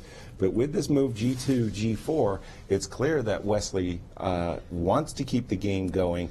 He didn't go for that perpetual check and claiming a draw. He just played G4 and he said, your turn. What are you going to do? I've got this really powerful pass pawn on E6. And on a good day, I'm just going to march my pawns forward. It's not easy, at least to my eyes, to see where our reigning champion's counterplay is coming from. I still find it a position that's difficult for black to play. Maybe the computers, the engines can play it really well. Let's see. Maurice, do you have any insights in this particular game? Is Hikaru, the defending champion, in trouble? He is not, according to the engines. It's fine, at the moment at least, for black. But I have to tell you, I agree with you, Yaz. When you look at this position, you see these passed pawns, you wonder, will they be able to march down the board somehow? And the engines, it's just too far in their horizons to realize that black is actually in trouble. This is tricky. I would not be happy if I had black here, given that these pawns can advance. But the engines in every single line go triple zeros. Like, this is equal. It's hard to believe. And it's the one thing Wesley can say is he could always play rook h6, rook check. This king is not going to come here because of rook to f1. So he always has that in his pocket. So no risk sacrifice. We've seen him do this twice before in this tournament. Not see the finish at all. See that basically he's doing well after a sacrifice. Looks pretty good. Let's go for it. He's done it again. Intuitive sacrifices serving him well in the tournament so far. So he has the idea of potentially advancing on this side, although the engines are saying, look, just take the perpet and go home. A4 was played by Nakamura, looking for his play on this side of the board. So he's believing that he's not in any real danger, and the engines agree. No real danger for black in this position. Now, another position of critical importance, we had Carissa going down in this game against Nazi Pakidze, but guess what? In this position here, the move h5 was played. The engines wanted bishop to h5 to be played to win the pawn on g4. After h5, the engines say that the advantage that was almost up at 2 has now dipped below 1, and here she can play the move queen takes on f6, rook takes, on f4, rook takes, and then the move rook to d2. And when you win this pawn, the pawn will actually be in your own way. So takes, even though it's a passed pawn, rook f1, and this position is not so easy, believe it or not, for black to win. Clearly, we see the passed pawn, but it's not so easy to get it down the board. However, in this position after h5, she opted for rook to c3, another defensive move. The engines now like black after this break with the move e5. If you take on e5, now queen d2, and she's broken into the position and causing real problems here. However, rook c3 is on the board. You got to wonder, what if this move now, rook to c3, what if queen to d2 right now? Oh, sorry, you can't do it because you're pinned. Hello. I'm back, guys. I'm back in the game. This pin is stopping it. That's why the move e5 was played. So e5 is a very interesting move because you have to give back the pawn in order to get this position. On takes, queen d2 becomes too strong. So this move, we're waiting for e5. Queen takes f4, rook takes on f4, and now take here. And this position opening up the bishop with this diagonal. So she still has a move because of rook c3. The rook c3 slip in this position. So Carissa still in some trouble because she didn't defend accurately. But you're kind of starting to feel the game shift a little bit in momentum. Just a bit. She could have been dominating. Now it's not so much. But let's take a look at the clock times. Carissa with only 5 minutes and 49 seconds left on her clock, and Nazi with 12:14 on her clock, looking for something decisive. Will she find the move e5 in this position to keep her game going? And if she wins, she'll be a point and a half ahead of the field, at least for the moment, temporarily. And Irina Krush looking like she's better in her game, but not necessarily winning. And we had Anna also in trouble. So really, Nazi needs this game. She'll be extremely disappointed if she doesn't win this game, but Carissa is trying to give her all she can handle. Thank you, Maurice. It's good to have you back. I'm glad those illegal moves are stopping you. But I was going to draw our attention to the game of Ray. He's playing against Gata Kamsky, who's been a tough opponent on Ray. Gata has won twice in their individual games. Ray has never defeated the 5-time champion Gata Kamsky, but Ray is up 2 pawns as we speak, and really hoping to win the game at the moment. This very powerful queen, by the way, centralized on d4, is giving Gata compensation as it's hitting out in all kinds of directions, and it's simultaneously this knight on b8 is kind of a laggard, stuck over there. But I definitely like the pawns in this case, and it just amazes me how well Ray would be doing had he won that ending where he was a piece up. But it's like the butterfly effect. Maybe this game would be a little bit different. So I think that if Ray wins this game, it'll be so therapeutic and making him feel better about what happened before the rest day. Kind of like for Kate. Yeah, well, especially because, like I was talking about the butterfly effect. If he'd won that game, everything in his life is a tiny bit different, and you can always rationalize, well, maybe this game wouldn't have gone exactly the same way if I had won that game. Right. So, but Gata has just played the move queen to d6. He could have tried something perhaps more forcing even than that. Played like queen d6. For instance, after queen a7, I wonder how you're going to stop the checks. Note that you can't play rook f7 because of that unfortunately placed knight. Right, exactly. So therefore, I have to go king h6, maybe I want to see about a e3. rover, exactly, because the rover conveniently stops you from checking me as well. Right. There's no queen c1 check. Right. This looks a bit annoying, doesn't it? Definitely. No question about it. The king may have to go for a walk. If I did something just to show, for example, there's at least a perpetual check, perhaps even more, in the position for white. Because you don't want to go to f5 because of rook f3. And we do have another kind of situation by Ray, which certainly keeps Gata in the game. But Gata really, it's strange because queen a7 check is so bloody natural, right? Yeah, but on the other hand, queen d6 also looks dangerous because now we have the threat of rook e7 check. And is that really a threat, though, exactly? Can't you just play king h6? Yes, I could. I mean, it doesn't seem like it's a be-all and end-all threat, right? No.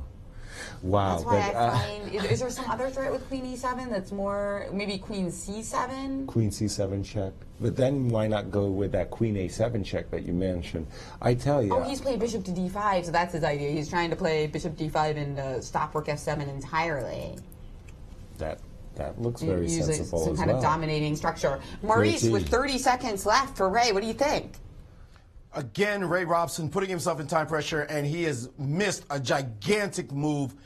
If only he knew how to manage his time better, he could just figure it out. He'd probably be 27-50 the way he plays now. Well, maybe I'm overstating that, but he just allows this way too often. Guys, take a look at this position as he is in some kind of trouble right now. In this position right here on the board, after queen d6, queen a7 was the best move. He had this shot, rook to e8. A rook sack. You cannot touch the rook because of this body blow, queen to c1, and you're getting mated. No question about it. It's going to be mate on the back rank after you finish throwing pieces in the way. This move, rook to e8, and if you play rook to e7, another nice move, king h6, freezing everything and back to the threat of queen to c1 yet again. This would have been huge for him. Instead, he's opted out of that position, and he's chosen another one for himself. He's still in the game. So in Nakamura, by the way, they ended in a draw. It looks like he realized, did Wesley, that he couldn't do anything about that position. But here, very dangerous, rook to c8 on the board. He has only 39 seconds left to play another 6 moves. He's still in the game, but just unnecessarily going into this time pressure situation. Did Ray, and of course Gata smells blood, but he knows Ray is a time pressure addict, which means he normally is able to finagle his way out of these complex positions. But man, seriously, you got to give yourself a break every once in a while. Why let this happen to yourself. But there it is, Ray Robson in severe time pressure with Gata Kamsky with lots of time to make him suffer. If I were Gata, I would spend the next 8 minutes thinking about this position. Even if I knew my next move, I would want to know the next 4 or 5 moves in a row and force Ray to find the most difficult moves possible. Ray Robson in real trouble here. Thank you. I mean, thank you, Maurice. How difficult it has to be a Ray Robson fan, because, you know, every single game, you know, he brings us to the edge of the seat. And also fun. Yeah. I know we've got some Ray Robson fans out there. Oh, without question. And I'm just saying that, I mean, he's like cardiac arrest or something to root for Ray. And I'm sure Webster University over there is just, you know, beside themselves wondering, okay, shout out to Susan Polgar. Put it on, you know, your Christmas wish list.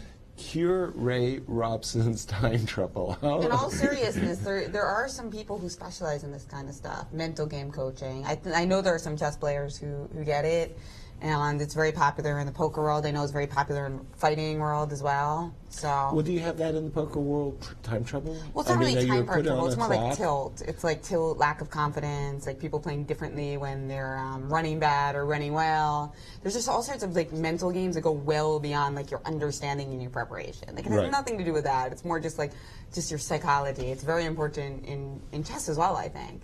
And time pressure is definitely one of them. No doubt Ray has thought about this a lot more than any of his fans have, but that doesn't solve it. Just thinking about it doesn't solve it. Right. And we've got Grandmaster Hikaru Nakamura. He's with Maurice Ashley, and that game must have just finished as we were talking about in a draw. Yeah. Yes, a draw against Wesley So, one of the top 10 players in the world, as is Hikaru. Hikaru, you had a rest day, but you had black again against one of your main rivals. What were your thoughts going into this game?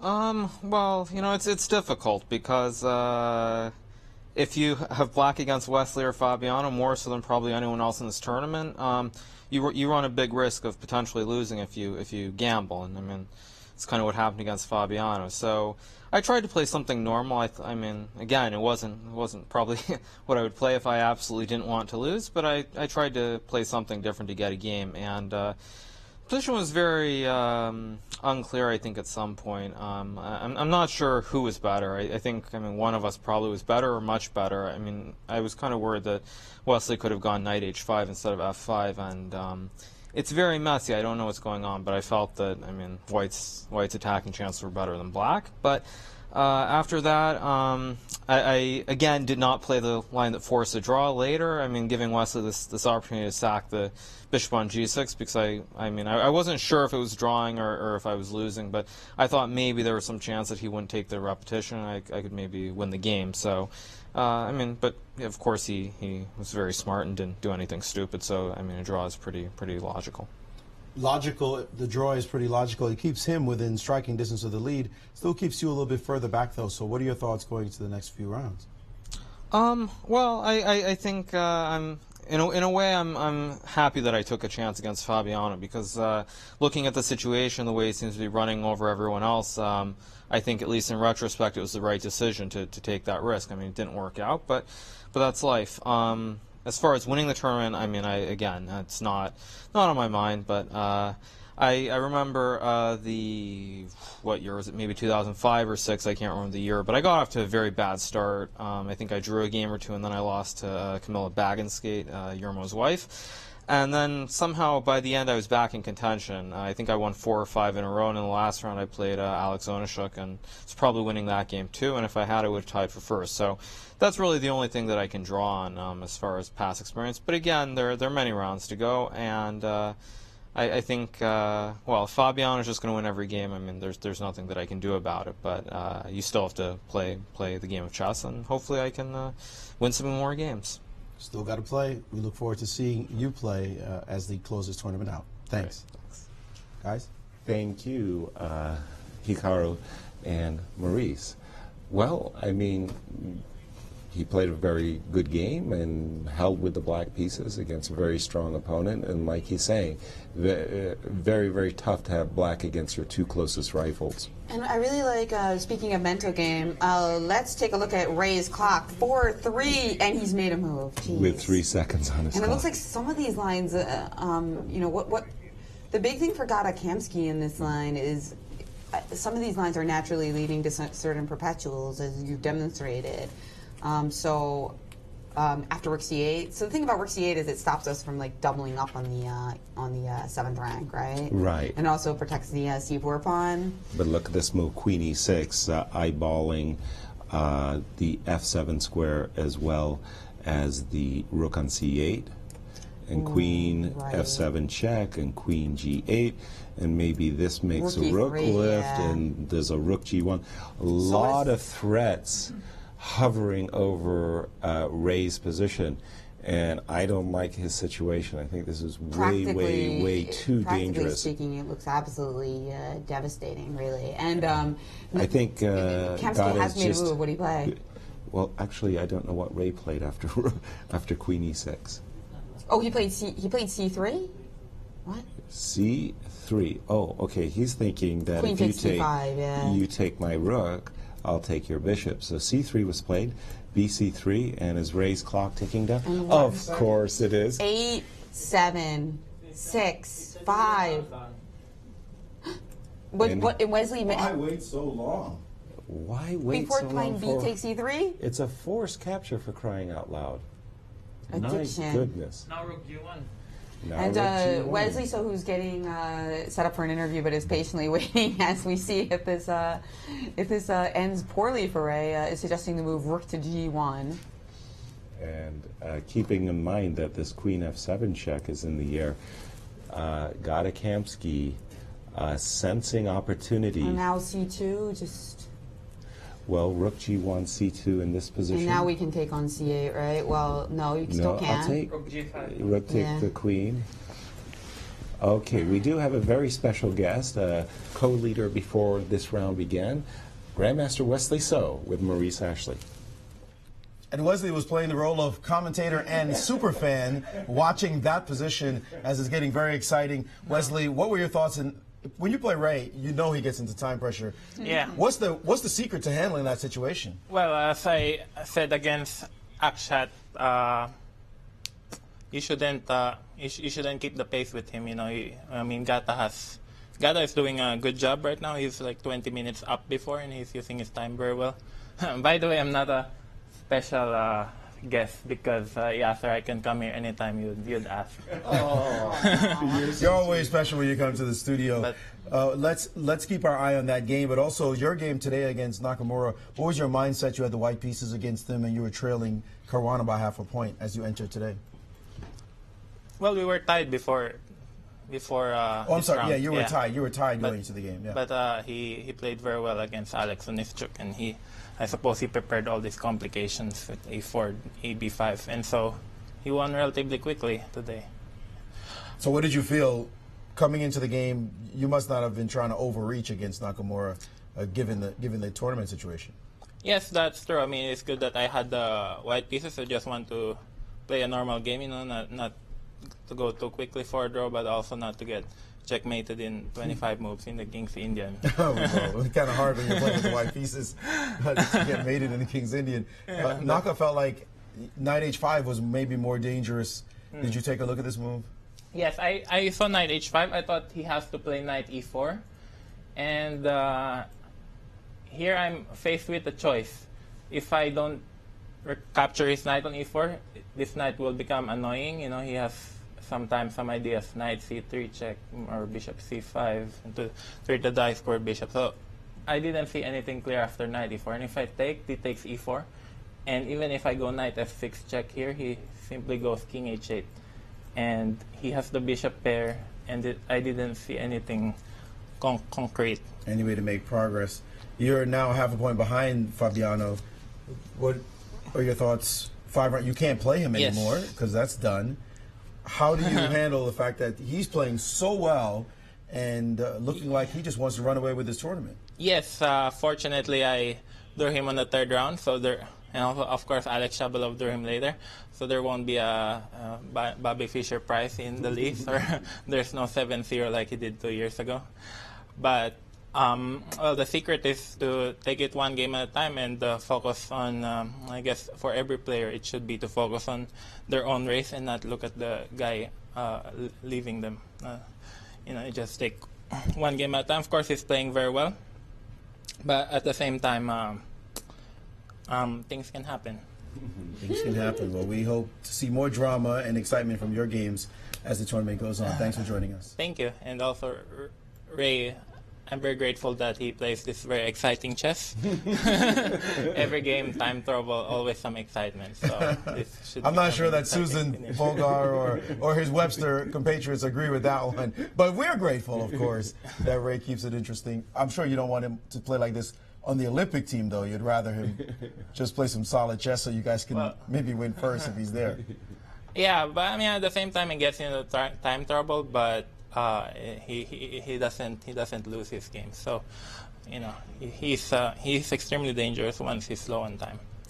Okay. A good theory to go with. I'm not joking. He finds the best moves when he has 30 seconds. So he walks into the under 30-second phase so his brain can work well. Maybe he does it intentionally. I'm not sure.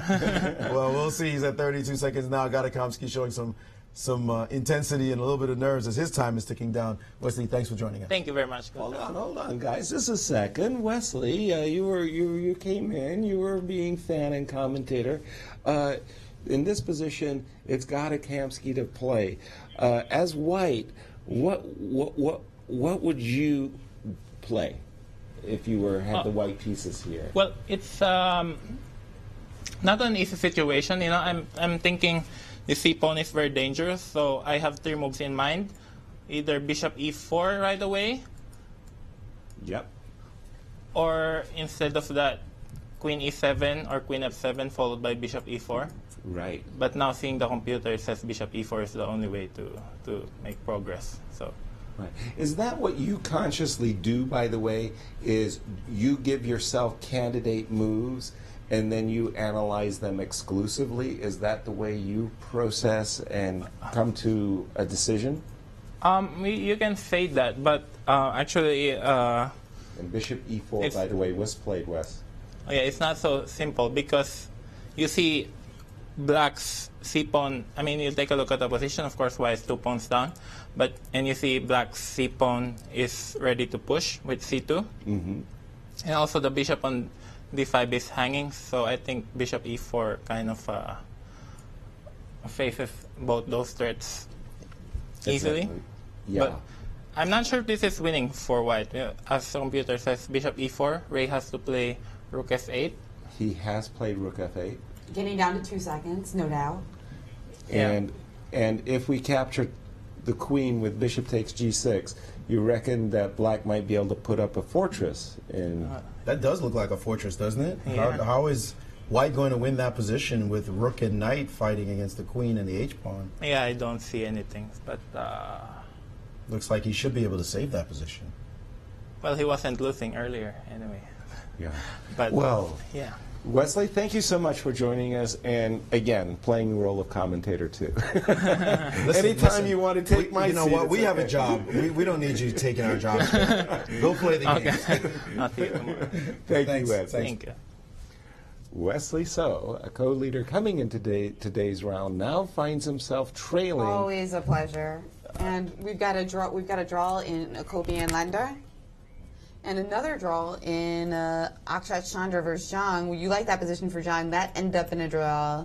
Wow.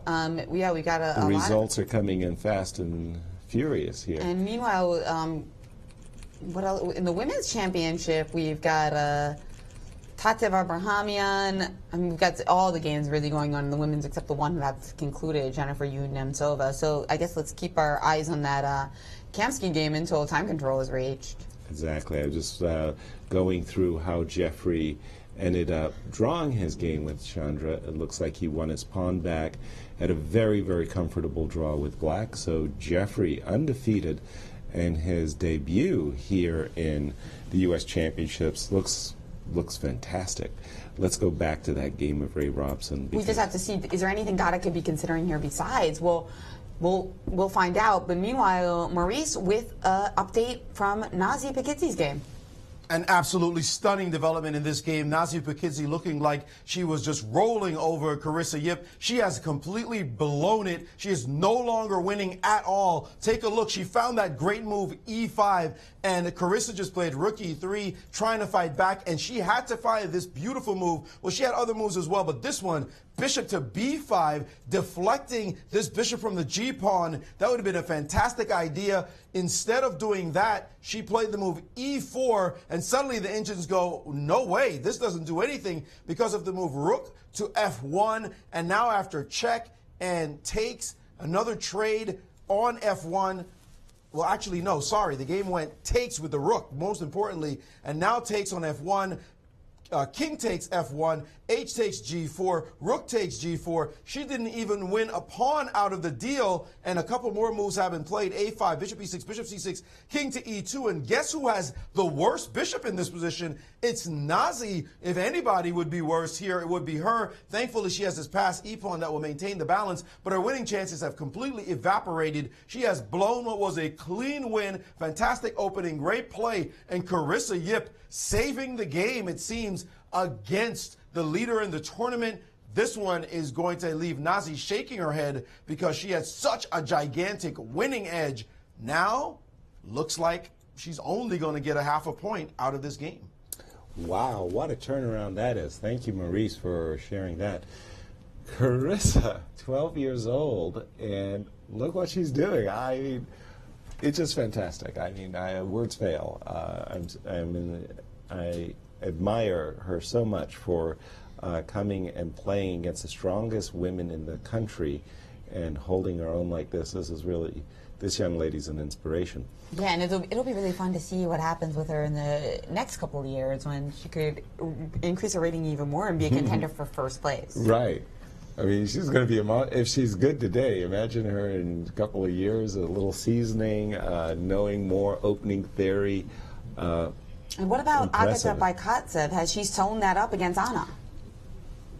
Well, who can explain what's going on right now? Flipping results. We would have predicted 100% that Nazi was going to win this game, and maybe somehow miraculously she will, but it doesn't look that way now. We would have also said Agata is going to dominate this game against Anna Zatonskih, but guess what? She has blown it as well. In this position here, she still has a great edge. Don't trade queens. Why bother in this position? Instead, she did, and the engines say, okay, that's one step in the wrong direction, but still you're okay. But then she played this move, rook to F3, and after rook to B5, attacking her pawn, rook E2, and now she sees the defensive after G5, and this move, knight to G7, suddenly a knight that looked anemic is now leaping into the game. Rook H3, rook B1, bishop E1, and now knight to H5. And the engines, despite the presence of this pawn, like black, black is up a pawn at the moment. Now, that said, this F-pawn is really strong, so her advantage hasn't completely disappeared, at least in terms of compensation. She is down a pawn. The engines do like black here, but looking at this position, despite the engines assessment, my opinion, it looks as though white still is in this game. Some sacrifice on H5 is starting to percolate here in this position. I'm not sure it's right to do it right now. Let me just try it out with the engines. The engines saying that this is bogus because of the move D2. So the timing is not, I mean, D3 with the D2 threat and the pin. So the timing is not here yet. She has to be very careful, but still some chances. The engine's giving the move king to F2 first, with the potential for that. But look at this line, knight F4, rook H6, knight takes E2, king takes, back up, first take this pawn with check, and after the king goes to H7, then hit with this move, and it looks as though this perpet will work out in the minimum. So white looks like is not in any danger. She's not in any danger in this position. She should be just fine. Another move was played, knight H5, rook to E4 was played in the game, allowing rook to D7. Now this pawn looking to go down the board.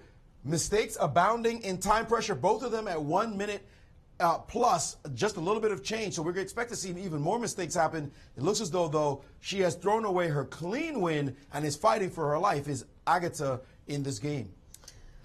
And let's turn our attention to another game that's turned around in the Women's Championship. Irina Krush versus Akshita Gorty. It looked like Akshita had a pleasant game, a little bit better. And now it looks like Irina's crawling all over Akshita, and I think our defending champion is going to get the job done. Yeah, let's see how that's looking here. Okay, I'm just pulling up that game. And Irina Krush as black has got this knight on 3 D3, minutes. this rook on C1. Versus 31. Yeah, this knight on D3 is big. Well, this is the 40th move. So that's even the 40th move, yeah, which she's done, by the way. She's completed her time control with the capture. I believe, did she play the capture? I saw her reaching into the... She did. What she did. Well, she does. I mean, she's invading with her queen. Well, there is this nasty knight F2, maybe blow the white king out of the bunker over here. You mean to start with rook 8? You mean play knight? You could also play queen F1 and then knight F2. Queen, true. I was just a little bit afraid of knight E6 check.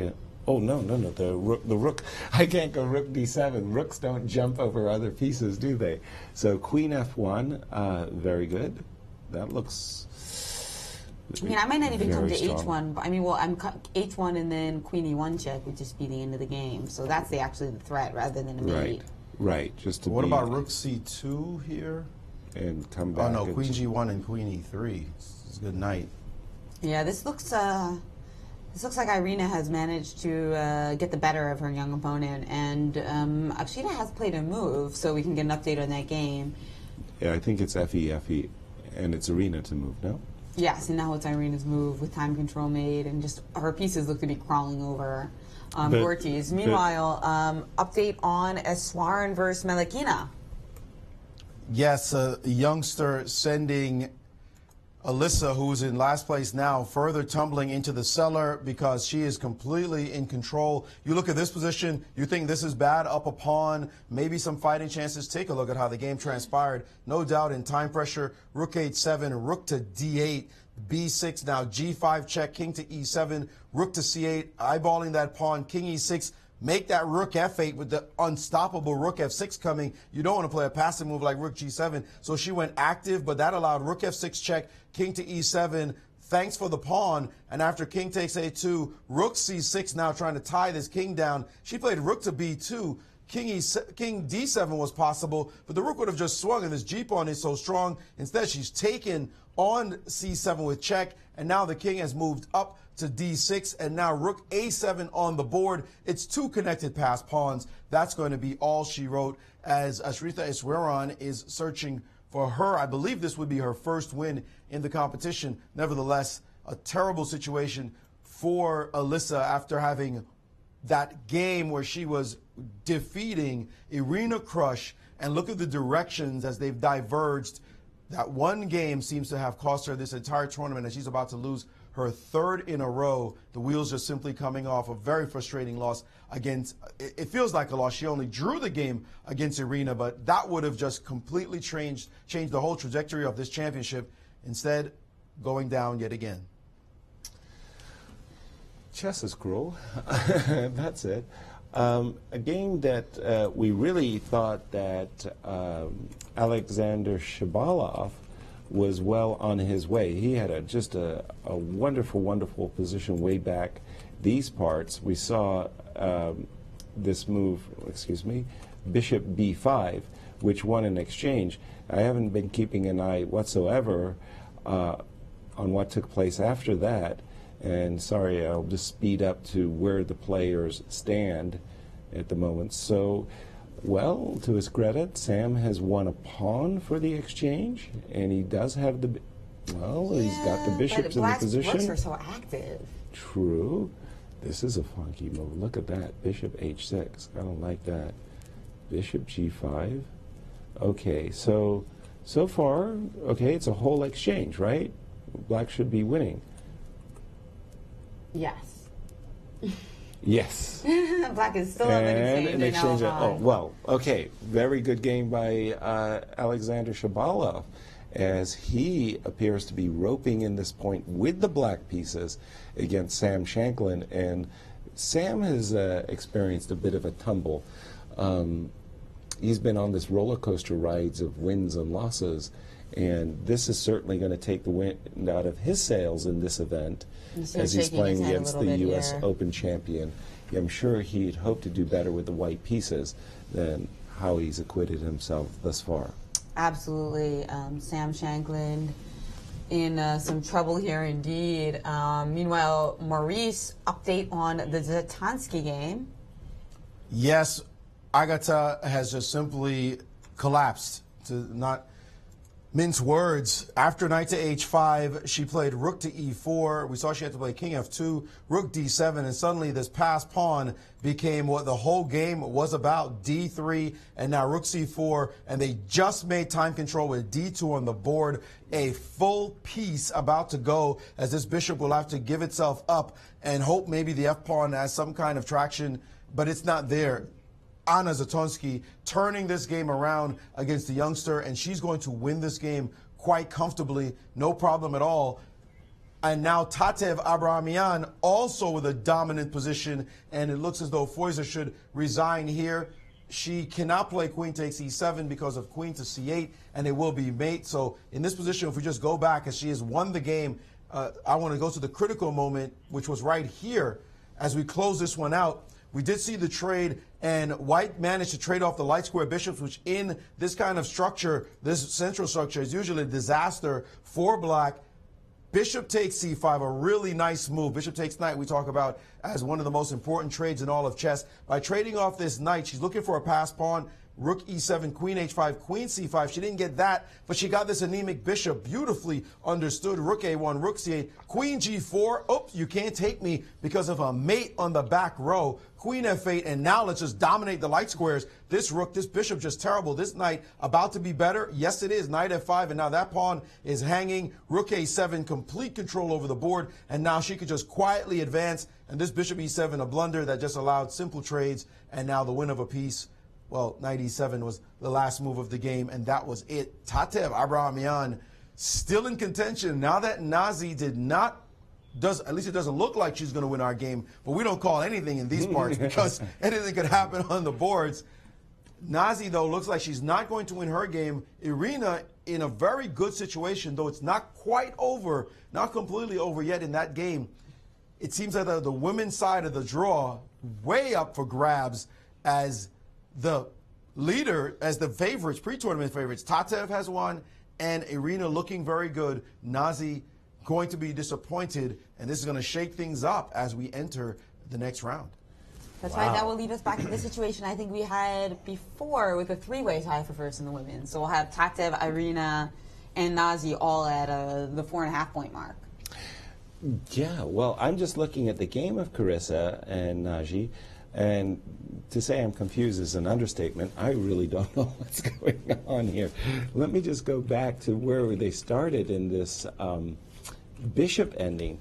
Carissa got into this position, okay, and I really didn't understand this move at all, b3.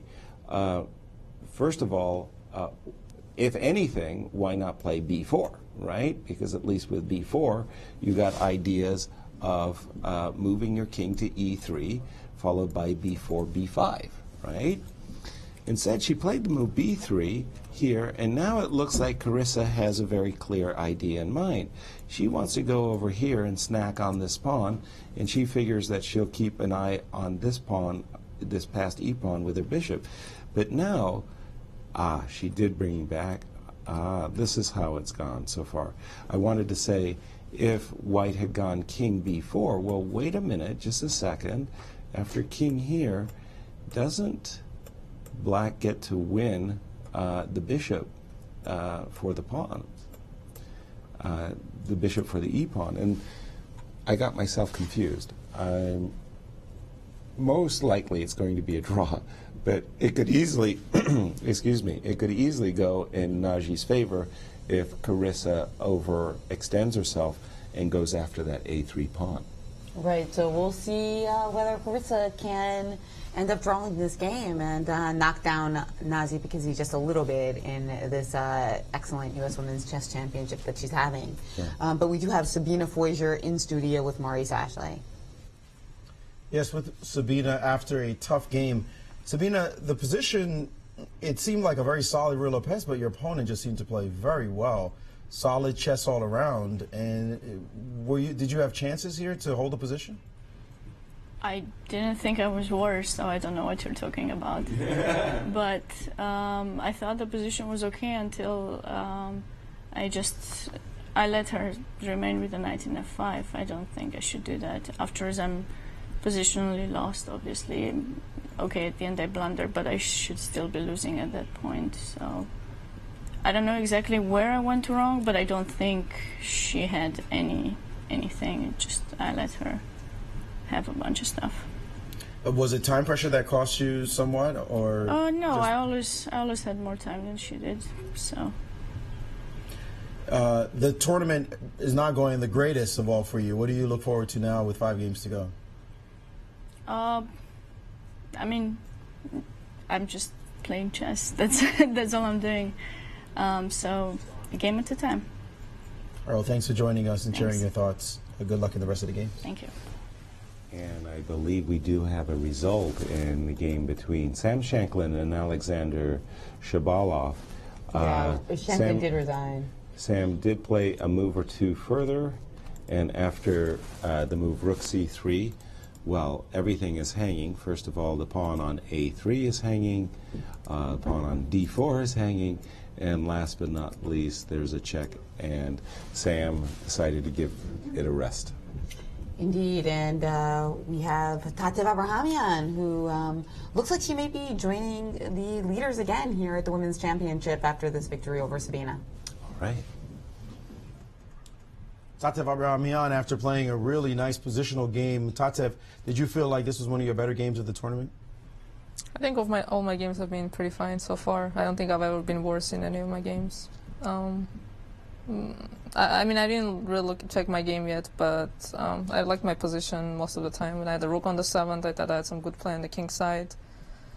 I'm not so sure about just this bishop d1 move, but I think it's good. So that was a nice game for me. Seemed nice trading off the light square bishop and just getting a grip on those light squares. She felt like she was still okay even after this. It looked like she was in a bit of difficulty, though. I thought after queen c8, I have a lot of options. I can just take on c5 right away, or like keep the bishops even on, or trade the bishops off.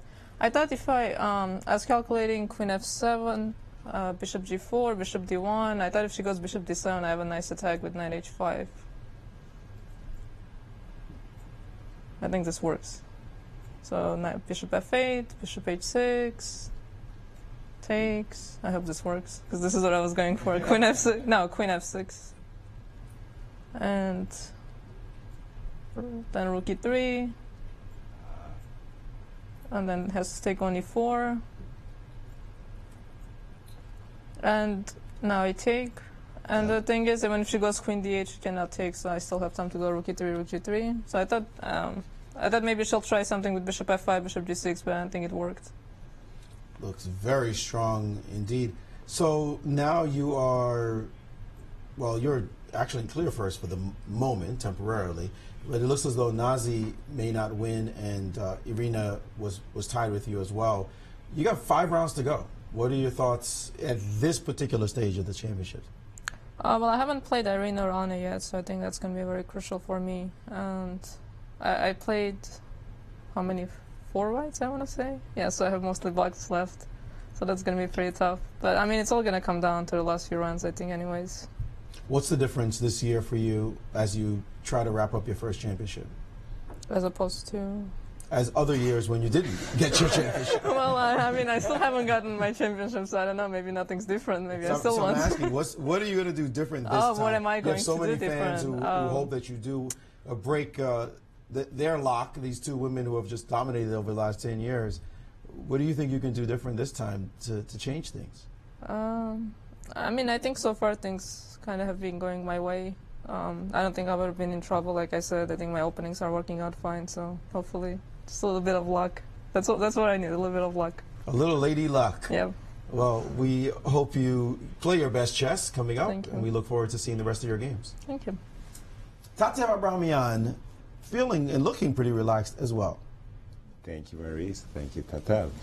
And we have another result in. Kamsky did not feel. I think I'm hearing that the game between Kamsky, after a few moves, he felt that he was not going to be able to break that fortress and agreed to a draw with Ray Robson. So that was a pretty amazing defensive conception there, and in time pressure for Ray to quickly play this move Rook F8. And Wesley So said it best when he said Ray is very dangerous when he gets down to the increment. Right, as was Viktor Korchnoi. Viktor Korchnoi was a time trouble addict, and when his back was to the wall and pressed to make 10 moves in a minute and a half, 9 out of the 10 moves were simply superb.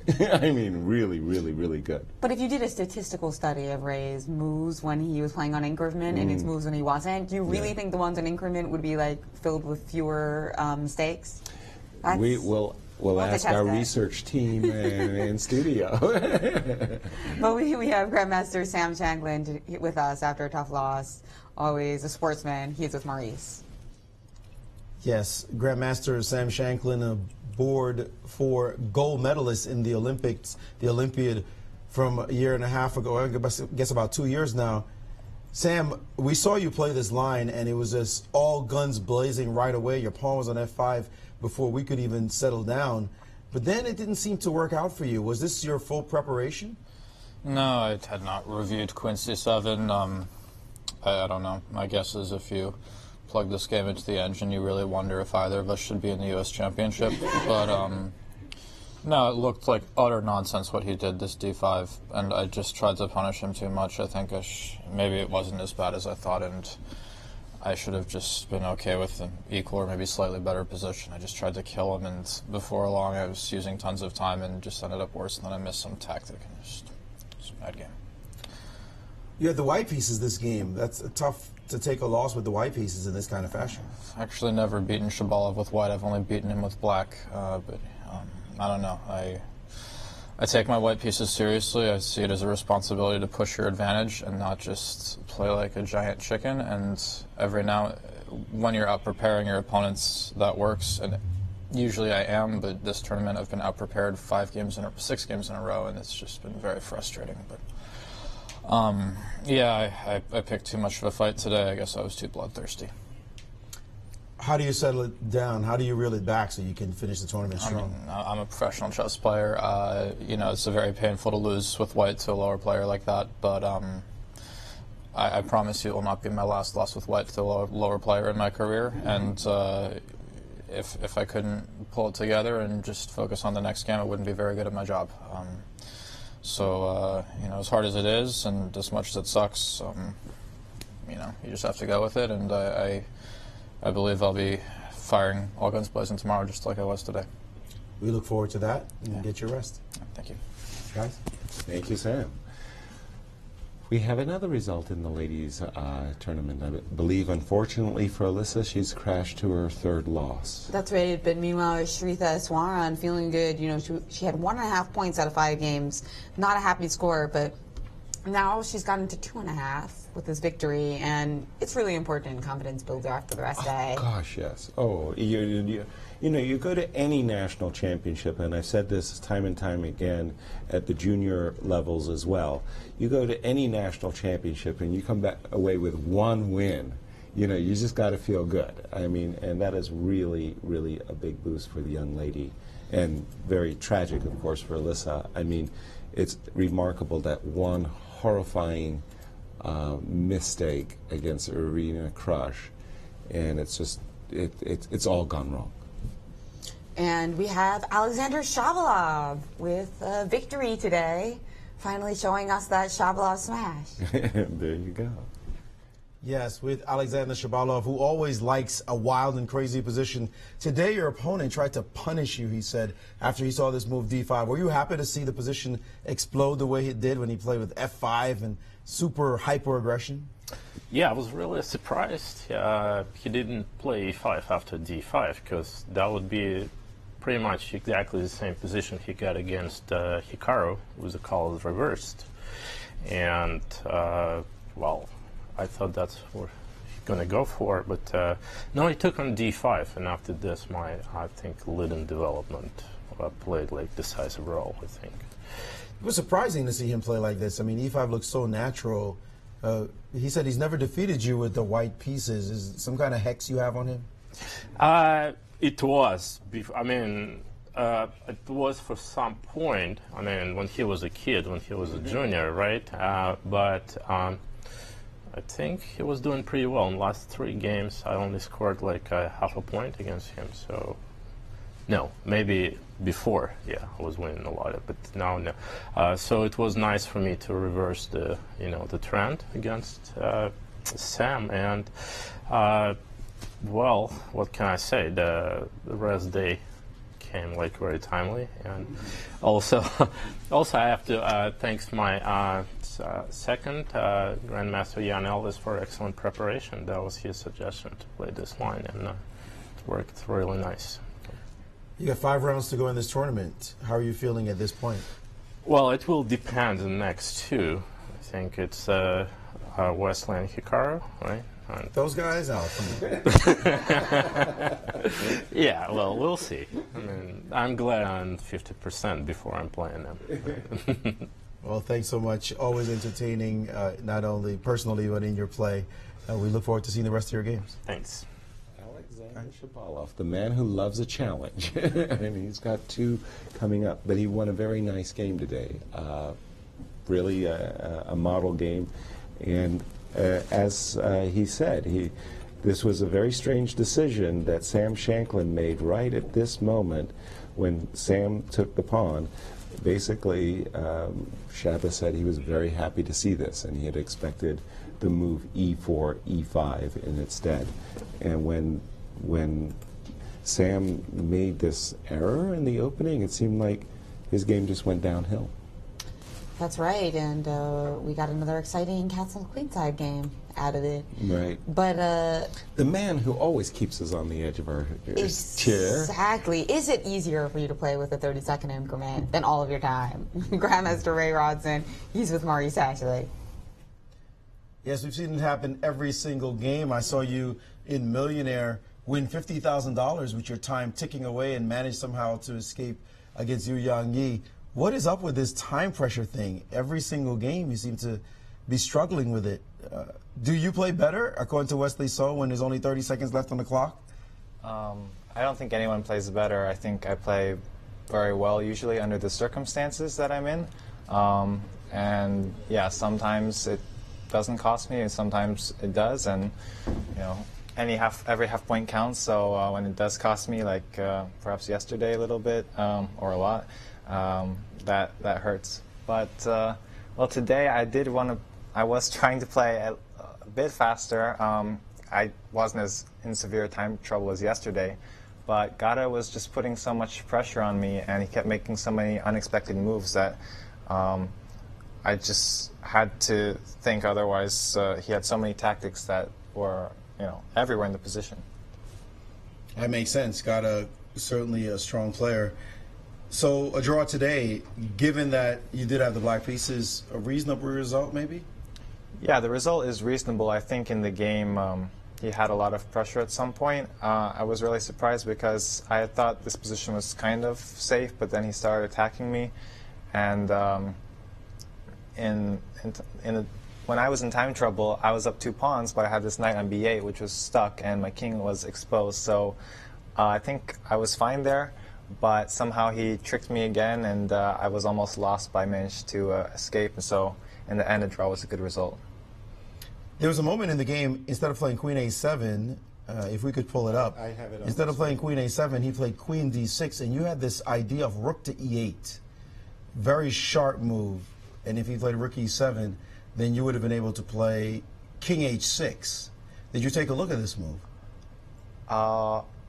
I didn't see the move in this situation. Obviously, I knew their ideas where his rook can't leave the back rank to the queen c1 check. He apparently had seen it probably after he made his move. He told me after the game I had rook e8. And well, after rook e8, looks like I'm in a very good position. Maybe I would win, maybe not, I don't know. But yeah, in general, I was still the one who was trying to make a draw for most of the game. Yeah, difficult for the trend, to stop the trend when your brain is thinking about making a draw. this clock ticking down, when we're watching you and your seconds are ticking away, you're going to 3 seconds, 2 seconds, 1 second. What's going on inside? Are you just saying, you know what, I still have time, I'm okay? Why do you let your time go to 3 seconds and below? Usually, well, I'm just calculating or I'm weighing my options. Like, I usually have an option which I know I can play, and I'll play if I have to at the last second.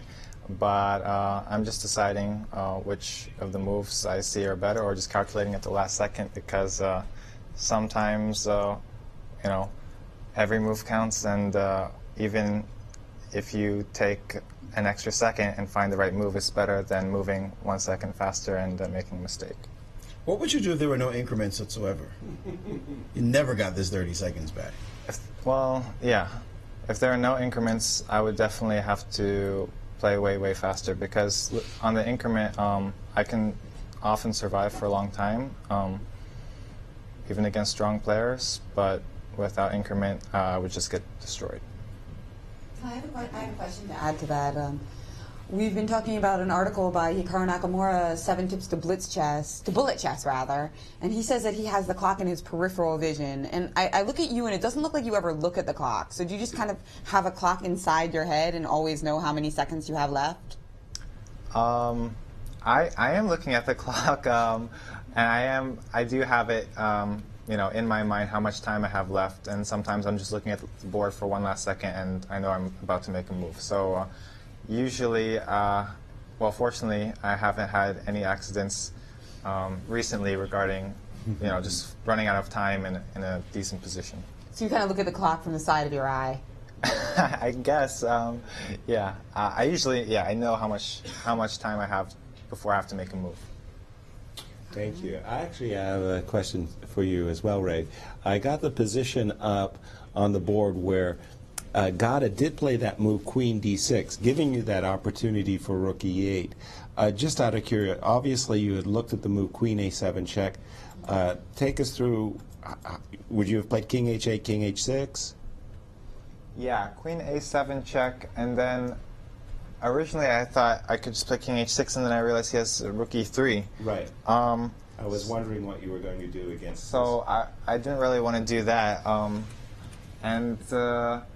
Yeah, I was actually concerned that he was going to play Queen A7 check. I was wondering if I can even try Rook F7, Queen takes B8, Queen D2, and his Rook can't leave the back rank yet, and I'll try to pick up the B2 pawn and survive, but that looks pretty shaky. So, yeah, Queen A7 definitely I was worried about. Well, the engines don't give you losing that position after Queen A7. Just king back was what the engine says. So we'll let you go. Thanks for giving us your thoughts on your time pressure situation, and hopefully it won't disturb your next games. Thanks. Thanks. Grandmaster Ray Robson. Thank you, Ray. What an eventful round. And you've shown graphically the road to the championship from our current contenders.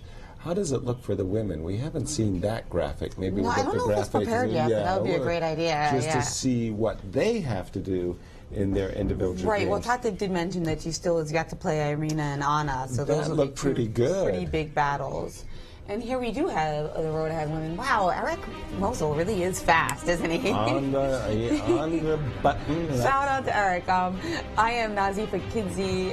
Is got Baikatsev, Nemtsova, Foiger, Melakina, and Krush in the last round. Wow, that last round matchup, how exciting. And, well, Irina's got Aswaran, Abrahamian, Yu, Yip, and Pakidzi. Tate playing against Melakina, Krush, Zatonskih, Gorky, and Aswaran. Wow. Okay. Of that lineup, what do you think, Jennifer? Who's got the toughest and the easiest? This is hard for me to evaluate. Yeah, I guess I'd say Nazi maybe has. Well, she has to play Krush in the last round, but she could string together some points against the players, especially with the 3 whites that she has in round 7 through 10. Right. Look at those extra whites. Tatev, definitely not Tatev. So Irina and Nazi, I think. have the easier. And in the case of Irina and Nagy, they both have 3 white. They have an extra white, whereas Tatev, as she explained, has had her whites. And we've got Gata Kamsky with us, and he'll tell us a little bit about what's to be like on the other side of Ray Robson's time addiction. Yes, Gata, today a very exciting game. You definitely were pressing, but maybe could have been worse. What is it like playing against somebody who's just going down to 3 seconds, 2 seconds, 1 second before they move? Well, I don't look at that. I just look at the position. I mean, you don't play on time. You don't see it at all? You don't realize the time is ticking down? I looked at it once, but then it's usual. I mean, Ray, he does it all the time. But, okay, the way he played the moves, it was good. I mean, I just tried to play today some interesting game. We got out of the opening. I looked at this line with my computer, and those shows that's equal, but I thought, white is slightly better. So after he played 95 and allowed my queen h5 infiltration to try to attack his king, I got really excited there, and then followed by f4, 2 bishops, strong knight, possible attack. I was really excited. But then, he found all the right moves, bishop b4, and of course we just looked after the game. I missed knight f7, which would give me an extra pawn. And what else can I say? Then I had to sacrifice 2 pawns, and the computer completely doesn't understand the position. The computer says black is much better, but with a knight on b8, a centralized bishop, and his open king, it's equal. And it's always equal. And what's the funny thing is, of course, at the end, when I have an extra queen, a pawn, the computer says it's +1. And it's a dead draw, of course, it's a fortress, so, yeah. So you're saying don't listen to computers? Is that what you're saying? Yeah, and don't do that all the time. If I could ask you, at what point did you say you missed a knight f7 shot? Because after queen h3, bishop b4, knight f7, because queen f7, bishop d5, and there is knight f7 here. Ah. Yeah. I was looking at it, and but not in this position. That's the irony, because it has to take on a d5 with a pawn, bishop b4, knight c6, and bishop c5. And there is strong, black can't really play queen e5 because I take on f5 and rook a1. And black is just not in time with his queenside pawns. But again, extra pawn, nice bishop, and rook and the bishop. It would be problematic for black to make a draw here. He might probably do it, but it's still unpleasant. When did you realize you missed that knight f7? Well, did you realize it during the game? Of course, after the game. Well, okay, we didn't. You don't see that kind of stuff during the game. It's really crazy. I did see bishop d5 here, with the idea of bishop d2, bishop e6. Going for an attack, sacrificing stuff. And yeah, bishop e3, king g2, take on e6, queen e6, king g7, f5. And again, because black has this undeveloped knight on b8, I thought that gave me some leeway, even to sacrifice stuff, just to go for an attack. But again, the computer shows it's just equal, so it's crazy. Rook d6, yeah, queen e8, rook f6, which is absolutely cool defense, but okay. Sometimes I'm happy I'm semi-retired. And sometimes the computer's right. Yeah, exactly. Well, you still seem to be in good spirits, fighting every single round. What are you thinking about the next few games? Well, I'll be just playing interesting chess. That's what I can do, So that's all I can do, but it's exciting. I mean, I love the game. We all love the game. That's why we're here. That's awesome. Well, thank you so much. We do appreciate your love for the game, Gata Kamsky. Thanks. 5-time U.S. champion Gata Kamsky. And Hall of Famer. And Hall of Famer as well. So pretty, he gave quite a performance today, sacrificing 2 pawns, knowing his judgment told him, his great experience and positional judgment told him that even in this position where he ended up 2 pawns down, he's actually risking nothing because of the exposed black king to begin with. And really, this knight on b8 was the bane of the position for black the entire game. And had he played this move, queen a7 check, Ray, with such little time on his clock, could have easily played king h6 and not the king h8 move. Yeah, that would have been perhaps glorious for Gata. Yeah. But we have Alyssa Melakina here with Maurice Ashley to talk about a tough loss today. Alyssa Melakina, after 3 straight losses, Alyssa, it's looking more and more like this game against Irina Krush is affecting your play. Is it, or is it just these players are just playing great chess? Yeah, it's interesting to think what would have happened. If I had won, maybe I would have gotten more confidence. Maybe my opponents also would have played differently against me. But I'm trying to put that behind me and keep moving forward. And yesterday was a rest day, and I had a good time at the World Chess Hall of Fame. Saw the exhibitions there. Thought I could just start fresh, but these young players are just giving it their all, and I feel like as they keep playing, they keep gaining momentum and they keep going. And yeah, it's really tough tournament. Today's game, you seem to be going for it with the black pieces. You played for F5, but it seemed like White's position was too sturdy, and your pieces were pushed back. You ended up with this bad pawn on E5. Yeah, she never really gave me a chance to break through. And, you know, even though I was black, I wasn't ready to just play for a draw and roll over. I was still giving it my all every game. Avoided her prep, played E5 this round. But she held strong, and, yeah, she played very well. And, yeah, I couldn't get anything through. And as always seems to happen, I always seem to be a pawn down fighting in these lost endings. Some broken pawn ending, it looks like. Right. Against Akshita, I had a few draws. This one, yeah, was more hopeless. So what do you do now? It's 6 rounds past. You've got to stop the bleeding somehow. What do you do? You do. Well, I think this is one of those circumstances where it helps that I do things outside of chess, because now I can, I think the best thing for me to do right now is just to get my mind off the tournament, off chess. Unfortunately, you know, since I do law and business, and I can maybe like focus on that for a bit. And it's so devastating when you lose a game. I think, you know, all the players here understand that. Maybe the players in the audience who are watching that understand that too, how terrible it feels. And, you know, if I were a professional player, I think it would be even more tough for me than it is now, because I know that, you know, in a few weeks I'll be back behind my desk, you know, billing at the firm. And yeah, that game against Krush will still be on my mind, but it won't be that bad because I'm not a professional. So it's one of those few times where I'm grateful. Well, we're grateful that you did spend some time with us after your game, and we hope you can clear your mind so you can play the rest of the tournament. Yeah, thanks, Maurice. Guys, bye. Thank you, Alyssa. And what is our situation at this moment in round 6? How many games do we have pending? We've got a couple of games going on still in the women's championship. Agata Baikatsev looks like she's going to go down against Anna Zatonskih. Anna Zatonskih has transposed into a pawn endgame where she's going to end up with an outside pass pawn, 2 outside pass pawns actually. So one of the kind of iconic themes in pawn endgames is definitely coming to life here, and that's going to reel in a surprising point for the 4-time champion. Meanwhile, the defending champion, Irina Krush, also in very good shape against Akshita Gorti. But right now, we have a star of the round, Ashrita Swaran. She has won her game and now has 2.5 points, and maybe thinking about getting back into this tournament. She's with Maurice. Yes, we are with Ashrita Swaran. Ashrita, you're 15? Yeah. So your second championship, how does it feel to win today? It feels good to finally win a game after the first half. And I'm just hoping to play better than I have so far.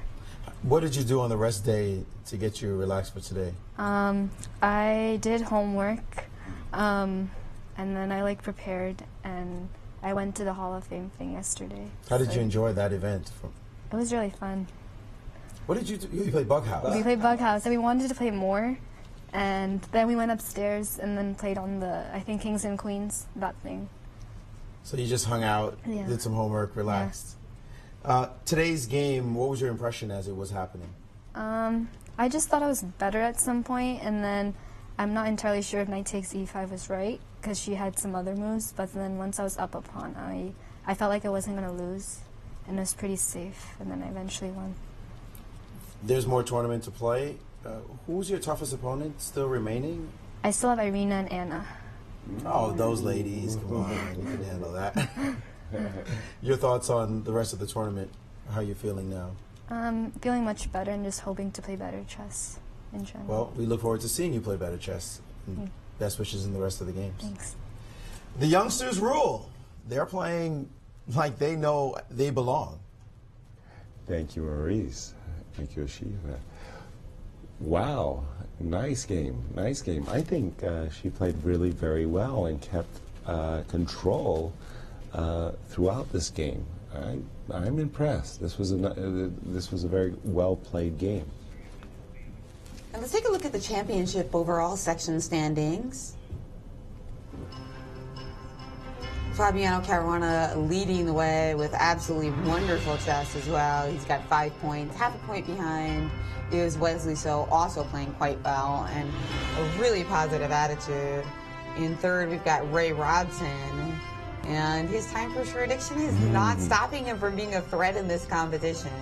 Hikaru Nakamura, can he string together some wins? He's going to need to if he wants any shot at this title. But we have 12-year-old Carissa Yip in the audience, and she saved the day today. Again, she had a similar save early in the tournament against Naji Pikidzi. The tournament leader. Let's see how she did it. Carissa. Apparently a great defender is Carissa Yip. Carissa, today, it looked bad. What were you thinking when you came out of this opening and your position looked like it was going nowhere? I just was kind of playing for a draw, not trying to push too much. And I don't know, I was just kind of waiting around for her to try to break or something. This is when? In the early opening or in the middle game when she'd already broken and her pieces looked like they were chasing you? In the early middle game. Not in the early middle game, early opening, I guess. Right, but then she broke into the position played F6, G5, yeah. And she was all over you and just and coming after you. What were you thinking when she was playing all these aggressive moves? I mean, I was just trying to defend, develop my pieces, maybe get my rook on A1 into play, and just, exchange queens at some point, I guess. Did you feel how bad it was at some point in the game, that you were in big danger, or did you feel like you could always defend? I felt like I could defend, I guess. I mean, it looked scary, but I felt that I had, good defensive ideas. Well, we didn't think you were going to survive that position at all. The optimism of youth. You have now drawn against two of the top players in this competition. How does that feel? Well, I think I got lucky with both of them, I guess. Still, it's happened. Luck's Yeah. favored you. How are you feeling at this stage of the tournament? Feeling okay, I guess. I expected more after my 2-0 score at the beginning of the tournament, but it is what it is. It is what it is. Well, we look forward to seeing the rest of your games. Hopefully you can get back to those winning ways. Yeah. Carissa Yip, again, youthful optimism, that pays, man. That helps. And she managed to draw today. It certainly does. It certainly does, to have an optimistic approach to a very difficult position. And she was put under a lot of pressure, but again, I have to just admire her tenacity and keeping the position and making it difficult for her opponent. That's the most important thing. Whenever you have a bad position, your job is just to constantly give your opponent problems, just as Jeffrey Zhang did against Gata Kamsky earlier in the tournament. And that constant, finding ways of keeping yourself in the game, that can really frustrate your opponent much more than if you say, well, I'm losing anyway, let me just go for a spike attack and hope for the best. Now, one player in this round who's fought her way to a victory after being in a lost position, Zatonskih. Yes. And now it looks like she's really wrapping up the point in this breakthrough move, B3. And we'll get to that right after our guest, Nazi Pikidzi, who drew today, but still leading the women's championship. She's with Maurice. Nazi Pikidzi, who was by herself in clear first. Nazi, today it looked like you were rolling ahead, clear victory to come, and then suddenly it was all gone. What happened? Yeah, I think I played really well in the opening. I liked my G5 move. And yeah, it felt like I was completely crushing and everything was winning. I think just one move before is where I made a sorry, mistake. your hair is messing with the microphone. Sorry. So if you don't mind, there you go. All right. Yeah, I think after E4, it's very close to equal. I couldn't find how to win after that. So it's okay. I mean, I played really well, just one move, and it was already draw, so it happens. Are you casual about it? Yeah. You really had what looked like a clean victory in your hands. You're not worried about this half a point going away? Well, of course, it'd be great if I won, but I can't be too hard on myself because I think I played really well. And just because of one move, I don't know. I don't want to be too hard on myself. General thoughts about the position in the tournament moving forward? Well, I think I'm not leading alone anymore, but in the last 5 rounds I have 3 whites, so I still have very good chances. You know, we see what you've done so far in the competition. You have a really big game in the last round of the tournament against Irina, so she's giving chase to you. Will we expect you to press in all your games? Yes, absolutely. Well, thank you then so much, and good positive attitude. Looks like she was super positive and you're positive. I don't know if there's so much optimism going on, if I can take it, but good luck in the rest of your games. Thank you very much.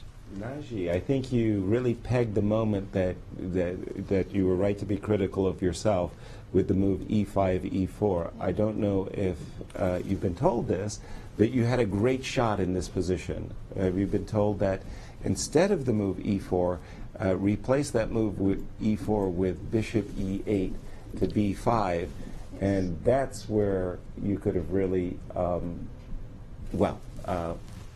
likely won the game with. Yes, I see it now. I think I was in time trouble in this position. That's why I didn't spend enough time to find bishop b5.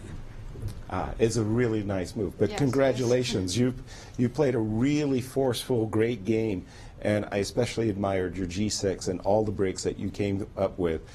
That was very impressive. Thank you. Keep up the good work. Thanks.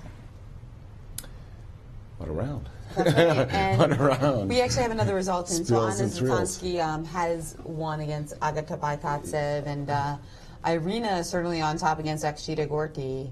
So we're going to have 3 players tied for first in the Women's Championship after this round, it looks like. But let's pull up that game verse with Irina just to see how the situation is now. Okay.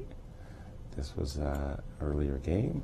This, of course, is the Anna Zatonskih game we that is can finished. look at that first because just instructive finish there. At the end. That's right. Especially King G5, B3, and a full stop. Okay, so the point is what White wants to do is get her king to this H7 square, right? So that she can go F7 check, followed by G7, and so on. So the point is, I had expected White to at least play this move King H6. And it's a 50-50, right? If you take the pawn, oops, bad idea. I've got this check, king here, queen, and it's actually white. Oops. Right, you have to actually pick a queen. I have to choose a queen. I don't want to. It actually, white saves the game with this one. So instead you have to go for a b2. So exactly. That in that variation, the pawn is pinned. Well, exactly, so that after king h7, there is no g7. And would have won. So, Anna turntables here. And we have Agata Baikatsev with Maurice right now. Yes, and young Agata, this game looked great for you coming out of the opening. You played rook g2, f5, you got your pawns going down the board, but then you exchanged queens and the tables got turned. What were your thoughts in the middle of the action? It's definitely a disappointing loss. I thought that I was definitely winning after when her queen was on g6. I thought queen trade, play double the rooks on the h file, and I thought bishop e1 was the mistake there. Well, the engine didn't like you trading queens at all. They like queen f4 in this position and just keep the queens on. Her knight was buried and not much to do. Yeah, I thought I was definitely winning at this point. Definitely a huge position for you. Coming into the game, were you thinking, time to hunt? I really have to try to beat this player? Yeah, definitely. Well, it's Anna Zatonskih, so I kind of surprised her with knight d2, but in the opening. But yeah, I was just going to play, like my aim was just to play a good game. But I guess I messed up at some point. Tough situation now with this loss. What are your thoughts, or have you had a time to process this and think about the rest of the tournament?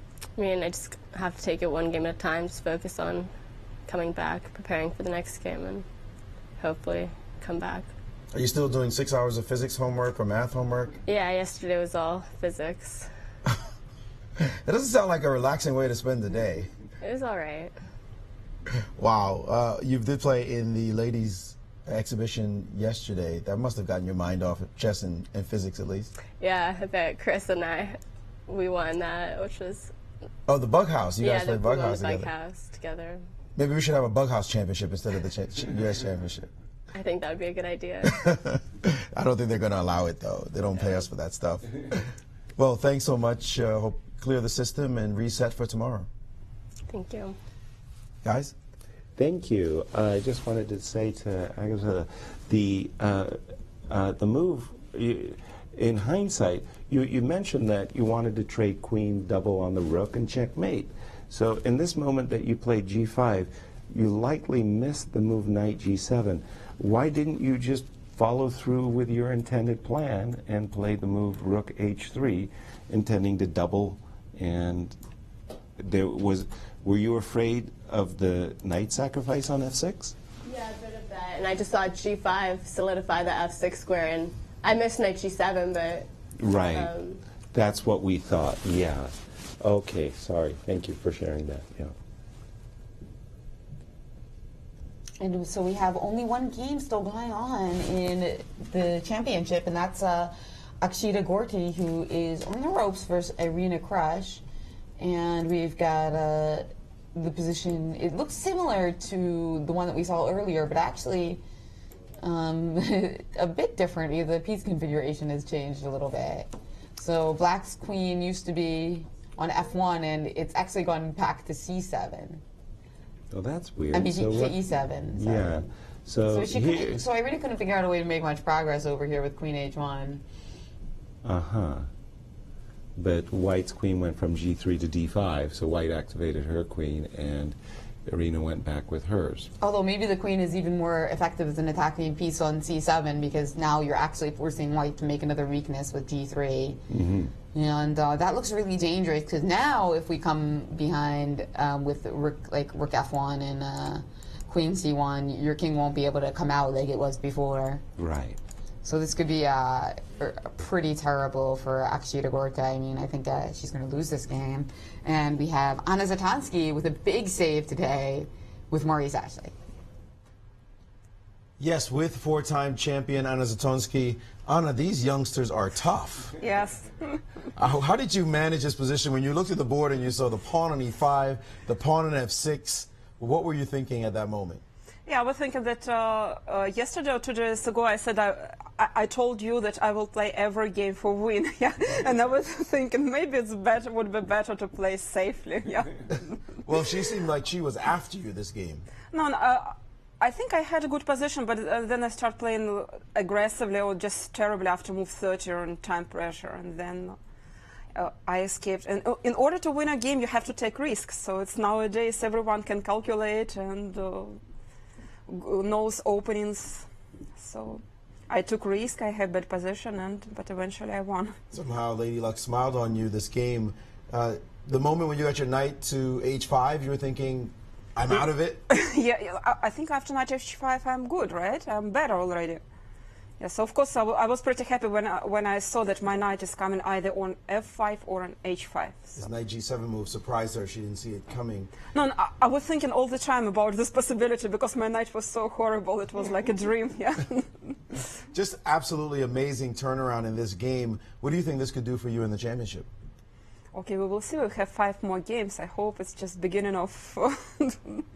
And I was happy that I was able to calculate knight's endgame, this rook sacrifice, right? And because it's just one tempo, like everything is precise, like move after move.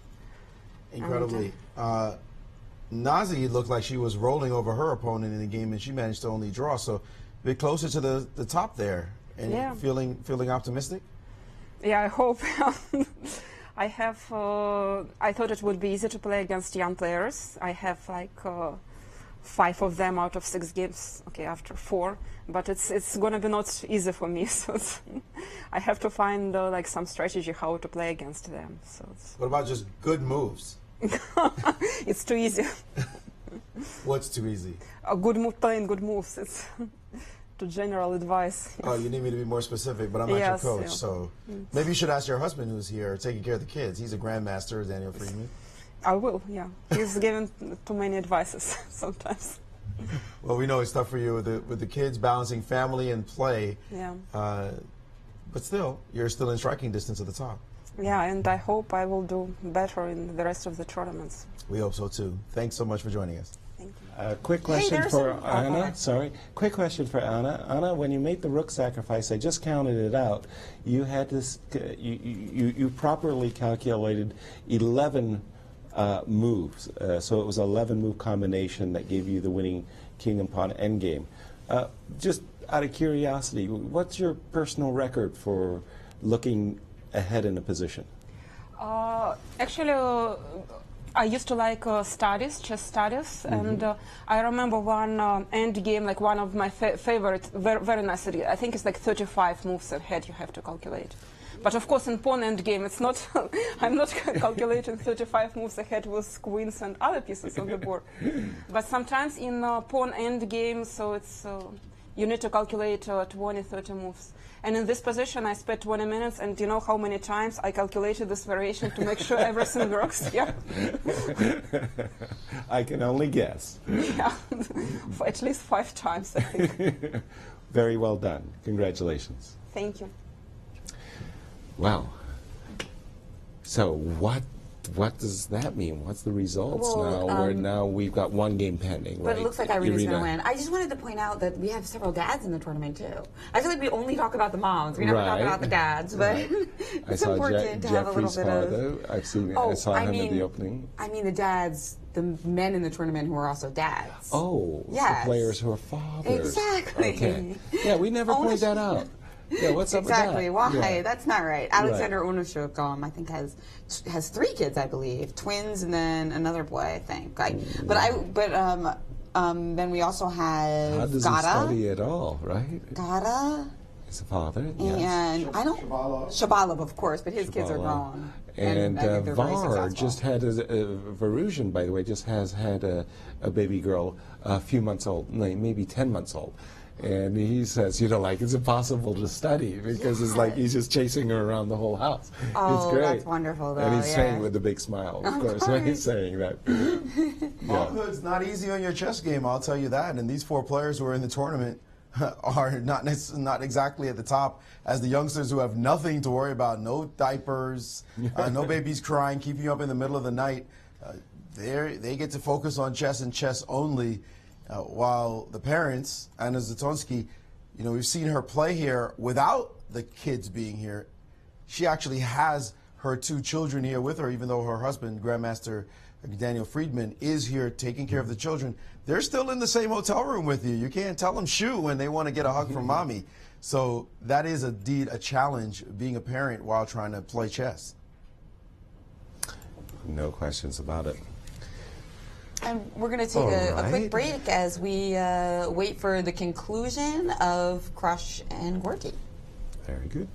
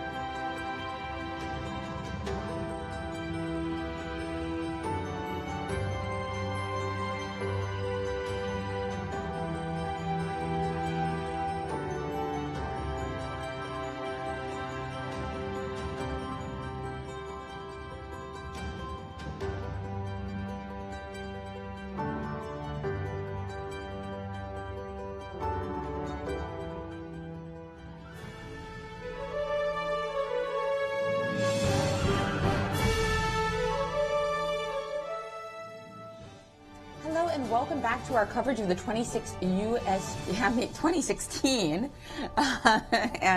Championships and U.S. Women's Chess Championships. We've got one round still going in the Women's Championship, and Irina looks like she's going to have her day against Akshita Gorti. And there it is, the handshake. The defending champion has emerged victorious, and now she's at the top of the crash table, a position that she's quite used to, and she's there with Naji Pikidze and Katev Abrahamyan, two of the pre-tournament favorites as well. Absolutely. Nice finish by Irina Krush as she just played this devastating move, queen on c3 to a1, lining up with her rook on white's first rank, so that black's rook, as soon as I can, my mouse, I hate my mouse, I'm going to do something about it. That rook is about to crash into the party over here on the h1 square, and it will be check and mate in short order. So very nice, a nice play by our defending champion, Irina Krush. G4 is the only defense, only real defense. Really defensive move. Then the check, forcing the king out of the bunker and exposing it to a queen check. Now the knight covers the knight covers the f4 square, the pawn covers the f3 square. The only move is the intermezzo, and hockey mate. That's the worst intermezzo I've ever seen. Yeah, that didn't. Yeah, no. Normally, I think of intermezzos are brilliancy. And note that the spite check 96, which is often something that would give you pause if the white queen was on a dark square, here does nothing because you can just play king h6 and there aren't any more checks. Exactly. You're still facing the same problems. White's king, that is to say, still facing the same checkmating problem. I know we're tired, guys, but that wasn't an intermezzo. That was just an interposition. Blocking or something. It was bad news. So cleaning up that game and winning, it took her all of 51 moves. I mean, what's going on? The 7-time champion should be doing stuff quicker. But let's take a look at the standings as we are about to wrap up the end of the broadcast. That's right, and we've got Fabiano Caruana in the clear lead of the U.S. Chess Championship. Mr. Confessional is just playing wonderful. Remember, we used to call him Mr. Perfect and Mr. Fabulous. Now we like to call him Mr. Confessional. Wesley So just behind, also playing great, but not as great as Caruana. But as Wesley said, things can happen. Right, and Ray Robson still in the mix. Kara Nakamura also, and Jeffrey Jean.